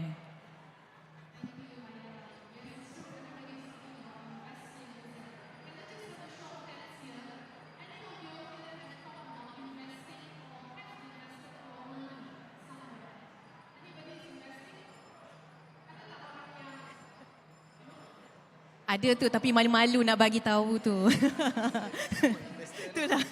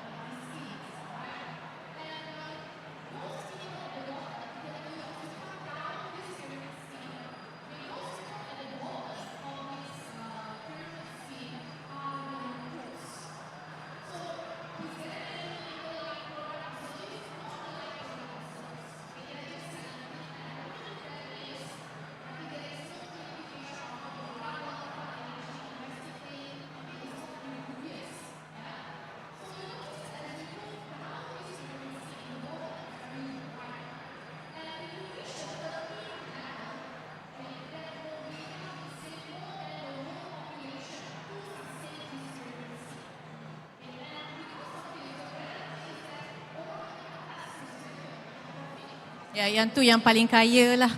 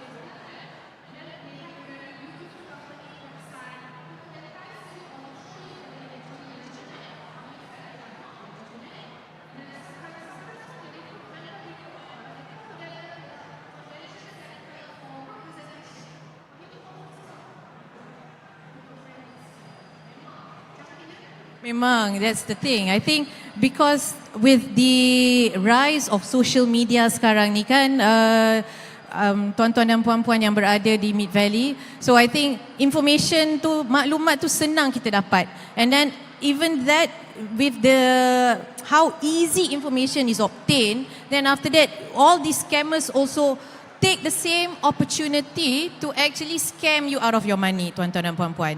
So right now, with the emergence of the rise of social media, kita pun dah ada online, mobile transaction, pakai Apple Pay macam tu je, you letak je phone you, tang, siap, boleh bayar je. So sekarang ni, maybe this question I can just pose it to the three of you. Are there any specific scam trends that we all should be aware of? Maybe kita boleh start dengan Cik Taufik first, or anybody. Okay, I can start. If you can bring up the slide.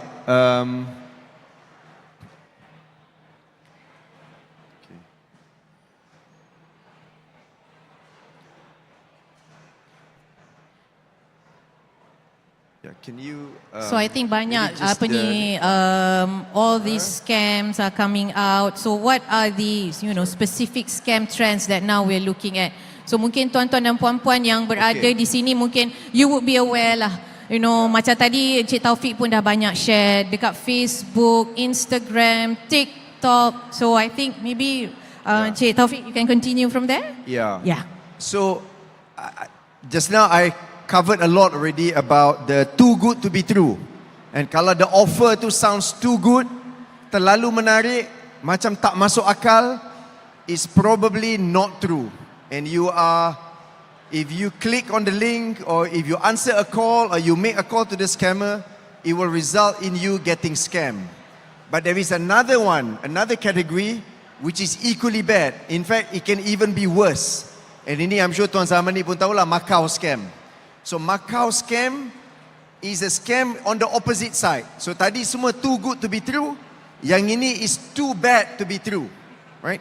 Too bad to be true ni maknanya dia bukan beri tawaran yang menarik, tapi dia takut-takutkan. Dia takut-takutkan. So bila you terima call, dia cakap, saya call ni daripada Bank Negara Malaysia, atau saya call daripada Maybank, atau saya call daripada PDRM, atau saya call daripada lembaga hasil. Yes. Dia akan quote semua regulator di Malaysia ni, konon-kononnya. Untuk dia takut-takutkan, dia akan cakap mungkin kita ada buat certain kesalahan, supaya kesalahan itu tak snowball into something worse. They ask us to transfer our money into a safe place. Dia cakap, oh ni dengan kesalahan you ni, duit you ni semua kita boleh rampas. Kalau you tak nak kita rampas, you kena buka akaun baru, you kena transfer semua duit you dekat akaun baru. So this is the category of too bad to be true. dia takut-takutkan you. Why do I say too bad to be true? Sebab kebanyakan mangsa yang Macau scam ni, dia adalah orang yang tak pernah langgar undang-undang. They have never done anything illegal. They have never even crossed the road without waiting for the light turning green. Tapi bila dia dapat panggilan ni, dia ditakut-takutkan, dia sampai hilang pertimbangan. Loss of judgment. Okay? So please exercise your judgment. If they try to make you fearful of something that is too bad to be true, that means you fikir, saya ni tak pernah langgar undang-undang. Takkan tiba-tiba ada kesalahan yang memerlukan saya transfer all my money into another account. Doesn't make sense. So if you ask me, the two trend is, one is too good to be true, jangan percaya. If it's too bad to be true, also jangan percaya. So, Tuan Zaman ni ada apa-apa nak tambah ke? Ataupun memang betul lah tu. Saya rasa kadang-kadang tuan-tuan dan puan-puan di dalam dewan ini juga mesti ada pernah dapat panggilan telefon. And I think not only panggilan telefon, kadang-kadang tu yang macam random je, macam kata, hello, you ada bayaran cukai tertunggak. You know, all these things memang it's designed untuk menakut-nakutkan you. You rasa macam you adalah seorang warga negara yang sangat berhemah. Okey lah, mungkin you know terspeed sikit dekat highway tu, tapi that's how they try and actually trick you by putting guilt into you, kan, betul kan? Tuan Zamani ataupun Selina ada nak tambah lagi ke? Okey, sebagai tambahan kepada soalan daripada Puan Aida tadi, actually sebenarnya jenis-jenis scam ni yang berlaku ni banyak sebenarnya. Tetapi yang setakat sekarang ni, buat dalam masa sekarang ni, yang paling famous sekali adalah scam, investment scam sekarang ni. Actually selain daripada kes-kes investment scam, kita ada juga love scam pun kita ada. Ini love scam ni pun satu love scam yang sangat bahaya. Okey? Dia boleh memujuk, memperdayakan seorang mangsa tu sehingga betul-betul jatuh cinta. Kebanyakan bagi love scam ni, tuan-tuan dan puan-puan, mangsa dia memang tak lain tak bukan adalah wanita lah, wanita. Dan daripada kita buat analisis, kebanyakan mangsa yang menjadi mangsa ke dalam scam ni adalah wanita-wanita dalam lingkungan umur 40-an ke atas macam tu. Okey. So dia orang dapat lebih kurang umur memujuk, saya tu Tuan Zaman ni, alamak. Itu kena berhati-hati tu. Okey. Selain daripada kes Macau scam yang disebutkan oleh Cik Taufik tadi, pasal scam pun kita ada. Pasal scam ni pun you all kena be careful juga. Pasal scam, you all akan terima panggilan daripada contohnya daripada JNT, daripada Pos Malaysia.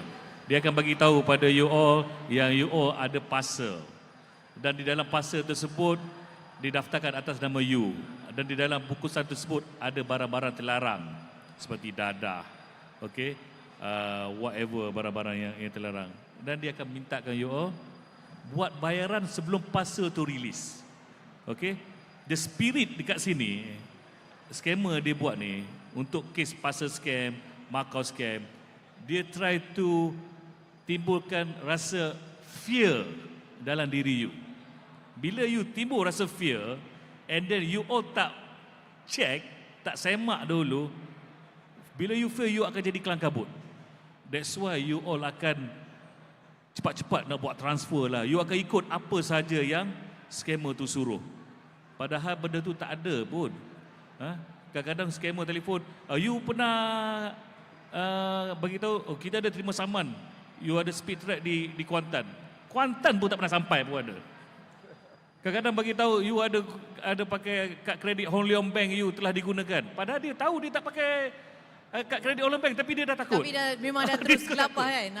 So you know yourself. You tahu diri you sendiri. Jangan cepat terikut, jangan cepat. Memang dia akan cubakan timbulkan fear tu. Jangan cepat takut. Okey. Okey, Puan Selina.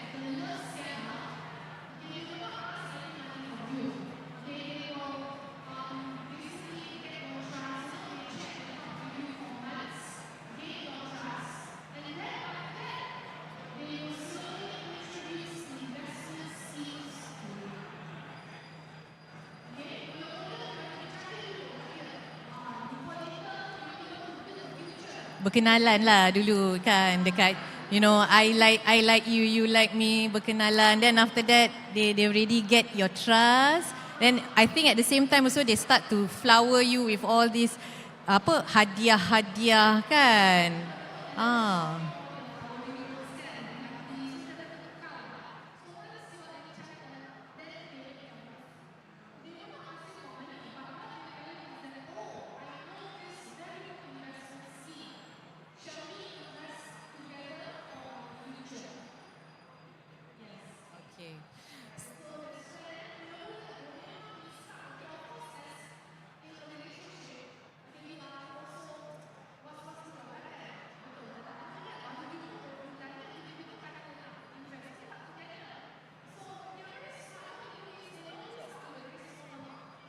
Dia katalah build our future together mah. Start small, then build.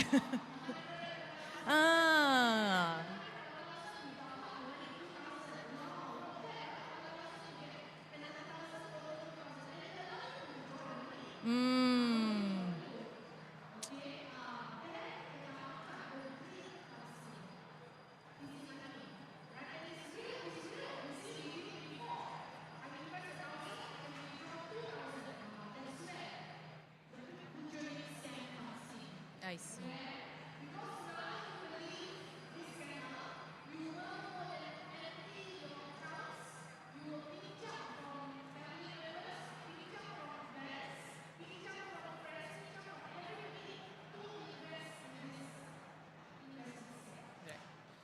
So in short, basically all scammers, they are now kiranya the idea, objektif penting diorang adalah to get your money, your hard-earned money. You dah kerja bertahun-tahun ataupun you baru je mulakan kerja. Semua ni duit you bekerja dan you nak senang-senang je bagi dengan scammer. So that is why sekarang ni kita kena mengetahui apakah the red flags or the signs that can help you to identify a scam. So mungkin soalan ni saya boleh tujukan kepada Encik Taufik dan juga Puan Selina. So what are the red flags that people often miss when they are being targeted by scammers? So can you just share with the audience briefly as to what are the red flags that everybody here should look out for?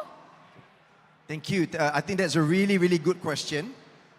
So maybe I can, okay, we've covered this already.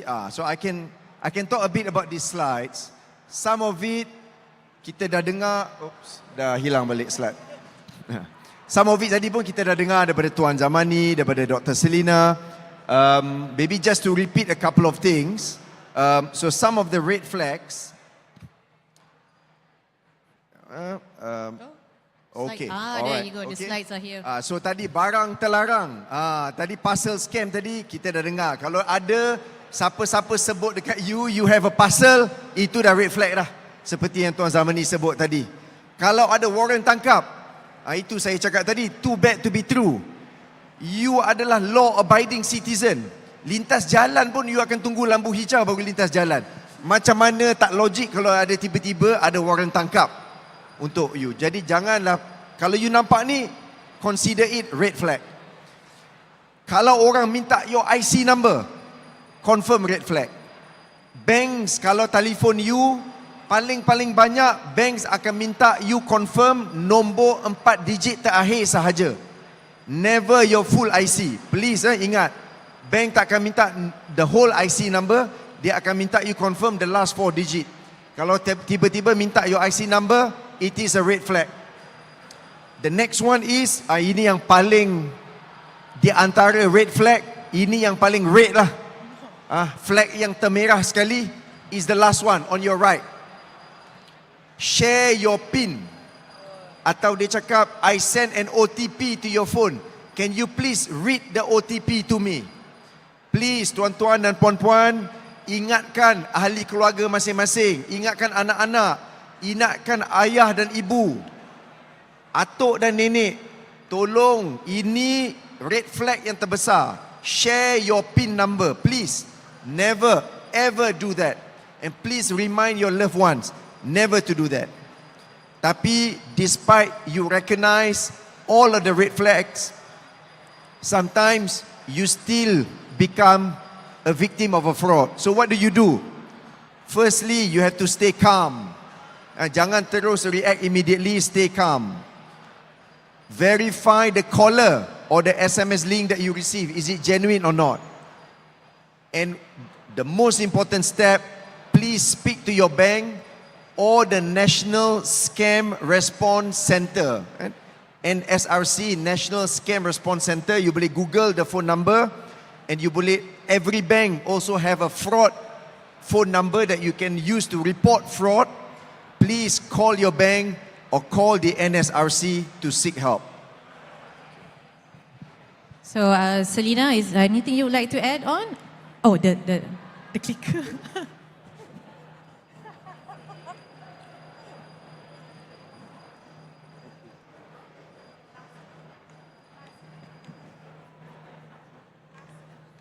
The last slide. Her last slide. So, anything else to add to Encik Taufik's point on the red flags of scam? So, kita dah nampak banyak tadi tu. I think what is important is that tuan-tuan dan puan-puan perlu bawa bertenang. Itu je. Jangan bertendang tapi bawa bertenang. Always keep yourself calm, and then baru you boleh process the information that is given by the scammer properly. Kalau you terus melompat, lepas tu you terus alamak, that's when itu yang sebenarnya scammer suka. Bila you terus gelabah, lepas tu alamak, okay, I bayar sekarang. Anda akan menjadi mangsa scam. So, Selina, anything else to add?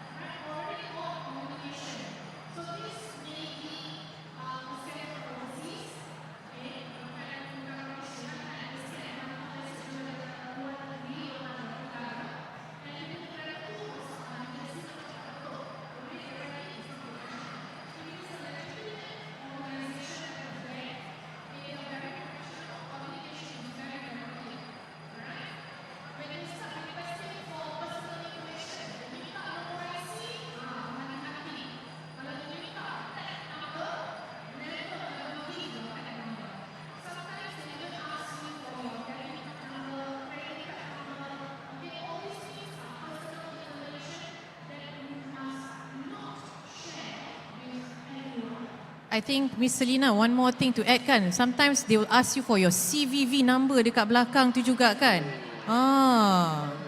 Bahaya kan tu.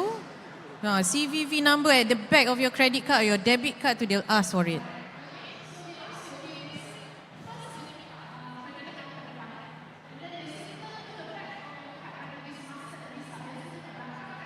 Betul. Yes.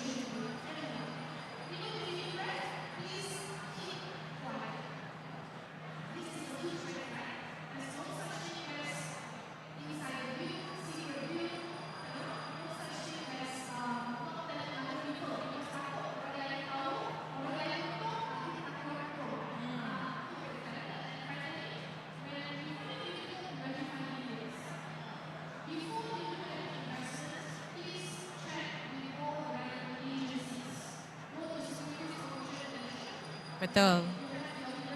Yes, we have our investment checker, tuan-tuan dan puan-puan. Before you start to invest, pastikan you go on to the Securities Commission Malaysia investment checker. Kat situ you boleh type. If not, the investor alert list macam Cik Selina cakap. Yes.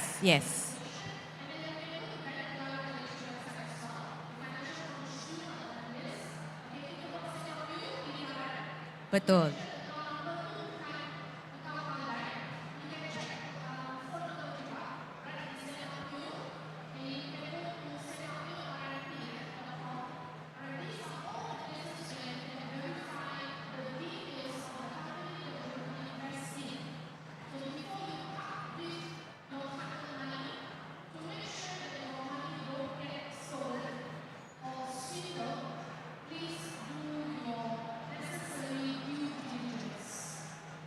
Right, thank you Selina. So sekarang ni kita dah tahu the red flags. What are the red flags berkaitan dengan dengan scam yang ada pada hari ini.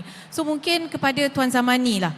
So kita tahu yang scammer ni dia memang takkan kenal mangsa, peringkat umur ke, bangsa mahupun pangkat.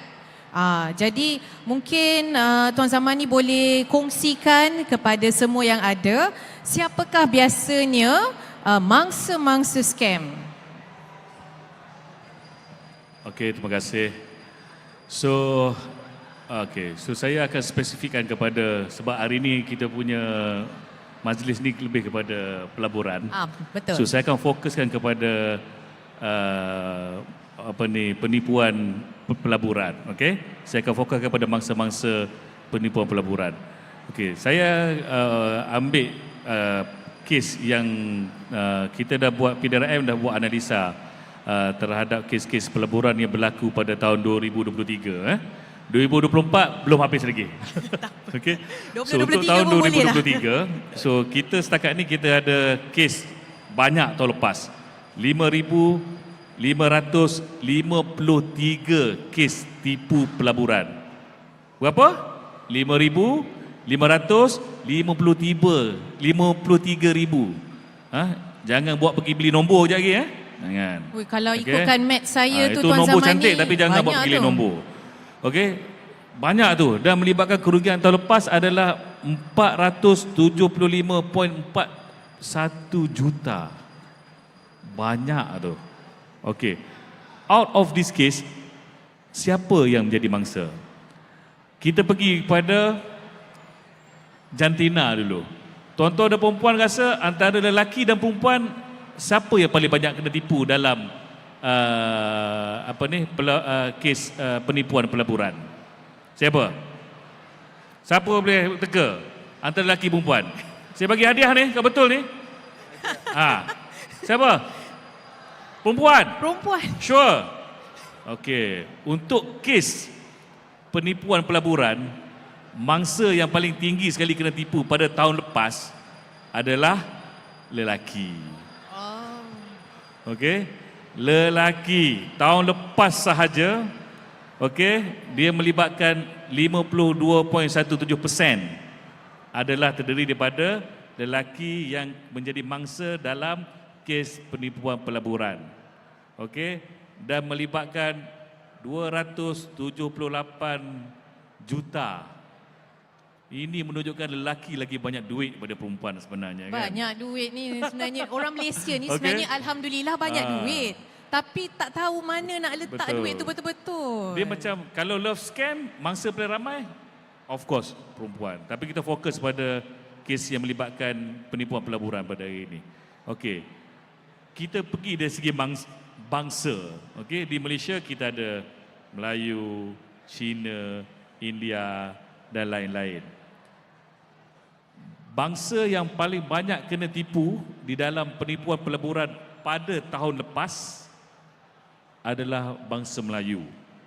Okey, dengan peratusan sebanyak 58% adalah bangsa Melayu.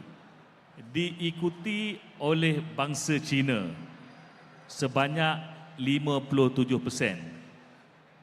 Cuma different kat sini, walaupun bangsa Cina menduduki tempat kedua, tetapi jumlah kerugian bangsa Cina yang kena tipu tahun lepas lebih tinggi daripada bangsa Melayu. Bangsa Cina tahun lepas kena tipu mengikutkan rekod kita sebanyak 289 juta. Berbanding kepada bangsa Melayu tahun lepas adalah 132 juta. Okey. Dan bangsa yang paling kaum India adalah paling sikit sekali yang kena tipu pada tahun lepas, iaitu sebanyak 7% saja. Itu dari segi bangsa. Now, boleh kita pergi pada golongan umur. Umur pun PDRM buat kajian juga. Golongan umur mana yang paling kena banyak tipu? Daripada kajian PDRM pada tahun lepas, okey, lingkungan umur yang paling banyak kena tipu adalah di antara umur 31 tahun hingga 40 tahun. Itu yang paling banyak kena tipu tahun lepas. Okey. Dan yang paling keduanya, yang paling rendah kena tipu, umur yang paling rendah kena tipu adalah di antara umur 71 hingga 80%. Iaitu sebanyak 2% saja dan tapi walaupun 2%, kerugian melibatkan 31 juta. Oi, banyak tu Tuan Zamani. Okey. Yalah sebab ni yang ni atuk-atuk nenek kita Ini ni semua kami- duit-duit pencen kan, simpanan mereka, betul. Okey, tapi yang melibatkan umur 51 hingga 60, ini mungkin ada golongan-golongan orang pencen kat sini, antara 51 hingga 60, umur dia melibatkan 18.3% dan melibatkan 172 juta. Okey, actually maknanya mangsa ni kalau kita tengok bermula daripada umur 31 sehingga umur 80. Okey, now sekarang kita tengok pada profession. Boleh? Kami pun, pihak PDRM pun membuat kajian terhadap profession. Siapa di kalangan profession mana yang menjadi mangsa-mangsa penipuan pelaburan. Okey, yang menjadi johan. Yang menjadi johan pada tahun lepas yang menjadi mangsa bagi kes penipuan pelaburan adalah daripada private sector. Okey. Private sector yang melibatkan sebanyak 45.9%. Okey, diikuti dengan student student, yes, 16.48%. Yang ketiga adalah daripada government servant, sebanyak 14.1%. Dan yang keempat, unemployed pun ada, okey, 85%. Yang ni yang paling saya kesian sekali, pesara-pesara. Yang paling saya kesian adalah pesara. Betul. Kadang-kadang kita boleh nak menangis tau. Macam kami PDRM, bila mangsa-mangsa datang ni adalah pesara-pesara. You just bayangkan duit yang dia berkhidmat berpuluh-puluh tahun. Tak kira lah orang tu pesara daripada sektor kerajaan ke, pesara daripada sektor swasta ke, duit dia habis dalam sekelip mata. Tuan-tuan dan puan-puan bayangkan, dan sekelip mata yang dia telah berkorban jiwa raga tu selama berpuluh tahun, sekelip mata boleh hilang. Okey, tetapi golongan ni tak banyaklah.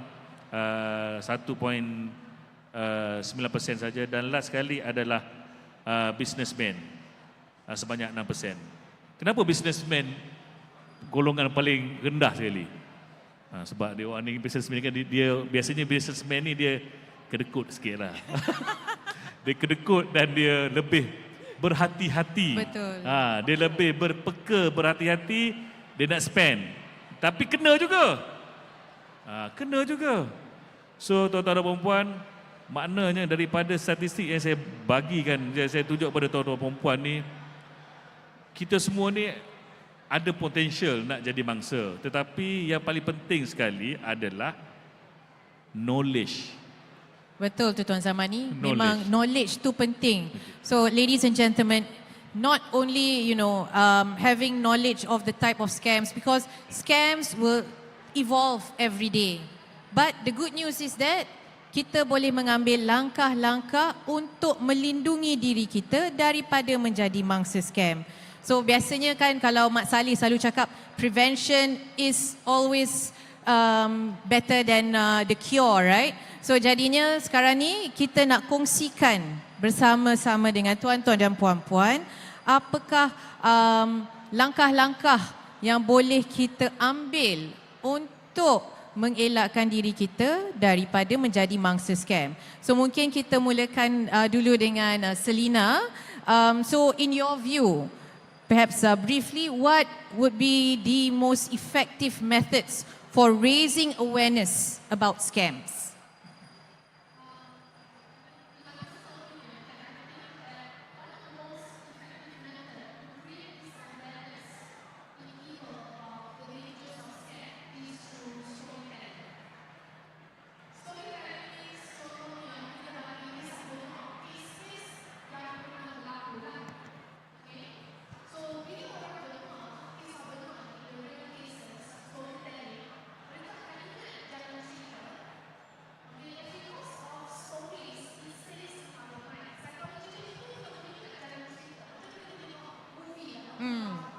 Personal to you lah basically, right?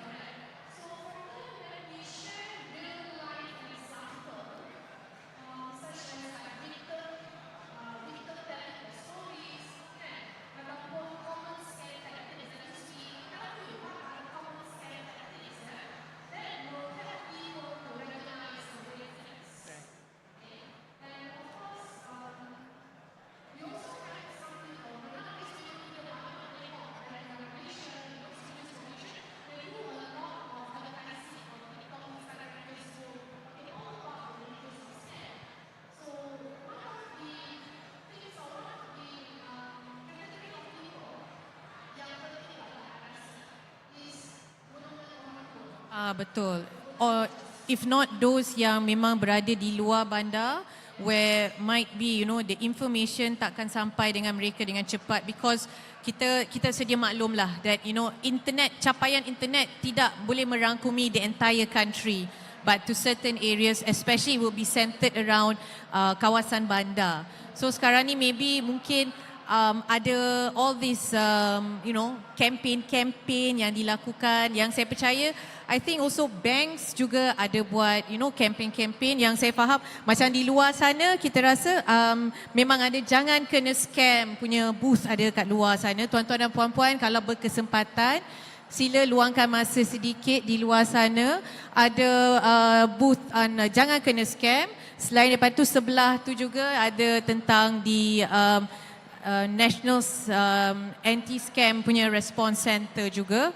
So maybe saya alihkan kepada Encik Taufik. So what are the preventive measures that sekarang ni the bank has taken in protecting the bank itself as well as the customers dari menjadi mangsa scam? Okay, thank you for the question. I hope everybody here, I hope you are already well aware, right? Sebab the 5 measures here yang banks dah implement, they have implemented since July last year. So ada 5 things yang banks dah implement. Number 1, there is no more OTP. SMS OTP for you to approve transaction sudah tak digunakan lagi. So please remember, so kalau you terima SMS OTP for you to approve a transaction, that is probably not a genuine transaction. Okay. Banks also dah tighten our fraud detection rules. That means kalau you buat transaksi pada waktu-waktu yang mungkin tak normal based on your past behavior, so mungkin bank akan stop dulu transaction tu dan dia akan call you to verify. Right? Pernah terjadi kepada saya juga. Right? Walaupun saya bekerja di bank, transaksi saya sendiri pun kena stop. Sebab saya ada pergi meeting di luar negara, saya cuba buat transaksi di luar negara, tapi bank tengok, Encik Taufik ni tak pernah buat transaksi daripada Vietnam. Kenapa tiba-tiba dia buat transaksi daripada Vietnam? Saya kena block. Saya sendiri pun kena block. Saya kena call bank, cakap betul ini saya bagi bukti, betul saya nak buat transaksi, baru bank lepaskan. Itu nombor 2. Bank dah tighten. Jadi jangan marah bank. Bank buat ni untuk protect tuan-tuan dan puan-puan semua. The third one is bank sekarang allow only single mobile device. Jadi saya minta maaf, banyak orang marah juga. Dulu saya boleh guna Maybank punya app, May app dalam 2 phone, 3 phone pun boleh. Tapi sekarang hanya 1 phone. Melainkan you are a small entrepreneur, businessman, kita allow exception. Tapi kebanyakannya 1 phone sahaja. Sebab scammer banyak take control of your account by activating the banking app on another phone. Jadi kita dah tak benarkan. The third one ada verification and cooling off period. Kalau you tukar phone, you nak set up your app in the new phone, ada cooling off period. You kena tunggu 12 jam baru boleh guna. Betul. Saya pernah experience that. Bila saya tukar phone, saya nak download the May app, and after that they said, you can only use the app after 12 hours. Yes. Kenapa kita buat ni? Kita buat sebab sometimes scammer dia tipu you, dia berjaya convince you untuk benarkan dia guna your account in another phone. Sebab you dah terlalu takut. Dia cakap you tak boleh guna phone you. Kalau you guna phone you, nanti polis boleh detect you, you boleh ditangkap. Sebab ada outstanding warrant tangkapan. Jadi scammer takut-takutkan you, dia buka dekat dia punya phone dan dia habiskan semua duit you. Tapi kalau dia buka dekat dia punya phone, ada 12 jam dia belum boleh buat apa-apa. Mungkin dalam masa 12 jam you boleh terfikir, ini tak betul ni. Jadi you sempat lagi untuk block duit you daripada terlepas. And finally, bank ada 24/7 dedicated hotline against fraud. Every bank dalam Malaysia ni ada nombor dia sendiri. Dan you juga boleh call National Scam Response Center. Cuma perlu dial 997. Okay, then you can get to the National Scam Response Center. Dan ada banyak lagi, yang itu yang 5 yang dibuat Julai tahun lepas. Ada macam-macam lagi security measures that banks have done. I will not take too much time to go through every single one. Cuma I want to mention maybe 1 or 2 things. The first one is kill switch. So please remember, ada kill switch. Yang nombor 3 dari sebelah kiri ada kill switch. Jadi kalau you rasa you kena scam, you are victim of a fraud, please launch your app and activate the kill switch. Kill switch itu sangat penting sebab dia boleh prevent the damage from becoming worse. And the last one that I wanted to mention is malware shielding.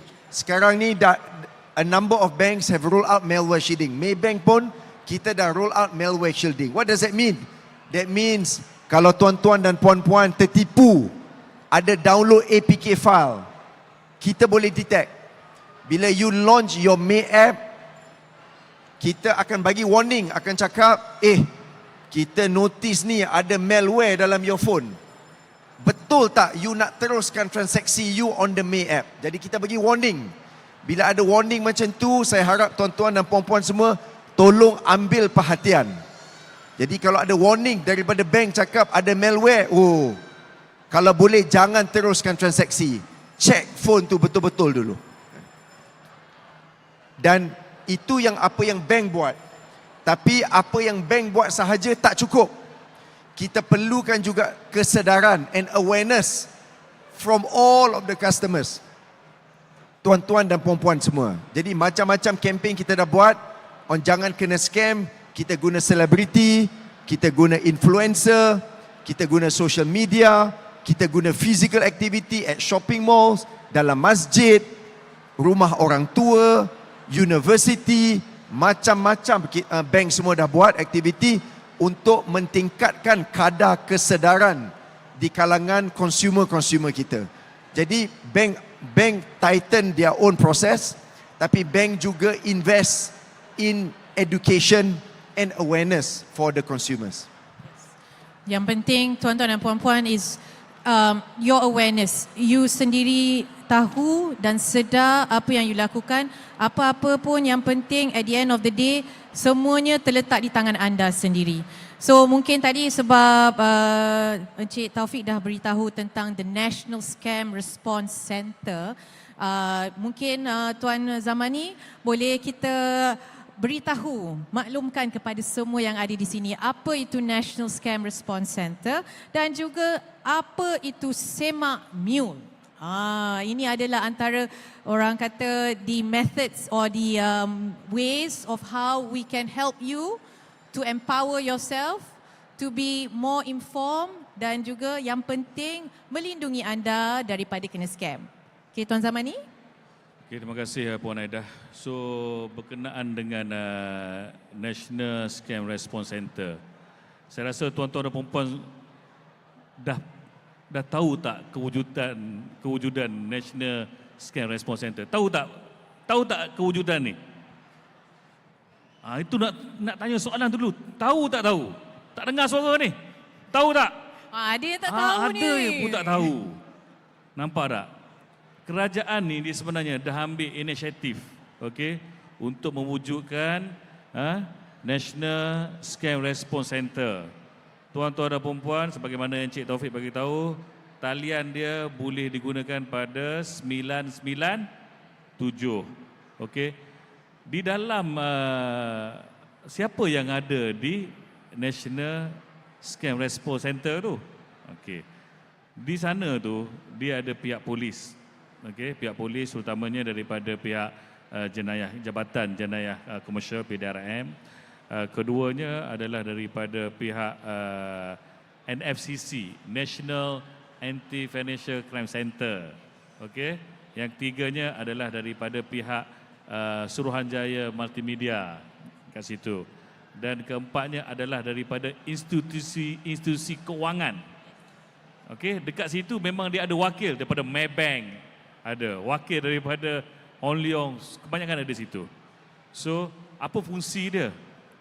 fungsi NSRC ni adalah pertama sekali apabila ada tidak semestinya mangsa, okey, siapa saja boleh telefon ke NSRC untuk tanya meminta nasihat, okey. Sebelum dia jadi mangsa pun dia boleh telefon. Contohnya dia terima, okey, panggilan telefon ataupun dia terima apa-apa WhatsApp, mesej yang berbentuk dalam cuba untuk memperdayakan. Boleh call NSRC minta panduan dan nasihat. Boleh. Okey? Boleh. Dan yang menjadi mangsa sekalipun, yang dah menjadi mangsa, lagilah boleh. Kalau yang belum jadi mangsa boleh telefon, jadi mangsa boleh telefon, lagilah boleh. Okey? Call dan salurkan, call NSRC dan salurkan whatever maklumat yang you ada kepada pihak NSRC. Sebagai contoh adalah nombor akaun lah. Okey, nombor akaun yang telah digunakan oleh pihak sindiket untuk menipu mangsa. So mangsa boleh call NSRC bagi terus. Dan pihak yang berada di NSRC itu terutamanya daripada pegawai-pegawai daripada institusi kewangan yang mewakili bank-bank mangsa, dia akan ambil tindakan serta-merta. Okey? Serta-merta. Okey, terutamanya tindakan dia adalah akan menyekat sebarang transaksi lah. Okey, sekiranya, tapi kalau tuan-tuan dah masukkan hari ni 3 hari baru telefon NSRC, memang dah keluar lah jawabnya. Terlambat sangat lah tu kan, Tuan Sebab Zamani. tuan-tuan dan perempuan kena ingat satu perkara. Okey, scammer sekarang ni, dia act very, very fast. Very, very fast. You transfer saja, within saya rasa dalam 10 minit after that, dia dah confirm dia akan transfer tempat lain lagi dah. Okay? Alright. So, that's why. Itu pertama NSRC. So, call 997 untuk minta apa saja nasihat ataupun untuk salurkan apa saja maklumat yang berkaitan dengan scam. Jangan malu-malu. Free je. 997. Okay? Boleh? Daripada duduk telefon tempat-tempat yang bukan-bukan, bagus telefon 997 tu. Betul tu Tuan Zamani. Kita sebenarnya sebagai rakyat Malaysia, kita semua sebenarnya kena bersatu padu dalam untuk melawan anasir-anasir seperti scammer ni. So kita salurkan maklumat. So jangan tunggu kerajaan sahaja untuk nak membantu anda. Anda juga ada tanggungjawab anda juga sendiri, mainkan peranan anda sebagai seorang rakyat Malaysia. So mungkin Tuan Zamani boleh teruskan dengan semak mule. Okay. Jabatan Siasatan Jenayah Komersial Bukit Aman juga telah menyediakan satu platform kita panggil Semak Mule. Saya rasa tuan-tuan tahu tak pasal Semak Mule? Tahu tak tahu? Ini kena tanya juga ni. Sebab jenayah komersial ni, pasal Semak Mule ni, dia dah promote dah. Banyak kali dia promote pasal Semak Mule. Apa peranan Semak Mule ni? Okey? Platform Semak Mule ni, tuan-tuan boleh gunakan platform Semak Mule ni, okey, untuk cek sama ada akaun yang tuan-tuan terima daripada third party yang tak berkenaan, adakah akaun tersebut terlibat dalam scammer atau tidak. Pertama, nombor akaun. Kedua, tuan-tuan boleh semak nombor telefon di Semak Mule. Okey? Kadang-kadang kita terima nombor telefon yang kita tak rasa, yang kita tak kenal kan, boleh cek. Nombor 3 apa dia? Nama syarikat pun kita boleh cek dalam Semak Mule. Adakah nama syarikat tersebut terlibat dalam siasatan polis atau tidak? Masuk saja nama syarikat itu dia akan keluarkan. Kami pihak PDRM dah menyediakan dalam tu database berkenaan dengan 3 perkara tersebut. Nombor telefon, nombor akaun dan juga nama syarikat yang terlibat dalam scam. So boleh pergi. Ada lagi satu inisiatif yang telah dibuat oleh PDRM dengan pihak Who's-Call. Pernah dengar Who's-Call? Siapa pernah dengar Who's-Call? Who's-Call ni adalah satu itulah kan, kadang-kadang benda ni tak sampai tau. Okay? So saya kena sampaikan pada you all semua. Who's-Call ni tuan-tuan boleh download melalui App Store yang ada. Okay? Kalau siapa pakai Apple, App Store lah. Kalau yang mana pakai Android itu boleh pergi pada Play Store. Download Who's-Call. Okey. Who's Call ni adalah salah satu inisiatif daripada pihak JSJK juga. Dia collaborate dengan Who's Call, yang mana apps tersebut boleh detect sama ada nombor telefon tersebut adalah digunakan oleh scammer atau tidak. Okey. And then lagi satu, sebenarnya apa lagi kerajaan dah buat? Kita pun dah buat satu, pernah tengok kita buat filem, tahu tak? Filem. Oh, yang ini saya pun tak tahu Tuan Zamani. Filem OPA. Oh. JSJK, Jabatan Serta Jana Komersial pun kita dah buat filem berkenaan dengan scam. Nama tajuk filem tu adalah OPA. Tak tahulah box office atau tak. Dah keluar dah tu. Okey? Pun kita dah buat. So actually banyak Filem perkara. tu Tuan Zamani kita boleh tengok dekat mana Tuan Zamani? Apa dia? Filem OPA tu boleh tengok dekat mana? Ditayang di apa ni? Di program yang Dah keluar kat Pawagam. Yalah, biasalah kan. Saya pun dah lama tak tengok wayang. Sebab pelakon bukan Tom Cruise, jadi orang tak tahu lah kan. Itulah, tak apalah. Bukan Tom Cruise, tak apa. Okay. So daripada apa saya yang bagi tahu ni, actually kita tengok usaha pihak kerajaan sebenarnya dah banyak. Okay? Dan bukan saja daripada pihak kerajaan, usaha-usaha daripada sektor kerajaan, sektor swasta, okay? Banyak dah buat untuk memberi ilmu pengetahuan, memberi kesedaran. Kita memang tak dapat nak lari dengan teknologi ni. Okay? Teknologi ni dia moving very fast. Kita pun tak boleh nak kejar. Tetapi apa yang kita boleh buat? Tambah ilmu pengetahuan kita. Okay? Betul tu Tuan Zamani. I think dalam dunia yang moden ini memang scammer akan senantiasa berada sama dengan kita ataupun they can be one step ahead dengan kita. And all we need to do is kita kena ada awareness, kita kena ada ilmu.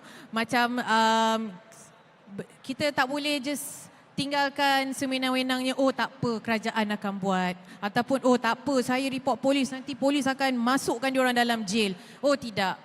It will begin with you and you will be the main person yang akan meneruskan the fight against scammers.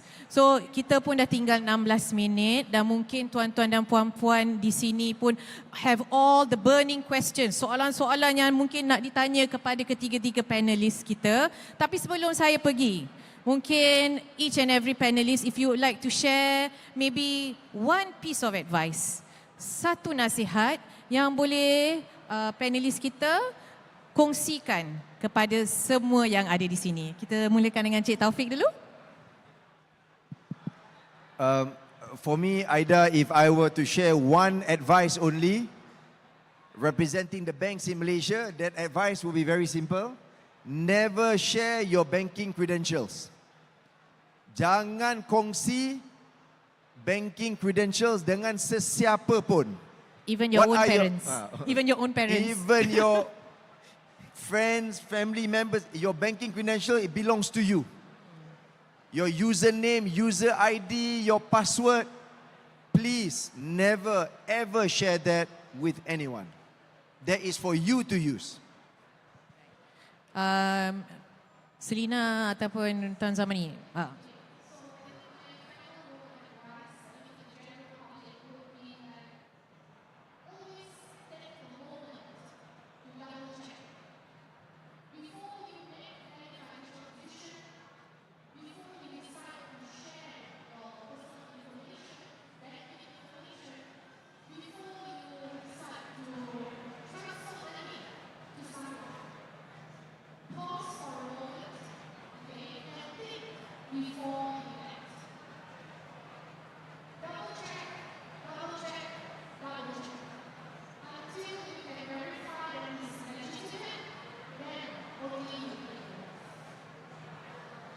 Tuan Zamani ada apa-apa nak tambah? Satu nasihat yang boleh kita semua bawa balik pada hari ini. Saya pun nasihat, saya selalu bagi benda ni kepada bila saya pergi lecture.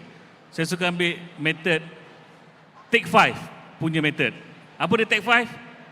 T tu think first. Jangan kelang kabut. Fikir dulu. Think first. Okay? Kedua, ask. tanya. Kita ni banyak, kalau tak tahu kita tanya. Okay? K, knowledge, kena ada knowledge. Okay? E-check. Macam saya beritahu tadi, banyak perkara kita, Makmur, who's call, dan banyak-banyak selain daripada tu, e-check ni kita boleh Google, boleh baca. Okay? Maklumat di hujung jari sekarang ni. Betul. Okay? And then, itu take. Dan the word fight, F tu apa dia? Fight, you have to fight. Okay? I ignore. Kalau benda tak betul, you just ignore lah. Betul tak? Kita ni, dengan adik-beradik pun susah nak bagi duit, dengan orang yang tak kenal boleh bagi duit. Betul tak? Dengan adik-beradik kita berkira tau. Tapi kita boleh bagi duit pada orang yang kita tak pernah jumpa. You just imagine that. Tak pernah jumpa. Adik nak pinjam 50 pun berkira, kau bayar aku balik Itu adik-beradik. Tapi dengan orang yang kita tak pernah jumpa, batang hidung, boleh bagi sampai beratus ribu. Tanyalah diri sendiri. Itu ignore. V, vigilant, and last sekali N. Maksud N ni, you berjaya buat take 5 punya method tu, maknanya you berjaya menamatkan, okay, atau menghentikan penipuan tu ke atas you. Okay. Tambah sikit lagi Puan Aida. Boleh. Cabaran sekarang ni dalam pihak polis ataupun cabaran sekarang kita sekarang ni, you all semua kita tidak berhadapan secara terus dengan suspek-suspek. Tidak berhadapan secara terus. Betul. Semuanya bermain di alam maya. You tak jumpa. Okay, you tak jumpa. That's why saya bagi tahu, saya selalu bagi tahu pada mangsa-mangsa, that's why lah. Macam saya cakap tadi lah, dengan adik-beradik pun kita tak boleh bagi duit. Dengan orang yang kita tak kenal ni, senang-senang je boleh bagi duit. Fikir dulu. Okey? Terima kasih. So, tuan-tuan dan puan-puan, we have heard from the 3 panelists the engaging conversation that we've had today. So, I hope that at the end of this session, tuan-tuan dan puan-puan, you have come back. You have all walked away with a deeper understanding on how scams operate, and more importantly, what can we all do to protect ourselves and those around us. So tadi tuan-tuan puan-puan, boleh saya just simpulkan balik apa yang tadi kita telah belajar. Okay, yang pertama, knowledge is our greatest weapon, ya. Ilmu tu penting tuan-tuan dan puan-puan untuk mengenali apa jenis scam yang ada, apakah red flags yang ada dalam scam-scam yang ada. So tuan-tuan dan puan-puan, yang penting tu kita kena berhati-hati dengan apa jua maklumat yang kita berikan, sama ada dengan orang perseorangan ataupun lebih-lebih lagi di alam maya. Okay? So because kita punya digital footprints are everywhere these days. Kita pakai app banking, app kita bayar pun pakai, boleh pakai phone guna Apple Pay and what not. So we all have the power to reduce our risk of falling victim. The more that we are aware, the harder it is for scammers to succeed. Remember, the more we educate ourselves, the harder it is for scammers to succeed.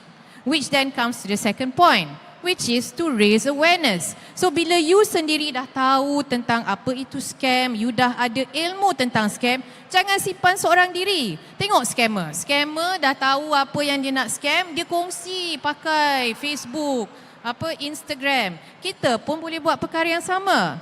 Kita sendiri juga, we have to raise awareness about scams kepada ahli keluarga kita, kawan-kawan kita. Jangan simpan seorang-seorang. Ini bukan rahsia kerajaan ataupun rahsia diri sendiri, tapi ini semua sebenarnya ilmu yang perlu dikongsikan bersama.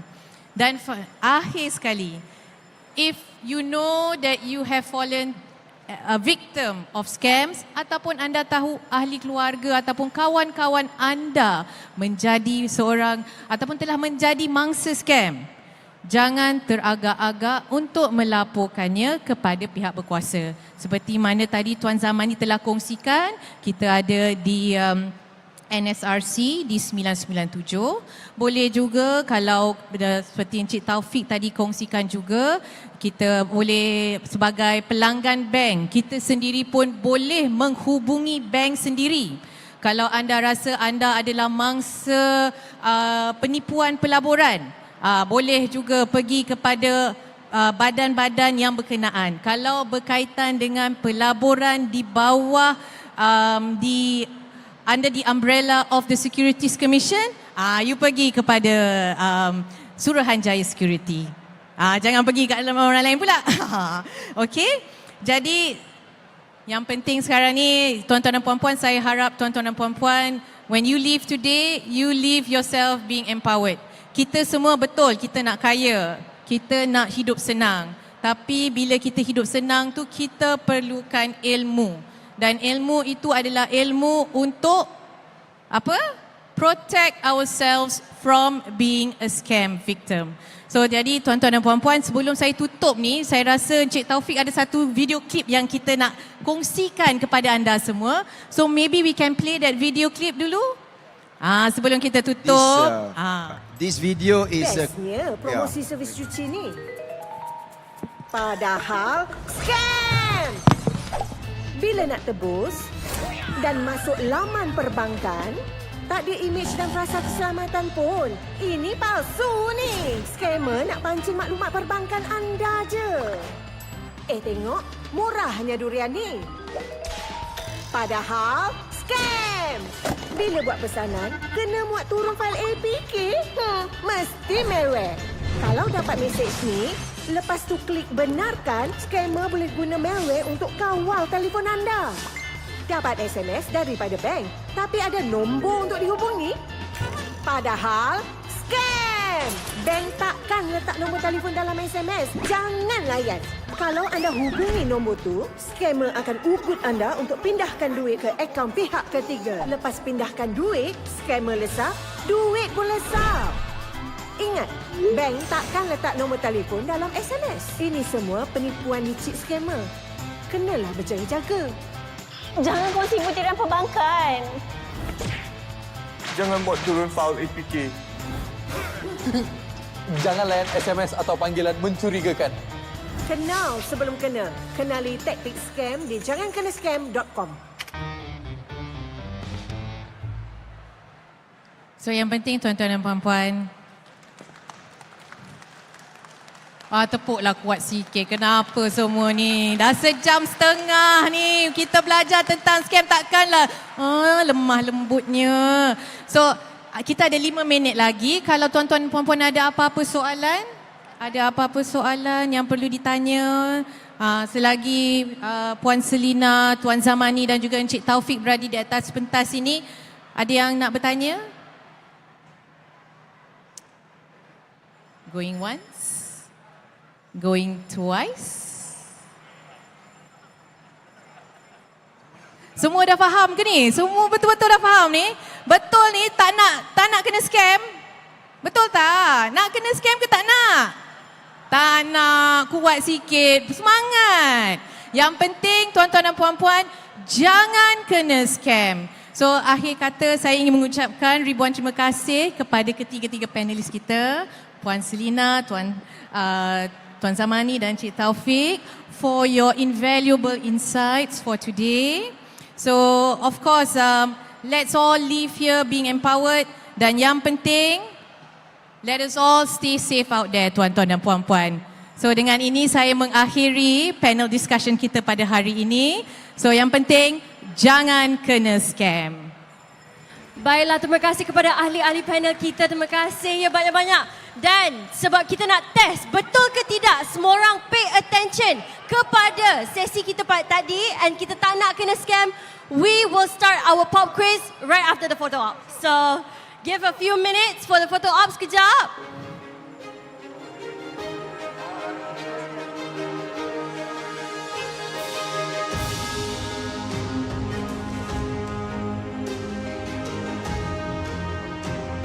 Baiklah tuan-tuan dan puan-puan, kita akan bermula dengan pop quiz kami, dan kali ini selain daripada voucher yang bernilai RM50 Aeon voucher, kami juga akan memberi. Ini dia. Jangan lawan Scammer Club. Jangan kena scam punya tote bag and goodies. So jika anda ingin memenangi goodie bag ini dan juga RM50 Aeon voucher, anda perlu menjawab 3 soalan kami dengan betul. Baiklah, dengan itu, with that, ladies and gentlemen, let us start with the pop quiz with the first question. Alright, first question is, what should you do if you suspect you have been scammed? A, B, or C? Okay, kejap. Okay. Duduk dulu. Sabar ya tuan-tuan dan puan-puan. Tahu semua nak menang. Okay, turunkan tangan. Sabar. Okay, wait. I'll count to 3 ya. I'll count to 3. Ready? I'll count to 3. Down first. Put your hands down first. Okay, ready? 1, 2, 3. 3 baru naik.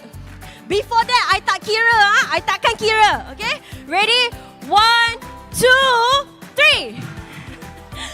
Okay. The auntie in the back. Okay. B. That is correct. B. Okay. Congratulations, auntie. You won yourself the RM50 voucher and also the goodie bag. Okay. Bagus ya, we all know what to do. That is very good, very encouraging, good to know.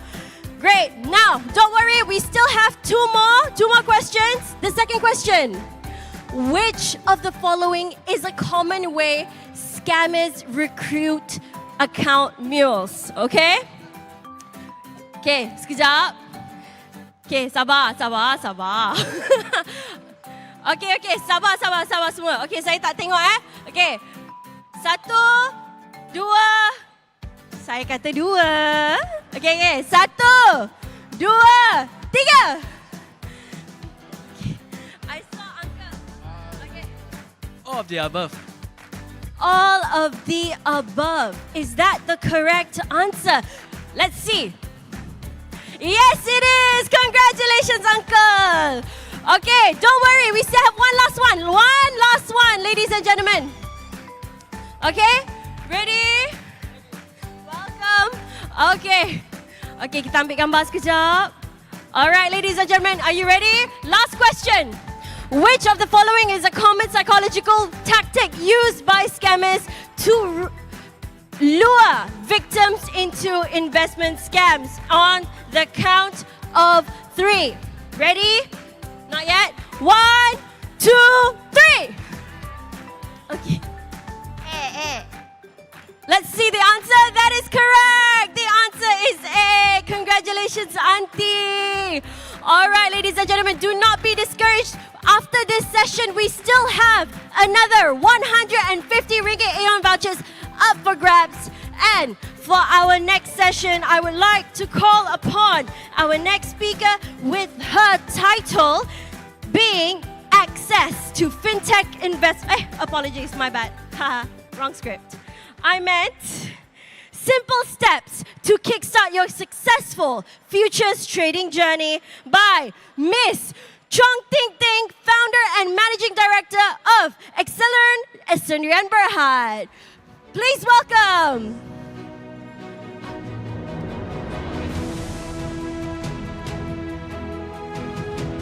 All right, ladies and gentlemen, for this particular quiz, it will be very different from before. It will not be a pop quiz. However, it will be a trading simulation. So for those who are looking for learning how to trade or just getting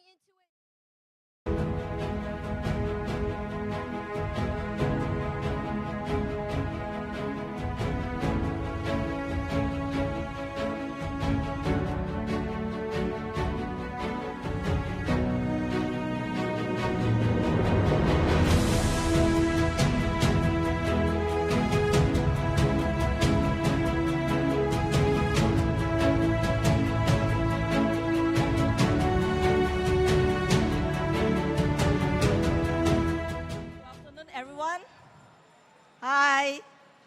Okay, good to go. Now, our topic for this evening is simple steps to kickstart your successful futures trading journey. Just wonder, how many of you are currently trading in futures? Anyone? 1, 2. Now I changed my question. How many of you not yet get yourself started in futures trading? Not yet. Okay, majority not yet. So your reason is to learn what is futures, is it? Okay, let us start with our topic for this afternoon. As usual, before we start, we need to do a disclaimer. Our topic for this evening, this afternoon is meant for education purposes. There's no buy or sell call.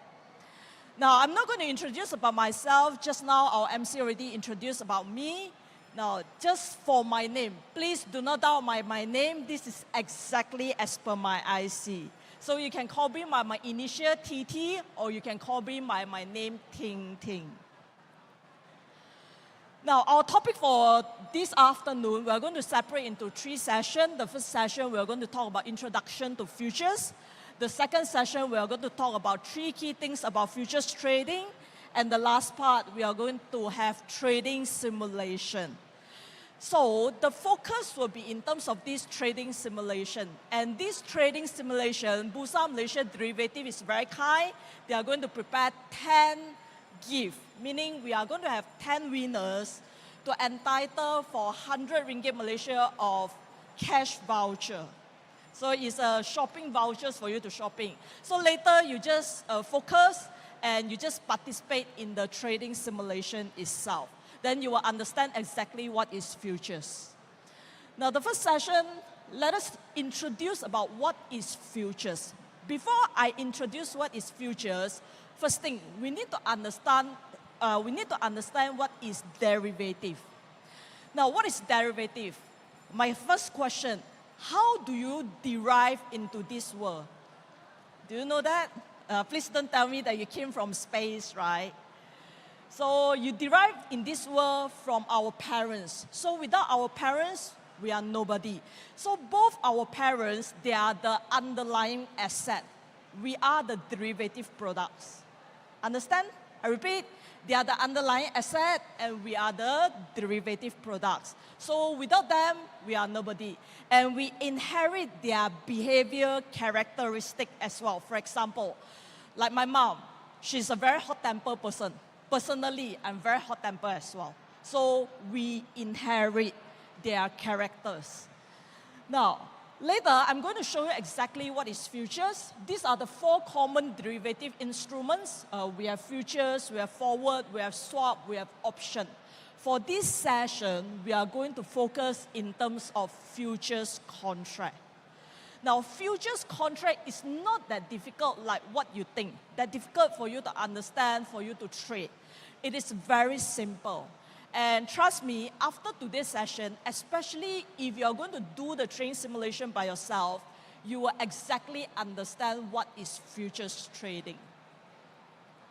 Now, what is futures? We need to know from these 5 areas, the definition, the terminologies. In fact, we have a lot of terminologies. But if you really understand a few of it, like for example, about 5 to 6, you will definitely understand what is futures. I'm not going to use any jargon for today's session. If I'm going to use any jargon, I will explain to you as well. So futures is not that complicated. Many people will tell me that I never involved in futures trading because I find it very difficult, but it is not true. Now, the next part is we need to understand what are the products available under Bursa Malaysia Derivative. And the 4th is the underlying asset. The parents, who is their parents? And the last one is contract specification. Now, contract specification is another jargon. But don't worry, later I'll explain to you in a very simple layman terms. What is exactly contract specification? Now, these are all the products available under Bursa Malaysia Derivative. You can see many products. There are about 20 products. And mainly for retail traders, you are going to trade these 2 products. One is CPO futures, your crude palm oil futures. Do you know what is CPO futures or not? Minyak kelapa sawit. So this one is your crude palm oil, and another one is the FBM KLCI futures. So these are the 2 mainly traded by retail investor. Now, what is contract specification? Imagine, let's say for example, you bought this clicker. You do not know how to use it. Normally, what do you all do? Younger generation, right now you bought a phone, you do not know how to use it, what do you all do? Google, am I correct? YouTube. My generation, older generation. So my generation, we are using user manual. But user manual normally for your phone is very thick. Am I correct? But this user manual is very thin only. On average, it's only half a page of A4 size. So any products that you want to trade for these futures itself, you just need to flip through the contract specification. Understand? Later I'm going to show it to you where exactly you can get this all contract specification. Now, this is the photo that you need to take. You just need to access to Bursa Malaysia, you access to trade, and you access to derivative. You can take a photo. Later, you can see all the contract specification for these all products. So in future, let's say if you want to trade any futures, you just need to go through their contract specification. Again, what is contract specification? What is contract specification in layman terms? Yes, very good. User manual. So user manual is a place for you to understand exactly what is these futures products all about. So this is your contract specification. Now this is one of the example of the contract specification. Can you see, like for example, we are going to have this FKRI. FKRI, maybe I'm going to use my cursor for you to easily see it. You can see that the contract code is FKLI, meaning your FBM KLCI futures. This is the derivative products. Then the underlying instruments is your KLCI, your FBM KLCI, and the contract size is every 1 point equivalent to 50 ringgit Malaysia. So let's say, for example, if you bought a futures contract, if the market went up 10 points, then you're going to get 10 points times with 50 ringgit Malaysia. So this is already fixed. So you just need to remember is every 1 point representing 50 ringgit Malaysia. This one, I'm not going to explain to you. You can read it by yourself. The trading hours, we have 3 sessions. Morning, afternoon, at night as well. So let's say during the daytime, if you do not have time, you can wait until night time to trade. So you can see that we even have the night trading session from 9 to 2:30 a.m. Now the rest, you no need to understand. The last part that you need to understand is when the market moves, it needs to be moved by 0.5 points. So let's say, for example, if right now our FBM KLCI is 1,005, for FKI, the next you can trade is 1,005.5. Cannot be 0.1, cannot be 0.2, cannot be 0.3. You need to understand this because later you're going to do the trading simulation. If you do not understand, then later you have a lot of questions to ask me when it comes to trading simulation. Now, 3 key things that you need to understand about futures. First thing, how to buy and how to sell. So in futures market, if it's an uptrend or a bullish market, we are going to have a buy or a long, interchangeable. Normally in our industry, we are using the terms long, but if you call it as a buy, it's okay. Do you notice that derivative market, we are using bombastic word, a lot of jargon. But once you understand this all jargon, futures is very simple. Now, the second part is if it's a bearish market, downtrend market, then you need to sell or you need to short. Simple concept, buy low, sell high. Or sell high, buy low. Either way, you're allowed to do both direction. Now, for stock market, you can only do one direction. Am I correct? But for futures market, you are allowed to do both direction. This is the advantage. Meaning uptrend, you can buy. Downtrend, you can sell. You can profit from both directions. So this is about futures. Now, simple. You look at this table. if you open a futures contract, eventually how do you close your futures contract? You just sell your futures contract. But if, let's say, you start by selling a futures contract, how do you close your contract? You buy back. Simple, buy, sell, or sell, buy. Later you're going to do it by yourself. I'm going to show it to you. So this diagram shows you very clearly. Can you see that? Let's say, for example, if I anticipate the market is going to go higher, I buy at a lower level. Eventually, when the market moves higher, I'm going to sell it to close my position. Now, the other direction, if you anticipate the market is going to drop, you start by selling a futures market. Eventually, when the market drops, you buy back to close your futures position. As simple as that. Now, buy or sell, I'm going to check with you. Let's say GDP announced, forget about this, assume you did not see the answer. Now, GDP announced is better than expected. Now, what should you do? Should you buy FKLI or should you sell FKLI? Buy or sell? How many of you say buy? Okay, very good. How many of you say sell? No one? The rest? Don't know. Now, first, for those who say buy, give yourself a big hand of applause. Good job. Yes, correct. If you anticipate, let's say, for example, if the economy is good, our stock market will follow in tandem. So futures will definitely follow in tandem. So if you anticipate market is going to be upside or uptrend, you buy right now, and when the market went up, you can close your position and realize your profit. So very good job. Later you will know what you need to do. You need to buy FKLI. Now this is the actual trading platform. Can you see, let's say for example, if I want to buy one FKLI at the price of 1,670, I just need to key in. Actual trading platform. So later when you do a trading simulation, you will not be shocked. Exactly, we are going to imitate the actual trading platform for you to understand exactly how do you trade.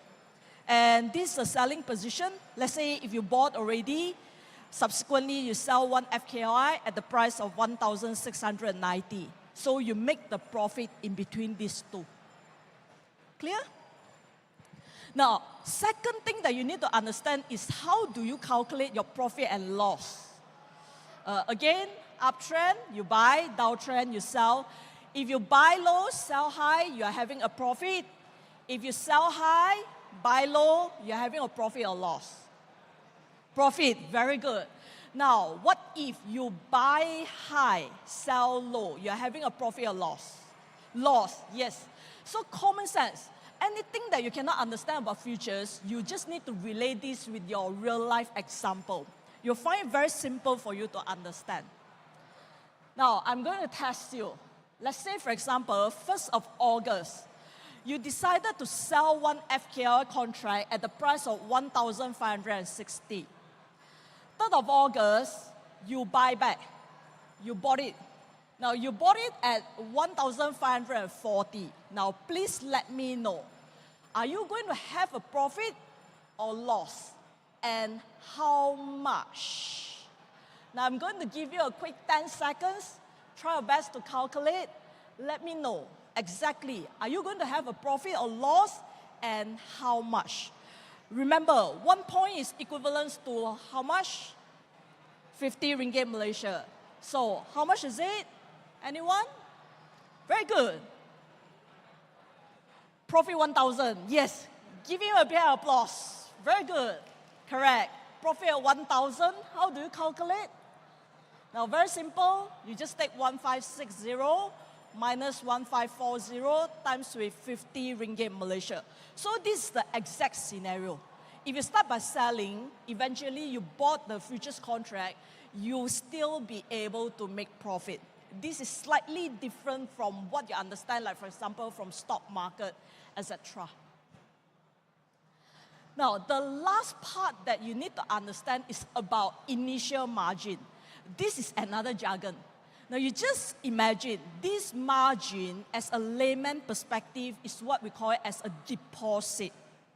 let's say, for example, today you want to buy a house. Do you need to pay full sum of it or not? You don't need, right? You just need to pay a fraction, which is your deposit. Futures is the same thing. So if you are going to buy a contract, you do not need to pay the full sum of the contract. You just need to pay a fraction of it. Now, how much do you need to pay? Now, let me show it to you. Let's say, for example, the first one, this is FKLI, your FBM KLCF futures. So if you want to trade one futures contract, you just need to deposit 4,000 to trade one futures contract for FKLI. If you're going to trade FCPO, you just need to bank in 7,000. You can own the whole contract. Let's say, for example, for FKLI, maybe right now it's about 70,000 or more than that. But you just need to pay 4,000. Now, if you're going to trade FM70, you just need to bank in 2,005. So this is the deposit that you need to bank in. Clear? Now, I'm going to test your understanding. Let's say, I'm going to test you. If you have 50,000 in your account, in your trading account, if you just want to trade FKLI, how many contracts of FKLI you can trade? Tell me. Someone? You know the answer, is it? How many contracts? 5? Is it? Any other answer? 12. 12. Any other answer? No? Anyone want to try and see? The concept is like this. Let's say, for example, I have $10 in my pocket. I'm going to buy nasi lemak. So let's say per pack of nasi lemak cost me 2 ringgit Malaysia. How many packets of nasi lemak I can buy? 5, right? Similarly, how do you calculate this? You take 50,000 divided by 4,000, which is 12 contracts. Very good. Give me a big applause. Very good. Now, you just take 50,000 divided by 4,000. Now, what if I'm going to trade FCPO? How many contracts with 50,000 I can trade? How many contracts of FCPO? Sorry? 7. Any different answer? Very fast. Any different answer? No? So, correct. Let me show you. You take 50,000 divided by 7,000. It will be 7 contracts. Very good. Give him a big applause. Very fast. And he's not using calculator for me, and maybe I still need to use calculator. For us, as a traders, we are not good at mathematics because we rely heavily on machine. We rely heavily on calculators as well. So for us, we normally don't use our mind too much. Now, the last part, just a quick summary before we move into trading simulation. 2 key takeaway points. First thing, if you want to know what is futures, you need to understand these 5 areas. And the last part is 3 key things you need to know about futures. First thing is about buy and sell. You can buy, you can sell. If you anticipate the market is going to go higher, you buy. If you anticipate the market is going to drop, you sell. Now, second part, how do you calculate your profit and loss? So long as buy low, sell high, or sell high, buy low, you're having a profit. Any situation opposite of this, you're going to have a loss. Now, last part is about margin. You just need to remember, for FKLI, if you are going to trade, how much you need to put in as a margin? 4,000. How about FCPO? 7,000. Very good. You really pay attention. Now, we are going to start with the trading simulation. First thing, can you get your mobile phone ready? We are going to start with the trading simulation. You are going to trade the trading simulation by yourself. And after this trading simulation, I guarantee you, you are able to trade futures by yourself. You're going to start your first contract of futures trading. Clear? Trading simulation is very helpful for you. Are you ready? Ready with your phone? Okay, everyone is ready? Now, first thing, you're going to go into the war. So my question to you, are you ready or not? Like this, if you go into the war, you will get killed. So again, are you ready? Yes, very good. So don't forget, at the end of this training simulation session, Bursa Malaysia derivative is going to give away 10 prizes, 10 winners. So try your best to participate. But your focus shouldn't be on the prize. Your focus should be in future, whether you'll be able to really make profit in the market or not. Clear? So this is your focus. But the prize is a bonus for you. Now, 2 objectives for this trading simulation. How many objectives? We have 2 objectives. Now, the first objective is we need to understand how do you buy and sell a futures contract. The second one is we need to understand how do you calculate your profit and loss and also your margin. How do you calculate your margin? So these are the 2 main objectives. Now, before I start, there are certain rules and regulations that you need to follow. First thing, when I ask you to click, then only you click. I will give you sufficient time to go through the training simulation. Don't click if I don't ask you to click, because at least you can follow in tandem. Now, second part is do not refresh, especially if you're using mobile phone. If you press too much, it will auto-refresh. So make sure when you scroll, be careful. Because right now you're using mobile phone. Normally, all our attendants, they will be using laptop or PC. But since you're using mobile phone, when you scroll, be careful. And if you accidentally click the refresh button, there will be a pop-up message asking you, are you sure you want to click? You click no. If not, you are going to start the whole thing. Now, number 3, every one of you will be given 40,000 as your startup capital.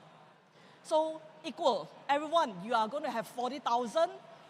How do you manage it is up to you. Please don't trade until negative, yeah? So you have 40,000 to start with it. Please do not trade until negative. You must trade at least 2 sessions. Now, some of you will tell me that everyone is going to suffer losses. Then I'm going to sit from the start until the end. I will become the winner. Don't do that. Try your best to participate. At least you will understand how it works. Now, number 5, this training simulation will last about 20 minutes. Depends on our time. And last one, each transaction, you have 4 decisions to make. Either you want to hold on to your existing position, you do not want to do anything also can. It doesn't mean that every day you need to trade. Because in the actual trading environment, we don't trade every day as well. You can decide to buy, you can decide to sell. It's your call. Now, when you register, later I'm going to give you the login ID and password. When you register, make sure that there's no pop-up message. If you saw this pop-up message, meaning your name is similar to others. So my advice to you, please use your full name to register. Please do not use initial, do not use your surname. For example, my initial CTT, maybe many of you have the same. My surname Chong, maybe many of you have the same as well. Use your full name. Now, this is the QR code, but before that, later I'm going to show it to you.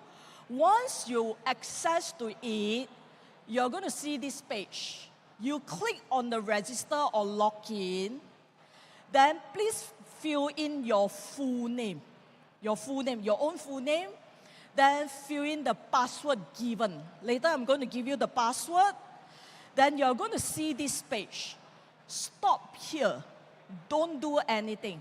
I repeat, once you access, you successfully register, you see this page, please stop here. Don't do anything more than this page. Now, this is the link. You can scan this QR code, then key in your name, then key in the password. If you need any help, you can raise your hand. Our colleague is going to help you. Roger.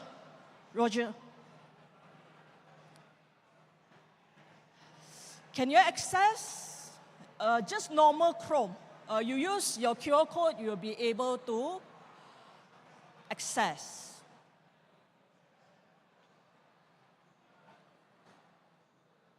Well, I saw someone using laptop. Very good, surprisingly.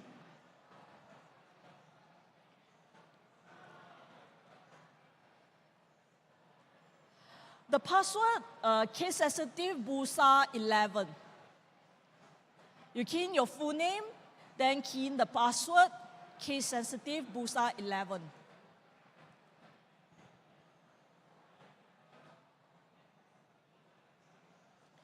Are you able to log in? Yes? Not yet? Everyone is able to log in or not? Good. Now, how many of you already successfully see this page? A show of hand. How many of you already managed to see this page? Very good. How many of you not yet reached this page? Not yet. One. I'm going to wait for you. Quick. Last 10 seconds for those who not yet successfully logged in.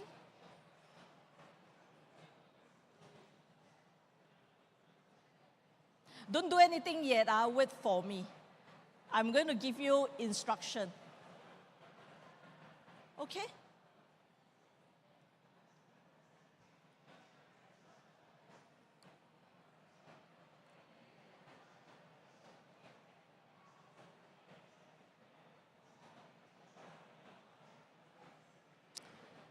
Good to go?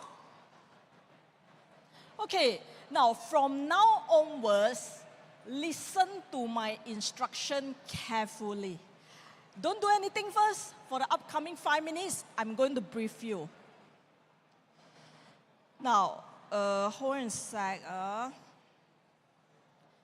Now, can you please click the button and you're going to see this page. Just stop here. Do you manage to see this page? Yes? Everyone okay?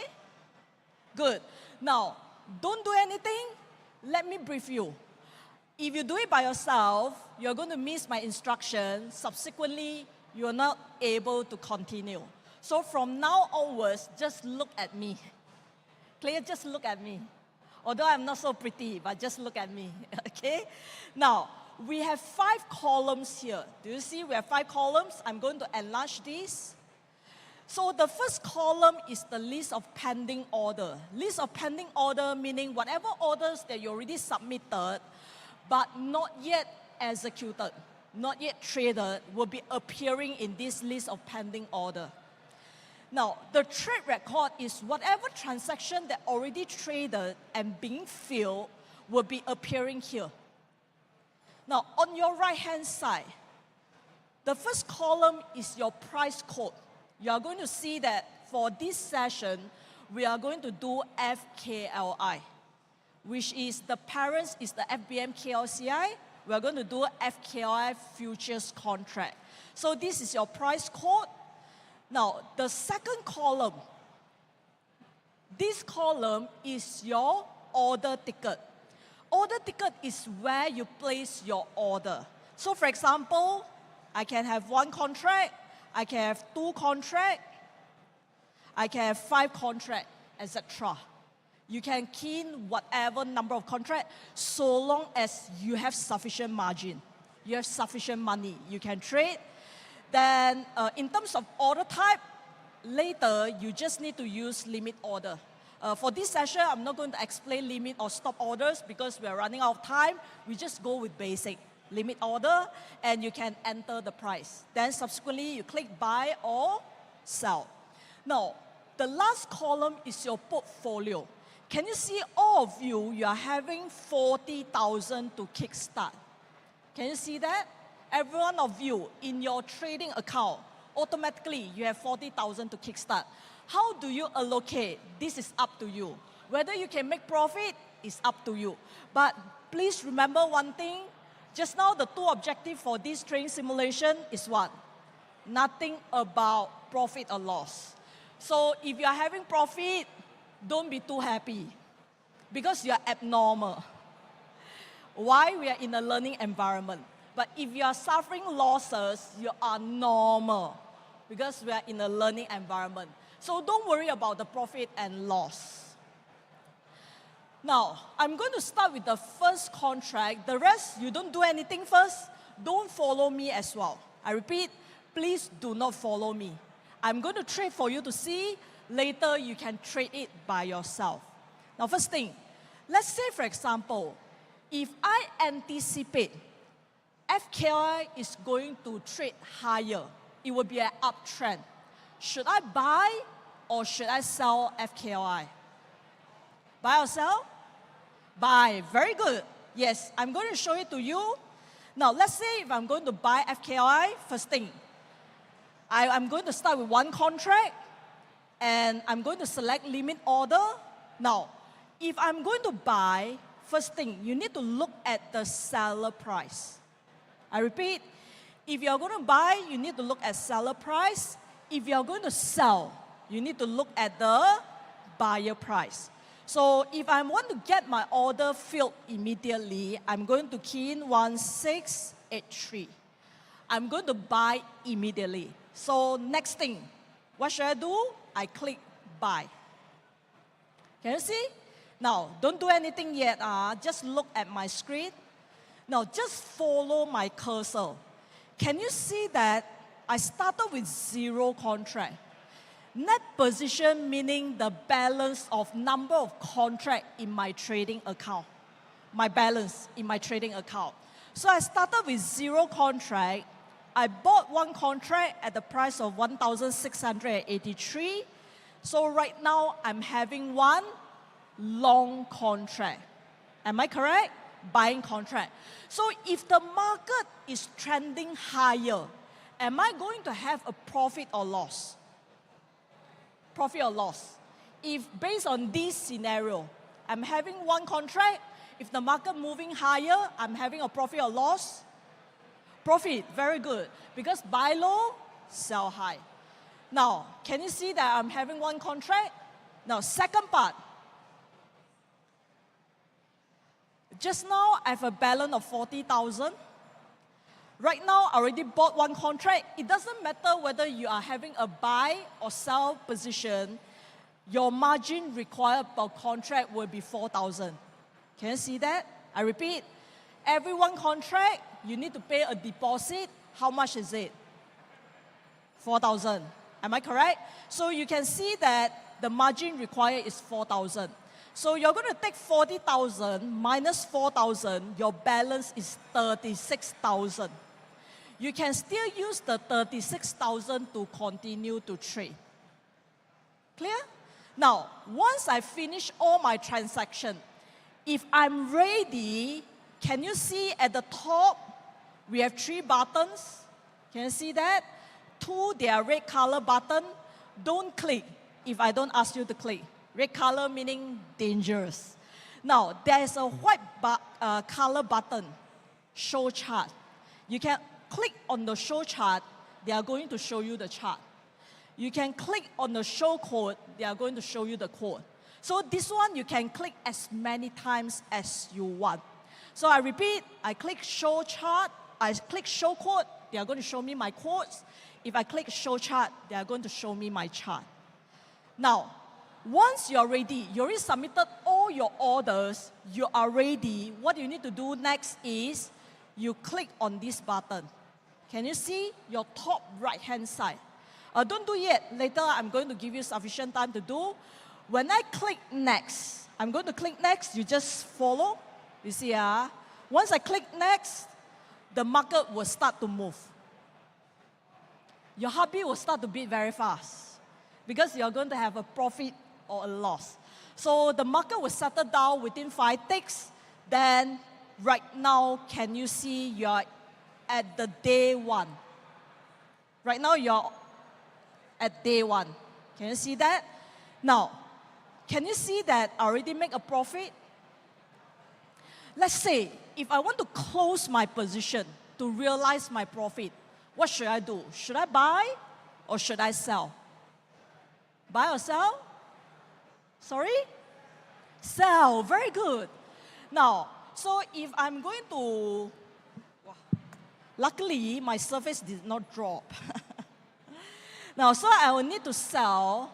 First thing, I just need to click 1687. If I'm going to sell, remember, if I'm going to sell, I'm going to look at the buyer price. If I'm going to buy, I need to look at my seller price. So I'm going to sell at 1687.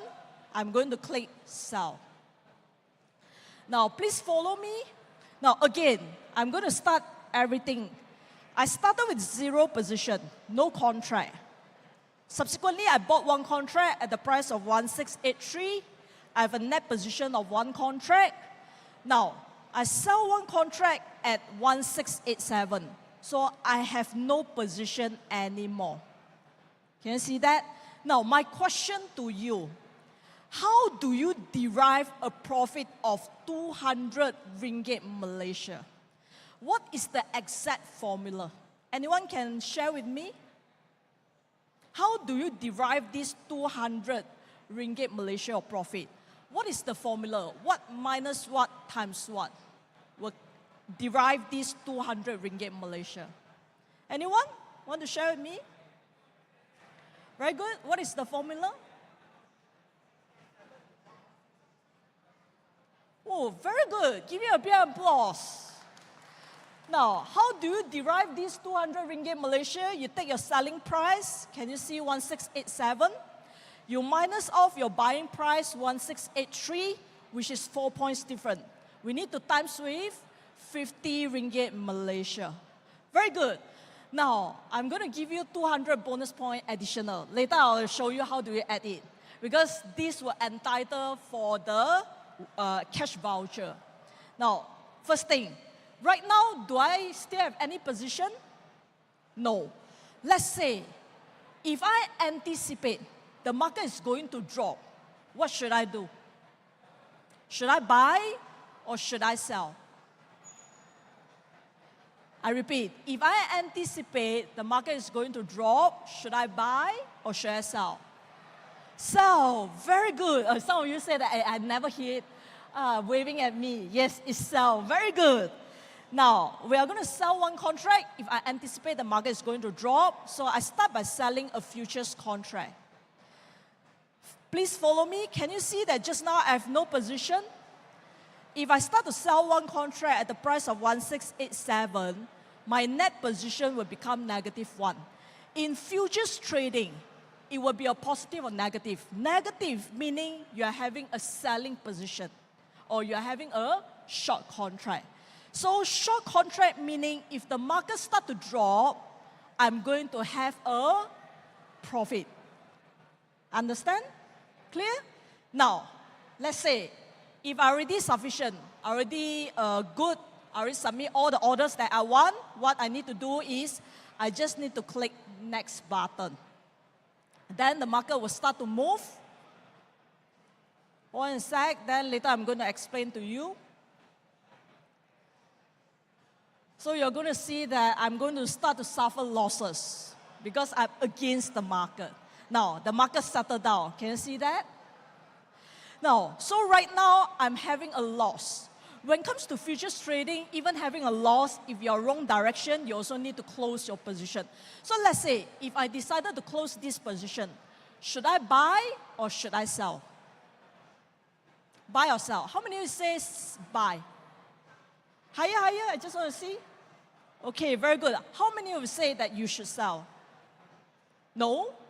So the rest, not sure. Selling, just now we start by selling, so right now we need to buy this contract. Now, last contract, I'm going to show it to you, then you're going to start to do it by yourself. Now I'm going to show it to you, I'm going to buy the contract at 1711.5. Buy. Now, can you see that just now I started by selling a futures contract at the price of 1687. I have a net short 1 contract. Eventually, I bought 1 futures contract at the price of 1711.5. I have 0 contract. So last part, before you start to do, last part I just want to remind you, you can start by buying if you anticipate the market is going to trade higher. You can start by selling if you anticipate the market is going to drop. Buy low, sell high. And every one of you, once you close your contract, do you notice that the required margin will go back to 0? Clear? Now, I'm going to give you 5 minutes. You just need to reach day 3. Hold on a sec, don't do first. Now, day 3 meaning what? You're going to start from day 0. Once you see here, number 3, you stop there. Because I'm going to give you some debrief before you continue to do. So I repeat, once you reach day 3 here, you stop there. So every transaction, you key in whatever number of contracts you want to buy or sell. Once you're ready, you click the next button. Then you're going to move to day 1. But for that particular day, if you decided not to do anything, what you need to do? You click next directly. We don't trade every day. It doesn't mean that every day you need to trade. And your futures contract, you can hold from day 0 until day 4, day 5, day 6. It's okay. It doesn't mean that every day you must close your contract. So I'm going to give you 5 minutes starting from now. Please reach day 3. Stop at day 3. Don't do anything more than day 3. You can start right now. If you have any question, you can raise your hand. I'm going to assist you.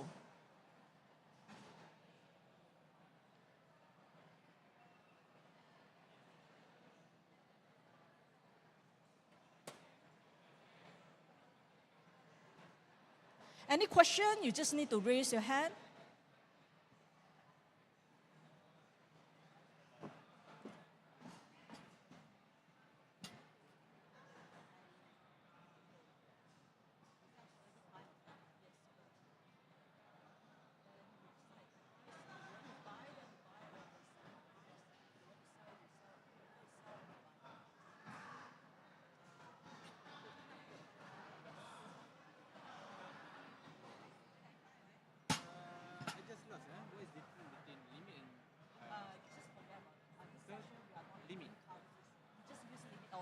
For order type, please just use limit order. You don't use the rest of the order type. Once you, for that particular day, you already submitted whatever, you just click next. Oh, so I have submitted everything, I just press next. Yes, correct. I just press the next, but the thing stop blinking, I still can press the next. No, then for day 2, you can see whether the market is going to go higher or lower. This one is day 1 only, ma. So if for day 2 you want to do anything, you just add your position. I can press next once only, cannot press many times. Can. If you finish submitting, if you on day 1 you decided not to do anything, you can directly press next. Then you go to second day. So once you click next, it will reach the day 2 and day 3.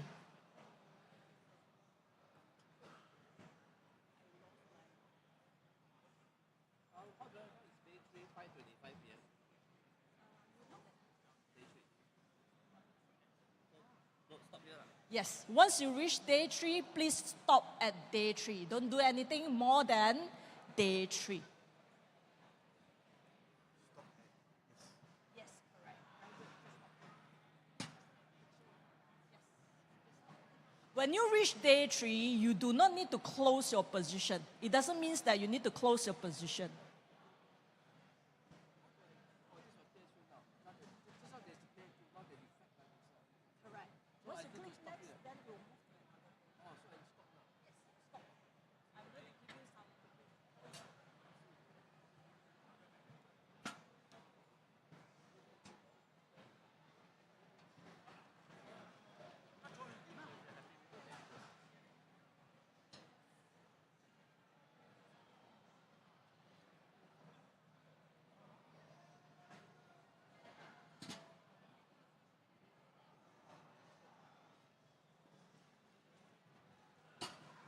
Okay.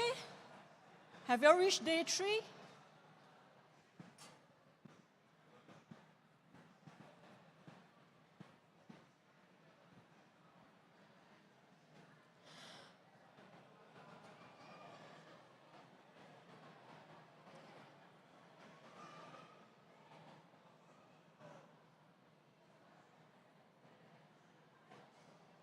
Have you reached day 3? Yes? No?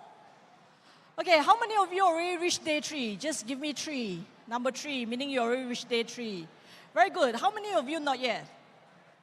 One more? Okay, I'll give you last 10 seconds. If you cannot reach, it's okay, don't worry.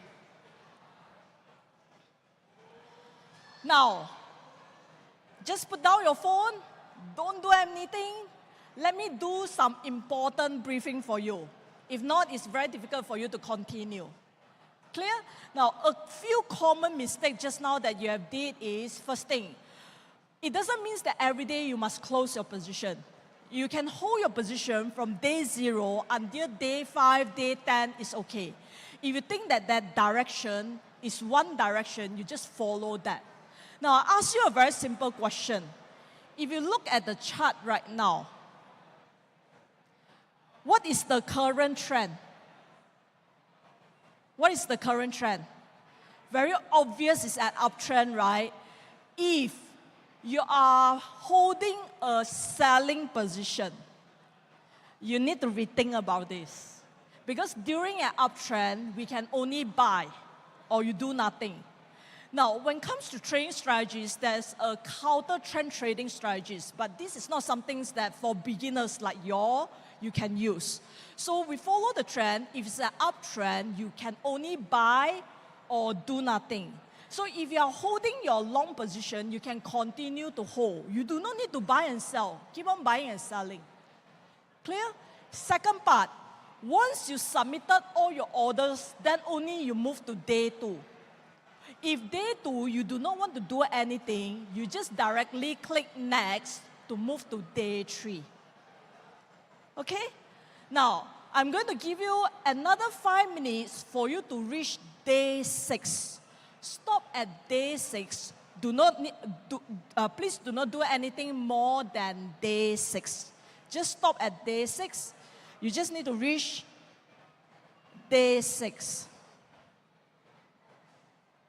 Any question, please raise your hand. We are going to assist you.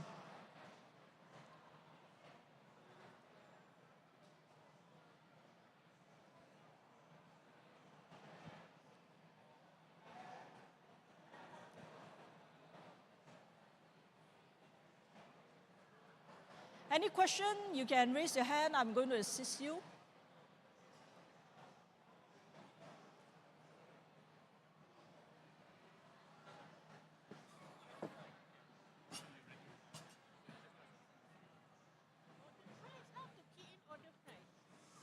You just follow. Let's say, for example,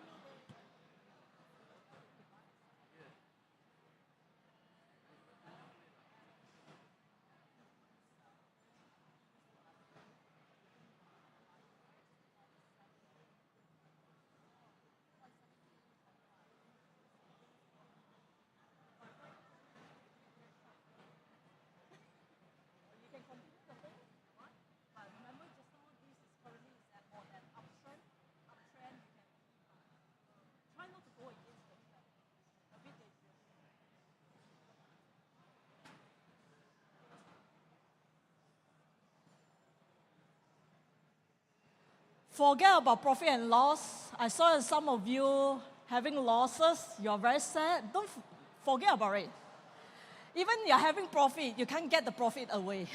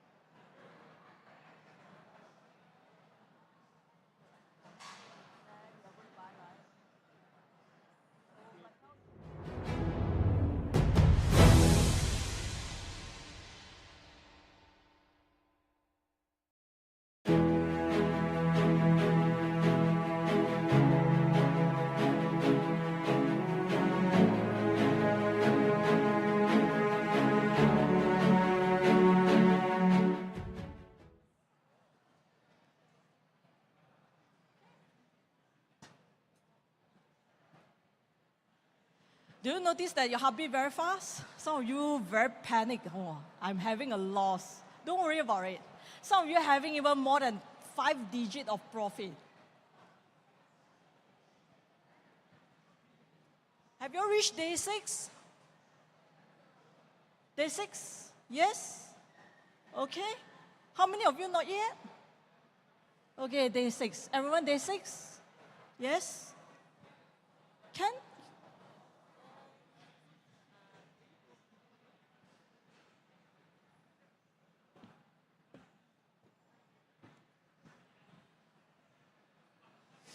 Okay, now last part. It doesn't matter you're having a profit or loss.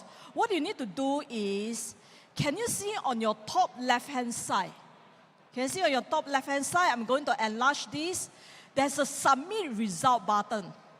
Can you see that? Click on this submit result button. I repeat, click on the submit result button. You're going to see your name. Then you just click submit. So once you already submitted successfully, they will have this message showing you. I repeat, on your top left-hand side, there's a submit result button. Click on the submit result button, then you are going to have this. Have you submitted? Submit results very important. Doesn't matter you're having a profit or loss. Forget about it. Just submit. Okay, done? Submitted? You managed to get this message? Yes, very good. Now, first of all, give yourself a big hand of applause. Very good. Now, I believe many of you never trade futures before. And this is your first attempt. Am I correct? And you find that at least you get some ideas about how do you trade your futures products. For today's session, you can go and approach some of the brokers. We have some of the futures brokers here. You can approach them to open your futures trading account as well. Okay? Now, last part. I do not have anything about this simulation debrief, but the most important part, today's session is relatively short because we cannot cover everything in one short session. Now, upcoming, Bursa Malaysia, they have a series of online workshops. It's fully sponsored by Bursa Malaysia. You can attend for free. If you want to understand exactly what is futures, how do you trade futures, you can have another source of income. You can scan this QR code and you can register accordingly. It's a full day class, fully sponsored by Bursa Malaysia. But this one is based on first come, first serve. So when you register, try to register as soon as possible because once you register, then only you will get the spot. Every session, we only open up to every session, we only open up to 120 to register. On the day itself, we only take 50 online attendees. So please do not be late on the day itself. Now, the next one, not only online workshop, Bursa Malaysia also having a series of webinars. Different topics covered by different speakers, different languages. If you have interest, you can scan the QR code and you can register accordingly in different languages. Every Tuesday, we are going to have different topics. Okay, you can take a photo. You can share with your friends as well so that your friends can be benefited. Now, last part, my usual quote, successful trading starts with good trading habits. Now, first thing, you are very lucky because Security Commission organized these events and this event is fully sponsored by Bursa Malaysia, derivative as well. So that's why you have this session. You really need to thank them. And when you kickstart your futures trading, make sure you kickstart in the correct path. Because we see so many traders, when they kickstart, if they did not kickstart correctly, it's very difficult for you to change. Because we have trained many traders, many fund managers, etc. We know. So when you start, make sure you learn properly before you kickstart. Clear? If you still have any question, because we are running out of time, if you still have any question, later I will be at the site. You can approach me, or else through our social media, you can approach me as well. So I'm going to pass this back to our MC, Shasha. Thank you very much. Thank you so much, Miss Ting Ting. All right, ladies and gentlemen, and with that, we have our top 10 traders. And I would now like to invite from Bursa Malaysia Derivatives, the Senior Manager, Marketing and Retail Development, Miss Luna Yap, to the stage to be giving out the gifts, ladies and gentlemen. Can I get my carnival music as well? All right. Thus, ladies and gentlemen, I will be calling out 10th place to first, okay? So, 10th place goes to Mr. Sarvan Shan.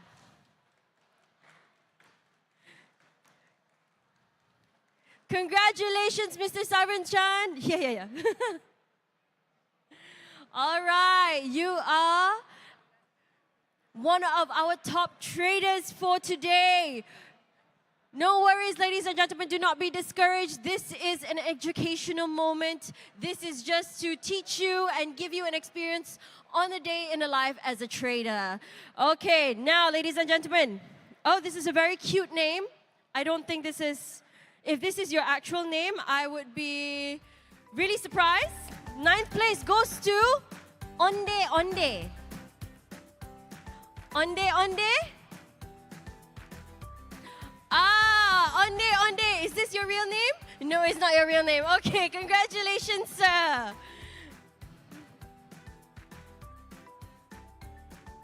All right.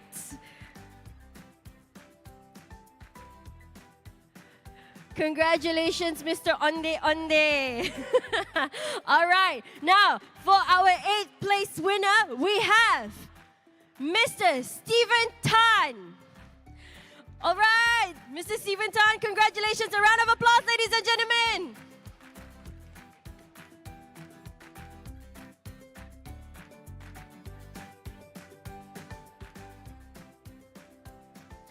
And for our 7th place winner, we have Mr. Faiz Al-Amin. All right, Mr. Faiz. A round of applause, ladies and gentlemen.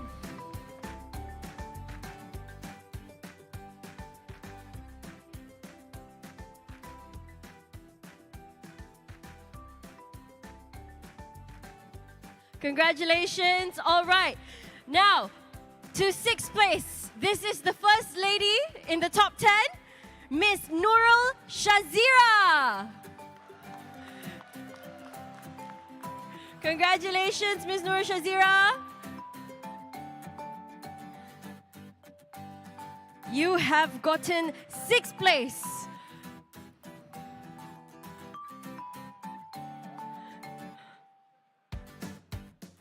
All right. Now, we are down to our top 5. Congratulations again. 5th place goes to Mr. Leong Tony.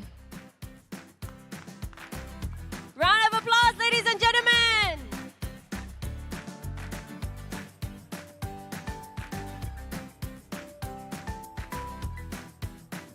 All right. One more photo for our official photographer. All right.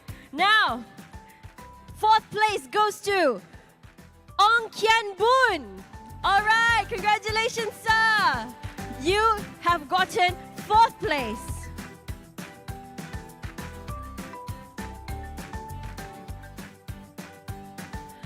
All right, now to our top 3. 3rd place goes to Lok Mei Chan. Oh, Lok Mei Chan, sorry. Congratulations. Suddenly I couldn't see. All right, 3rd place goes to another lady, women power. Like that, I like that. Okay, now for 2nd place, it is Mr. Fadli Limat. All right, congratulations. 2nd place.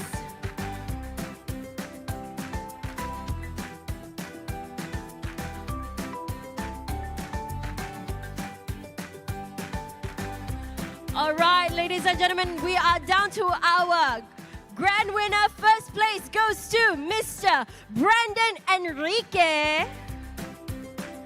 All right, a round of applause to Mr. Brandon.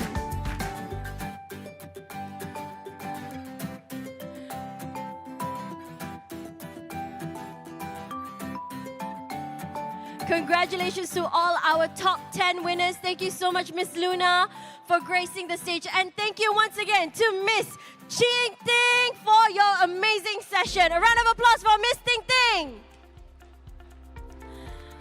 All right.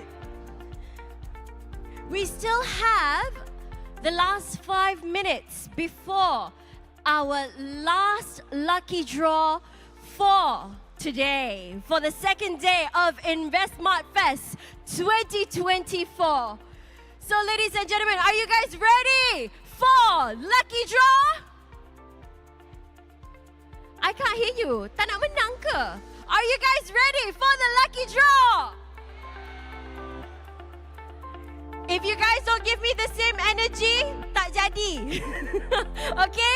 I want to hear you guys excited for the lucky draw because first place gets to bring home an iPad, ladies and gentlemen. And here we have today, we have our mascots as well for the lucky draw. Say hi to Aboy. Hi. We also have here Siti.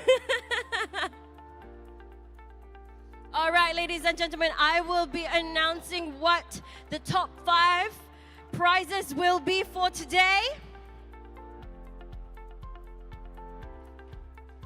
And the prizes are, from 5th place, it is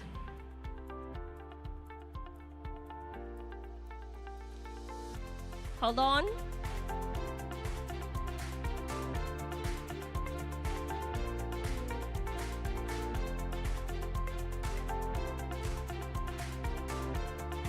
All right, okay. 5th place, we have here a sonic bar. It is speakers, yeah? It is true wireless sound bar with wireless connection between soundbar and subwoofer. So, for all those tech-savvy people who wants great sound, this is definitely the gift for you. Then, for 4th place, we have the Smart Band, Xiaomi Smart Band. For 3rd place, we have the multi-cooker by Kind. 2nd place, the Philips air fryer. And of course, 1st place, the iPad. Okay, so we're gonna give a little bit more time to those who have not submitted. Ladies and gentlemen, if you have not submitted your lucky draw cards, please do so now as we are about to close. This is your last chance to submit. I see some late submissions here. Hurry, hurry. Once again, just to remind everyone, please make sure you have completed all of your lucky draw stamp cards before submission. If not, it will be invalid. Also to note that all the lucky draw cards for today will not be brought over to tomorrow. So that means for tomorrow's session, morning and afternoon, for afternoon and evening, it would only be done just for that day. So today will not equal to tomorrow. You'll need to start over, okay? All right, 2 more minutes, ladies and gentlemen. Can we get Siti and Aboy to be right next to the stairs? Slowly.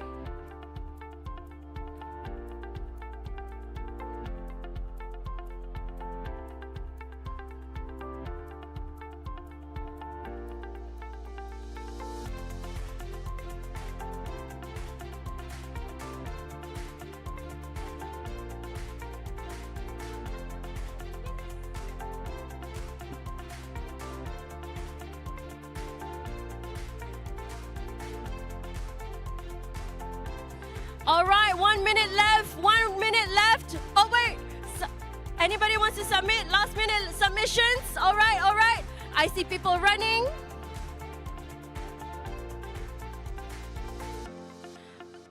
Okay, no more submissions. Last call for submissions. No more? All right. And with that, we close our lucky draw.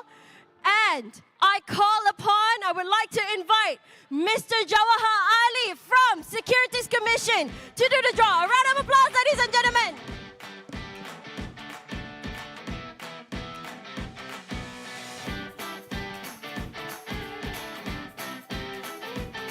If you could do the honors.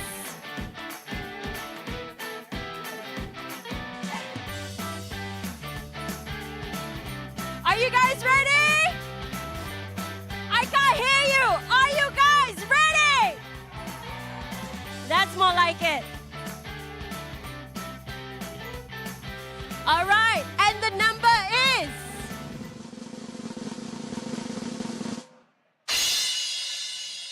0, 6, 0, 0.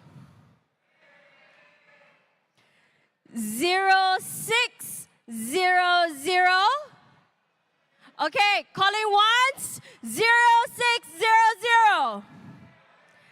Ada ke? 0600.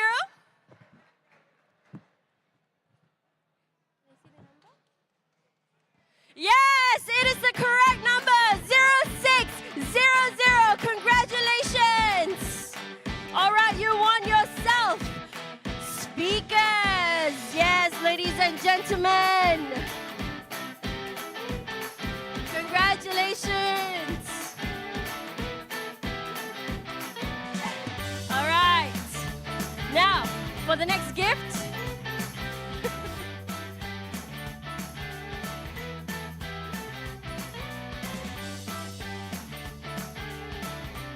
All right, this is also completed, as you can see.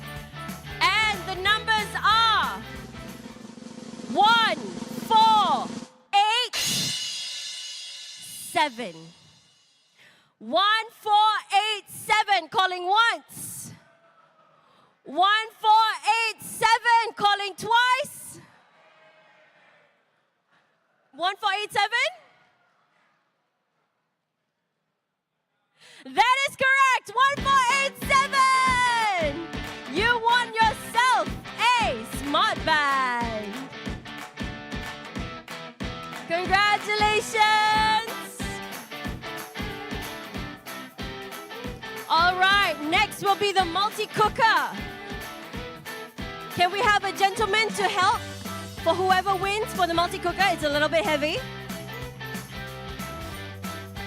Okay. Thank you, Mr. Jawahar. As you can see, it is completed and the numbers are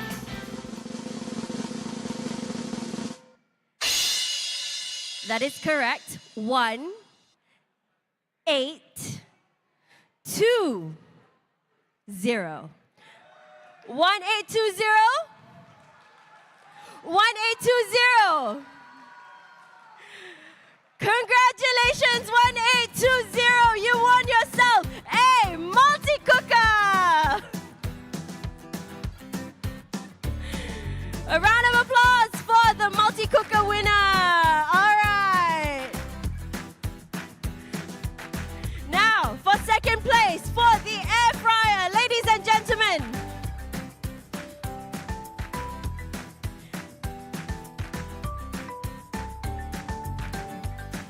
You.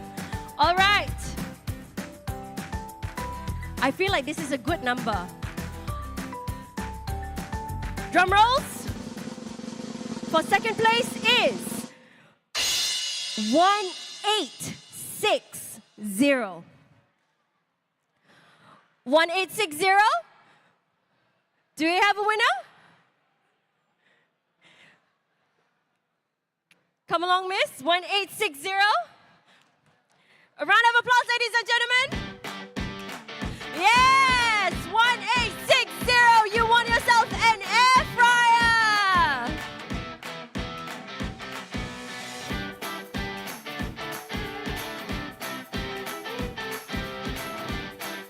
All right, ladies and gentlemen, this is now our last and final winner for the top prize of an iPad. And the number is, drum rolls,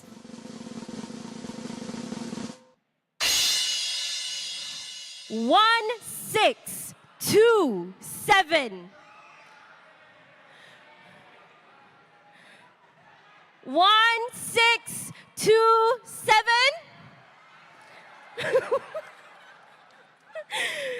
Okay, 1627. Congratulations, you won yourself an iPad. All right, thank you so much again to Mr. Jawahari. Don't worry, ladies and gentlemen, we will still be here tomorrow with another 2 sessions of lucky draws.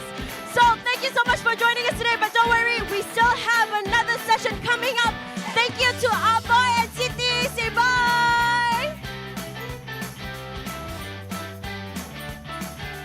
All right, ladies and gentlemen, we will be right back after a break for our session at 6:25 for Back to the Premier League by Kenny Yee from Rakuten Trade Sdn Bhd. Ladies and gentlemen, do not go anywhere as we still have lots of activities here.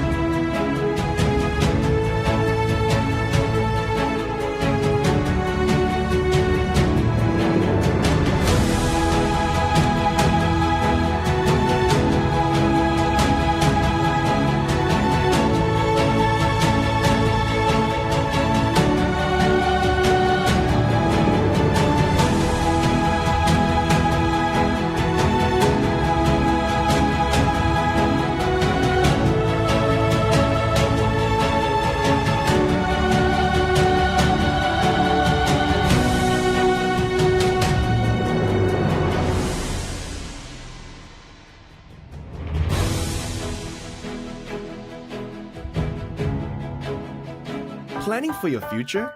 In addition to saving your money, you can invest in capital market products like shares, unit trust, equity crowdfunding, peer-to-peer financing, and private retirement schemes. Contrary to common perception, you can start investing with a small amount. But make sure you invest through a licensed or registered individual, such as a remiser or unit trust consultant. You may also check with your brokers on how to invest online. The Securities Commission Malaysia, SC, is the regulator who makes and enforces rules on how these products are issued, bought, and sold. This is to ensure that your rights as an investor are protected. When these laws or rules are broken, the SC will take enforcement actions. If you have any inquiry or complaint, you can always call the SC. And if there are any monetary disputes in relation to your investment, you can seek help from SIDREC to resolve your dispute. In the long run, investing can help you build your wealth. And like all journeys, it has its risks and rewards. The key is to start with the right knowledge and planning. To start your investment journey, go to www.investsmartsc.my. Guide on how to check SC's investment checker. Step 1. Visit Securities Commission Malaysia's website at www.sc.com.my. Step 2. Click on Investment Checker, Simak Sebelum Labur. Step 3. Type in the name or entity that you would like to verify on in the search bar. The search results will show the details of the individuals or entities that are licensed or registered with the SC. The search results will also show the details of individuals or entities that are listed on the SC's investor alert list. If in doubt, check with the SC via email aduan@satcom.com.my or call at 03-6204-8999.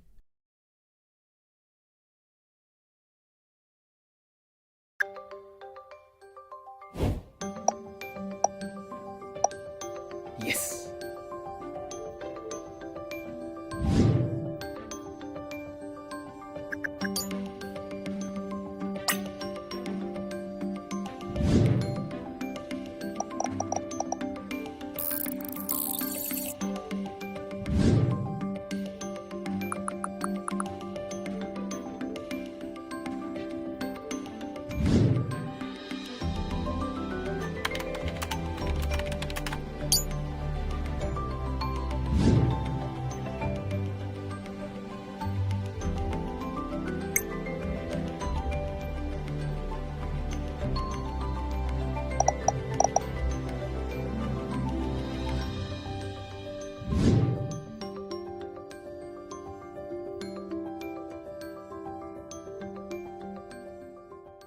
Merancang untuk masa depan anda? Di samping menabung, anda juga boleh melabur dalam produk pasaran modal seperti saham, unit amanah, pendanaan ekuiti ramai, pembiayaan antara rakan setara dan skim persaraan swasta. Menafikan tanggapan umum, anda sebenarnya boleh mula melabur dengan jumlah yang kecil. Pastikan anda melabur melalui individu yang berlesen atau berdaftar seperti remiser atau perunding unit amanah. Anda juga boleh bertanya dengan broker cara untuk melabur dalam talian. Suruhanjaya Security Malaysia, SC, merupakan badan kawal selia yang menyediakan dan menguatkuasakan undang-undang yang berkaitan terbitan, pembelian dan penjualan produk pelaburan. Ini adalah bagi memastikan hak anda sebagai pelabur dilindungi. Apabila undang-undang atau peraturan ini dilanggar, SC akan mengambil tindakan penguatkuasaan. Sekiranya anda mempunyai sebarang pertanyaan atau aduan, hubungi SC dan sekiranya timbul apa-apa pertikaian keuangan yang berkaitan pelaburan anda, dapatkan bantuan daripada SIDREC untuk menyelesaikan pertikaian anda. Dalam jangka panjang, pelaburan boleh membantu anda membina kekayaan. Seperti dalam apa jua yang anda lakukan, pelaburan juga mempunyai risiko dan ganjaran. Yang penting, mulakan dengan pengetahuan dan perancangan yang tepat. Mulakan perjalanan pelaburan anda sekarang. Layari www.investsmartsc.my. Bagaimana mengelakkan skim penipuan pelaburan? Berwaspada dengan peluang pelaburan yang ditawarkan di platform media sosial.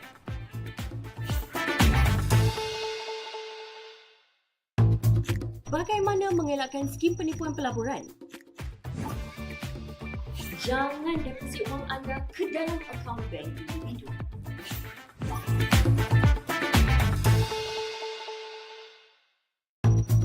Bagaimana mengelakkan skim penipuan pelaburan?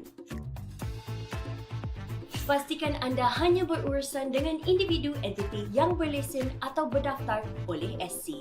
Hanya buat pembayaran ke akaun bank rasmi entiti yang telah disahkan status lesen atau pendaftarannya.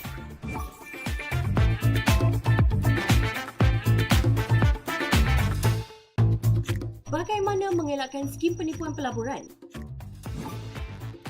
Rujuk portal Semak Sebelum Labur di laman web SC untuk mengesahkan status lesen atau pendaftaran individu atau entiti yang menawarkan peluang pelaburan.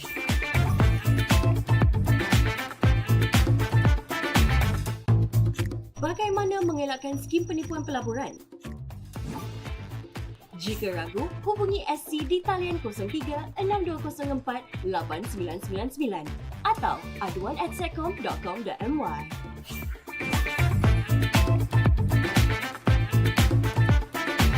Bijak labur hidup makmur. Semua mahu kaya, tapi jangan salah langkahnya. Jika terpedaya hidup sengsara, macam-macam skim yang ada mesti faham mana di labur. Lesen SC pastikan ada, silap labur, duit lebur. Ingin tahu produk sah yang ada, laman web InvestSmart jawapannya. Pesanan ini dibawakan oleh Suruhanjaya Security Malaysia. Anda ingin menjadi kaya, tetapi awas, terdapat banyak skim-skim pelaburan yang tidak sah di pasaran. Jika ragu-ragu, anda boleh menjumpai kami untuk memahami formula TIPU. Apa itu TIPU? T. Tidak akan rugi. I. Indah kabar dari rupa. P. Peluang hanya sekali. U. Untung besar. Ingat dan berwaspada dengan formula TIPU ini. Untuk sebarang pertanyaan mengenai pasaran modal, anda boleh menghubungi kami. Are you looking to get rich? Beware. There are countless illegal investment schemes in the market. Always remember to be vigilant for the TIPU formula. What is TIPU? T. No loss. I. Too good to be true. P.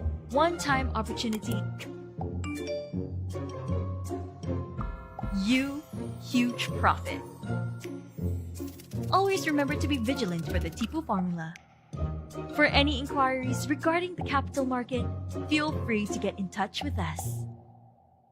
您想致富吗？但请小心，市场上有许多非法投资计划。若有疑问，请联系我们以了解 TIPU 公式。什么是 TIPU 呢？ T 不会亏钱 ，I 虚有其表 ，P 唯一良机 ，U 超高利润。请利用 TIPU 公式辨识非法投资计划。关于任何资本市场的问题，请您联系我们以了解更多详情。 நீங்கள் பணக்காரர் ஆக வேண்டுமா? ஆனால் ஜாக்கிரதை, சந்தையில் பல சட்டவிரோத முதலீட்டு திட்டங்கள் உள்ளன. சந்தேகம் இருந்தால் TIPU ஃபார்முலாவை புரிந்து கொள்ள நீங்கள் எங்களை காணலாம். TIPU என்றால் என்ன? T. எந்த இழப்பும் இருக்காது. I. தோற்றத்திலிருந்து நல்ல செய்தி. P. ஒரு முறை மட்டுமே வாய்ப்பு. U. பெரிய லாபம். இந்த TIPU ஃபார்முலாவை நினைவில் வைத்துக் கொள்ளுங்கள். மூலதனம் சந்தை பற்றிய கேள்விகளுக்கு நீங்கள் எங்களை தொடர்பு கொள்ளலாம்.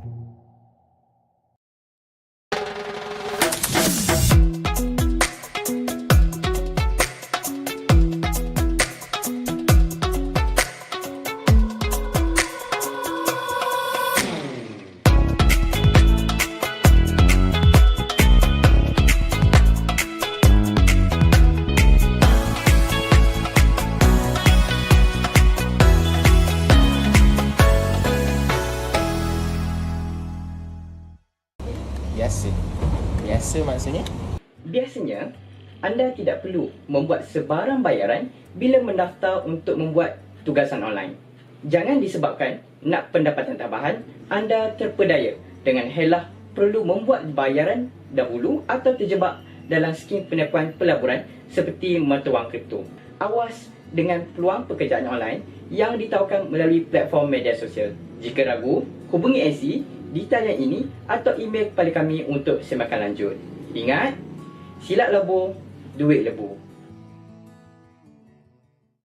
Biasa maksudnya? Biasanya, cinta itu memang buta. Jangan disebabkan cinta, anda terperdaya dengan pujuk rayu sehingga menjadi mangsa skim penipuan pelaburan. Awas, jangan terjebak dengan skim penipuan bertopikkan love scam. Jika ragu, hubungi SC di talian ini atau email kepada kami untuk semakan lanjut. Ingat, silap labur, duit lebur. Panduan menyemak portal Investment Checker. Langkah pertama, layari laman web Suruhanjaya Security Malaysia di www.sc.com.my. Langkah kedua, klik pautan Investment Checker, semak sebelum labur. Langkah ketiga, type nama individu atau entiti yang ingin disemak. Hasil carian akan mendedahkan senarai individu dan entiti yang berlesen atau berdaftar dengan SC. Hasil carian juga akan mendedahkan senarai individu dan entiti yang terkandung di dalam senarai peringatan pelabur SC. Sekiranya anda masih ragu, hubungi SC di talian 03-620-48999 atau email ke aduan@setcom.com.my.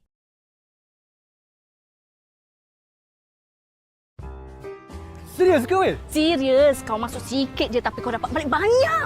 Aku dah masuk. Korang semua patut masuk. Join.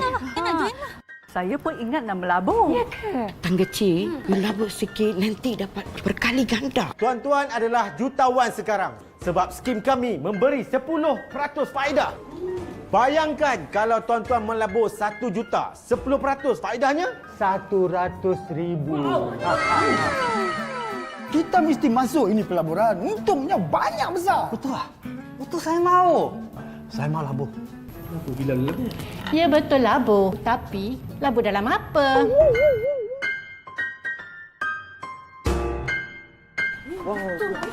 Labur RM500.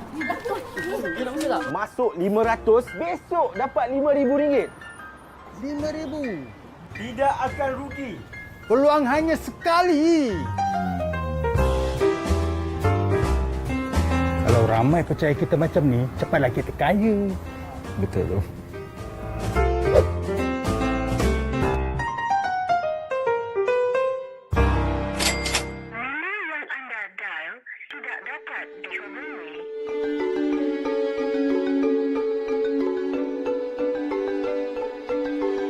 Lain kali, hati-hati bila melabur. Pastikan pelaburan tu sah. Jangan fikir untung je. Hai, minum kopi. Assalamualaikum. Salam. Abang-abang nak melabur? Lesen ada? Mana lesen Suruhanjaya Security Malaysia? Jadilah pelabur bijak. Selidik dan teliti dulu pelaburan yang ditawarkan sebelum melabur. Silap labur, duit lebur. Pesanan ini dibawakan khas oleh Suruhanjaya Security Malaysia dan InvestSmart.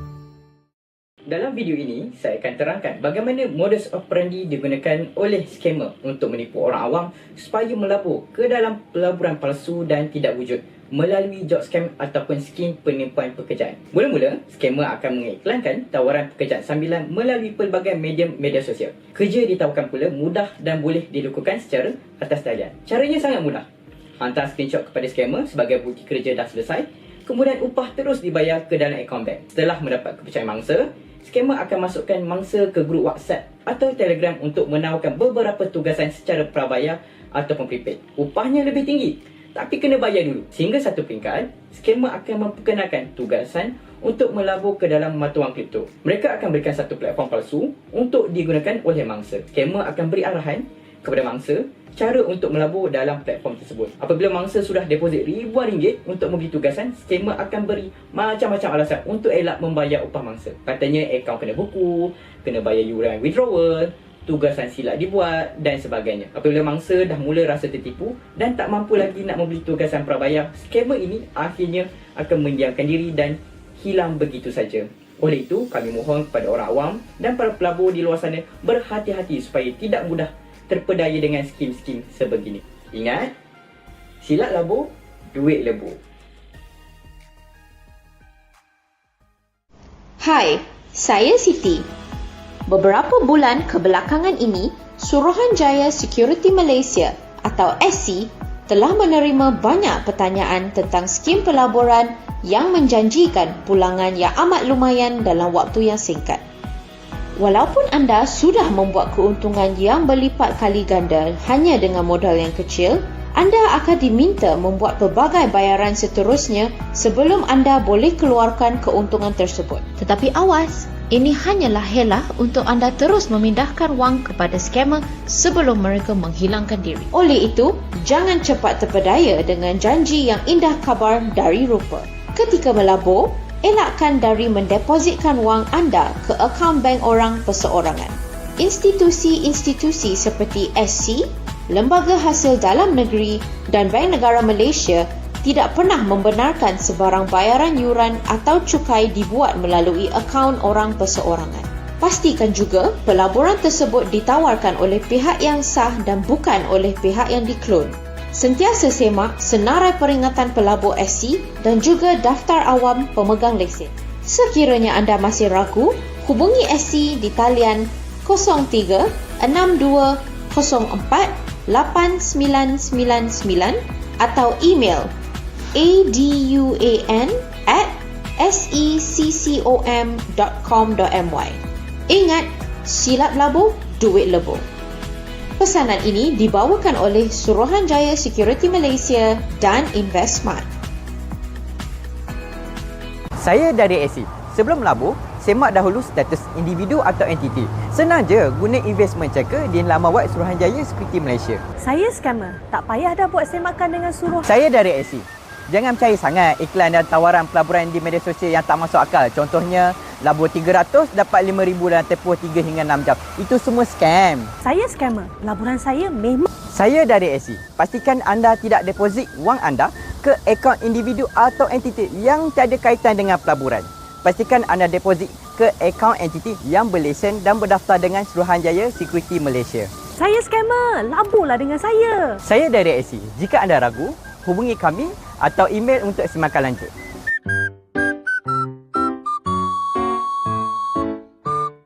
Saya scammer. Saya suka promosi skim pelaburan yang tak masuk akal. Macam labur RM100 dapat pulangan RM6,000 dalam masa 3 ke 6 jam. Saya dari SC. Pelaburan yang sah mestilah... Saya scammer.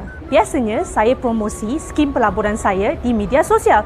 Pernah nampak iklan di Facebook dan IG? Sayalah tu. Lepas tu saya masukkan dalam grup WhatsApp atau Telegram. Saya dari SC. Pelabur mestilah Saya scammer. Saya selalu bagi sijil dan dokumen palsu. Macam saya ni berdaftar dan berlesen. Saya dari SC. Pelaburan yang betul... Saya scammer. Mestilah saya suruh pelabur masukkan duit dalam akaun tak siapa-siapa. Akaun individu ke, akaun syarikat ke. Takkan saya pakai akaun sendiri. Mestilah saya pakai akaun kedai. Saya dari SC. Jika anda ragu, pastikan... Saya scammer. Saya akan cakap pelaburan saya ni untuk masa terhad je. Kalau tunggu lama-lama, nanti terlepas peluang untuk dapat untung yang besar.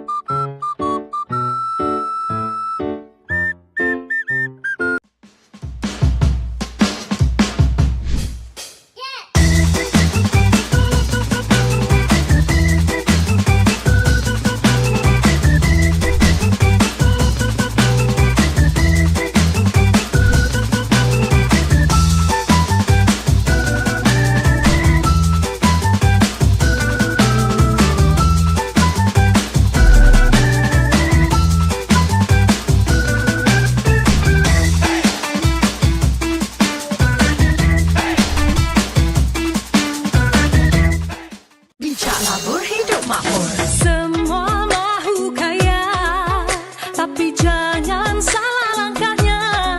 Jika terpedaya hidup sengsara. Macam-macam skim yang ada, mesti faham mana dilabur. Lesen SC pastikan ada, silap labur, duit lebur. Ingin tahu produk sah yang ada, laman web InvestSmart jawabannya. Pesanan ini dibawakan oleh Suruhanjaya Security Malaysia.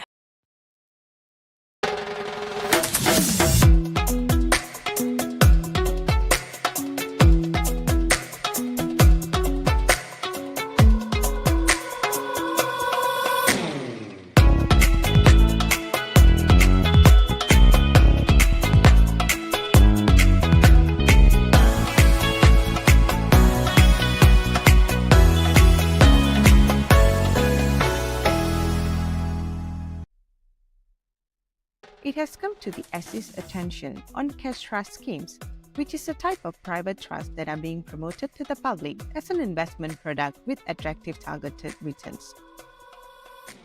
Before we understand what is a cash trust scheme, let's first try to understand what a private trust is generally.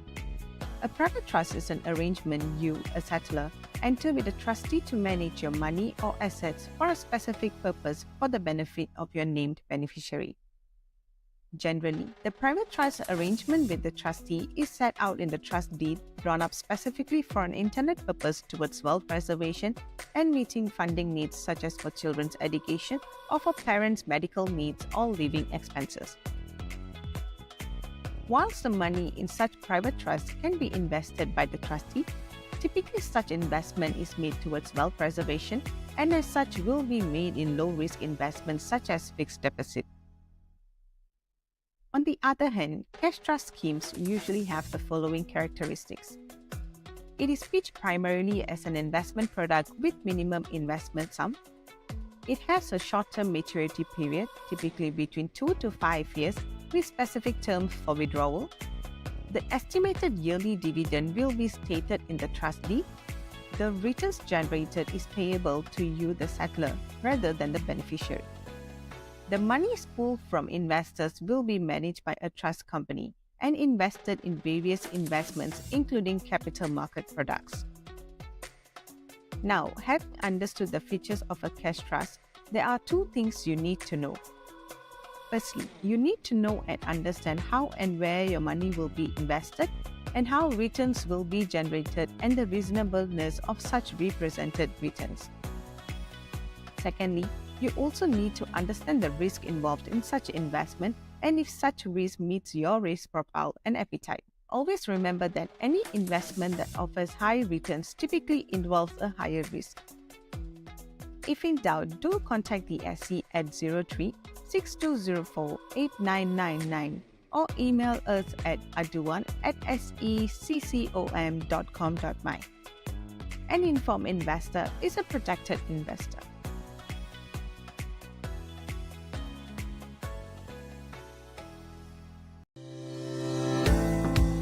How to protect yourself from becoming a victim of clone firm scams. Number 1. Refer to www.sc.com.my to check for licensed or registered firms and SC's investor alert list. 2. Contact, verify, and confirm directly with SC licensed registered firms. 3. Ensure payments are made to the official bank account of licensed or registered firms. 4. If in doubt, contact SC at 03-6204-8999 or aduan@seccom.com.my.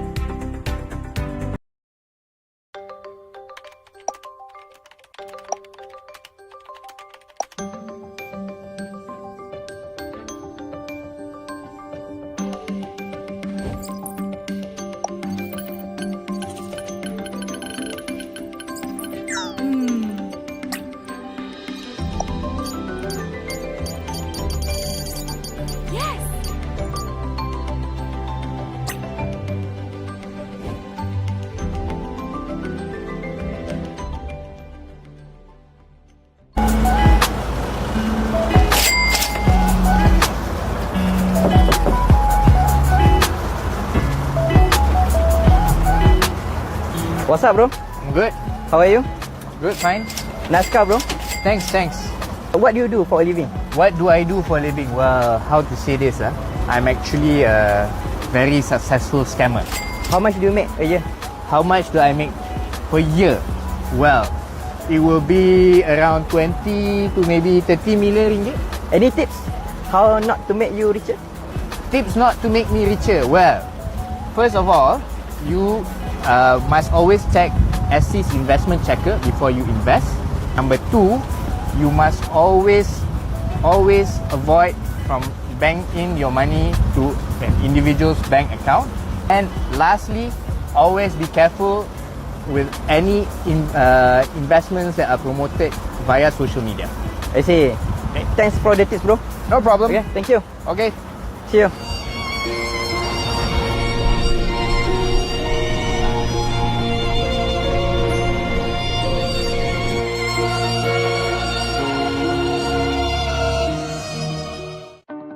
Become a better investor today. Follow InvestSmart on social media.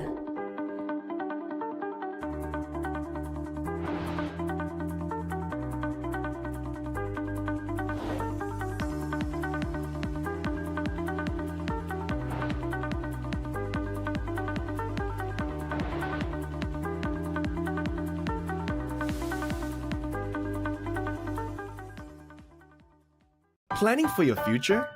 In addition to saving your money, you can invest in capital market products like shares, unit trust, equity crowdfunding, peer-to-peer financing, and private retirement scheme. Contrary to common perception, you can start investing with a small amount. But make sure you invest through a licensed or registered individual, such as a remiser or unit trust consultant. You may also check with your brokers on how to invest online. The Securities Commission Malaysia, SC, is the regulator who makes and enforces rules on how these products are issued, bought, and sold. This is to ensure that your rights as an investor are protected. When these laws or rules are broken, the SC will take enforcement actions. If you have any inquiry or complaint, you can always call the SC. And if there are any monetary disputes in relation to your investment, you can seek help from SITREC to resolve your dispute.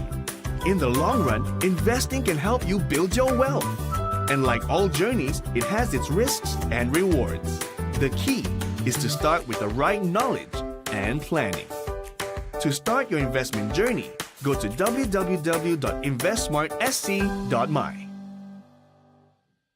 Guide on how to check SC's investment checker. Step 1. Visit Securities Commission Malaysia's website at www.sc.com.my.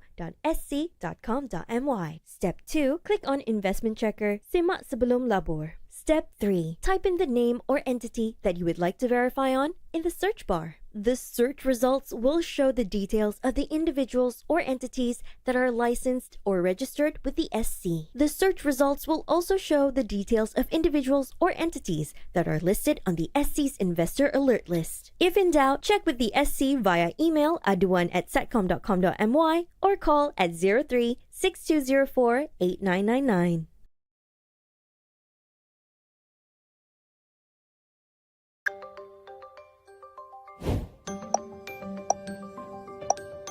Yes.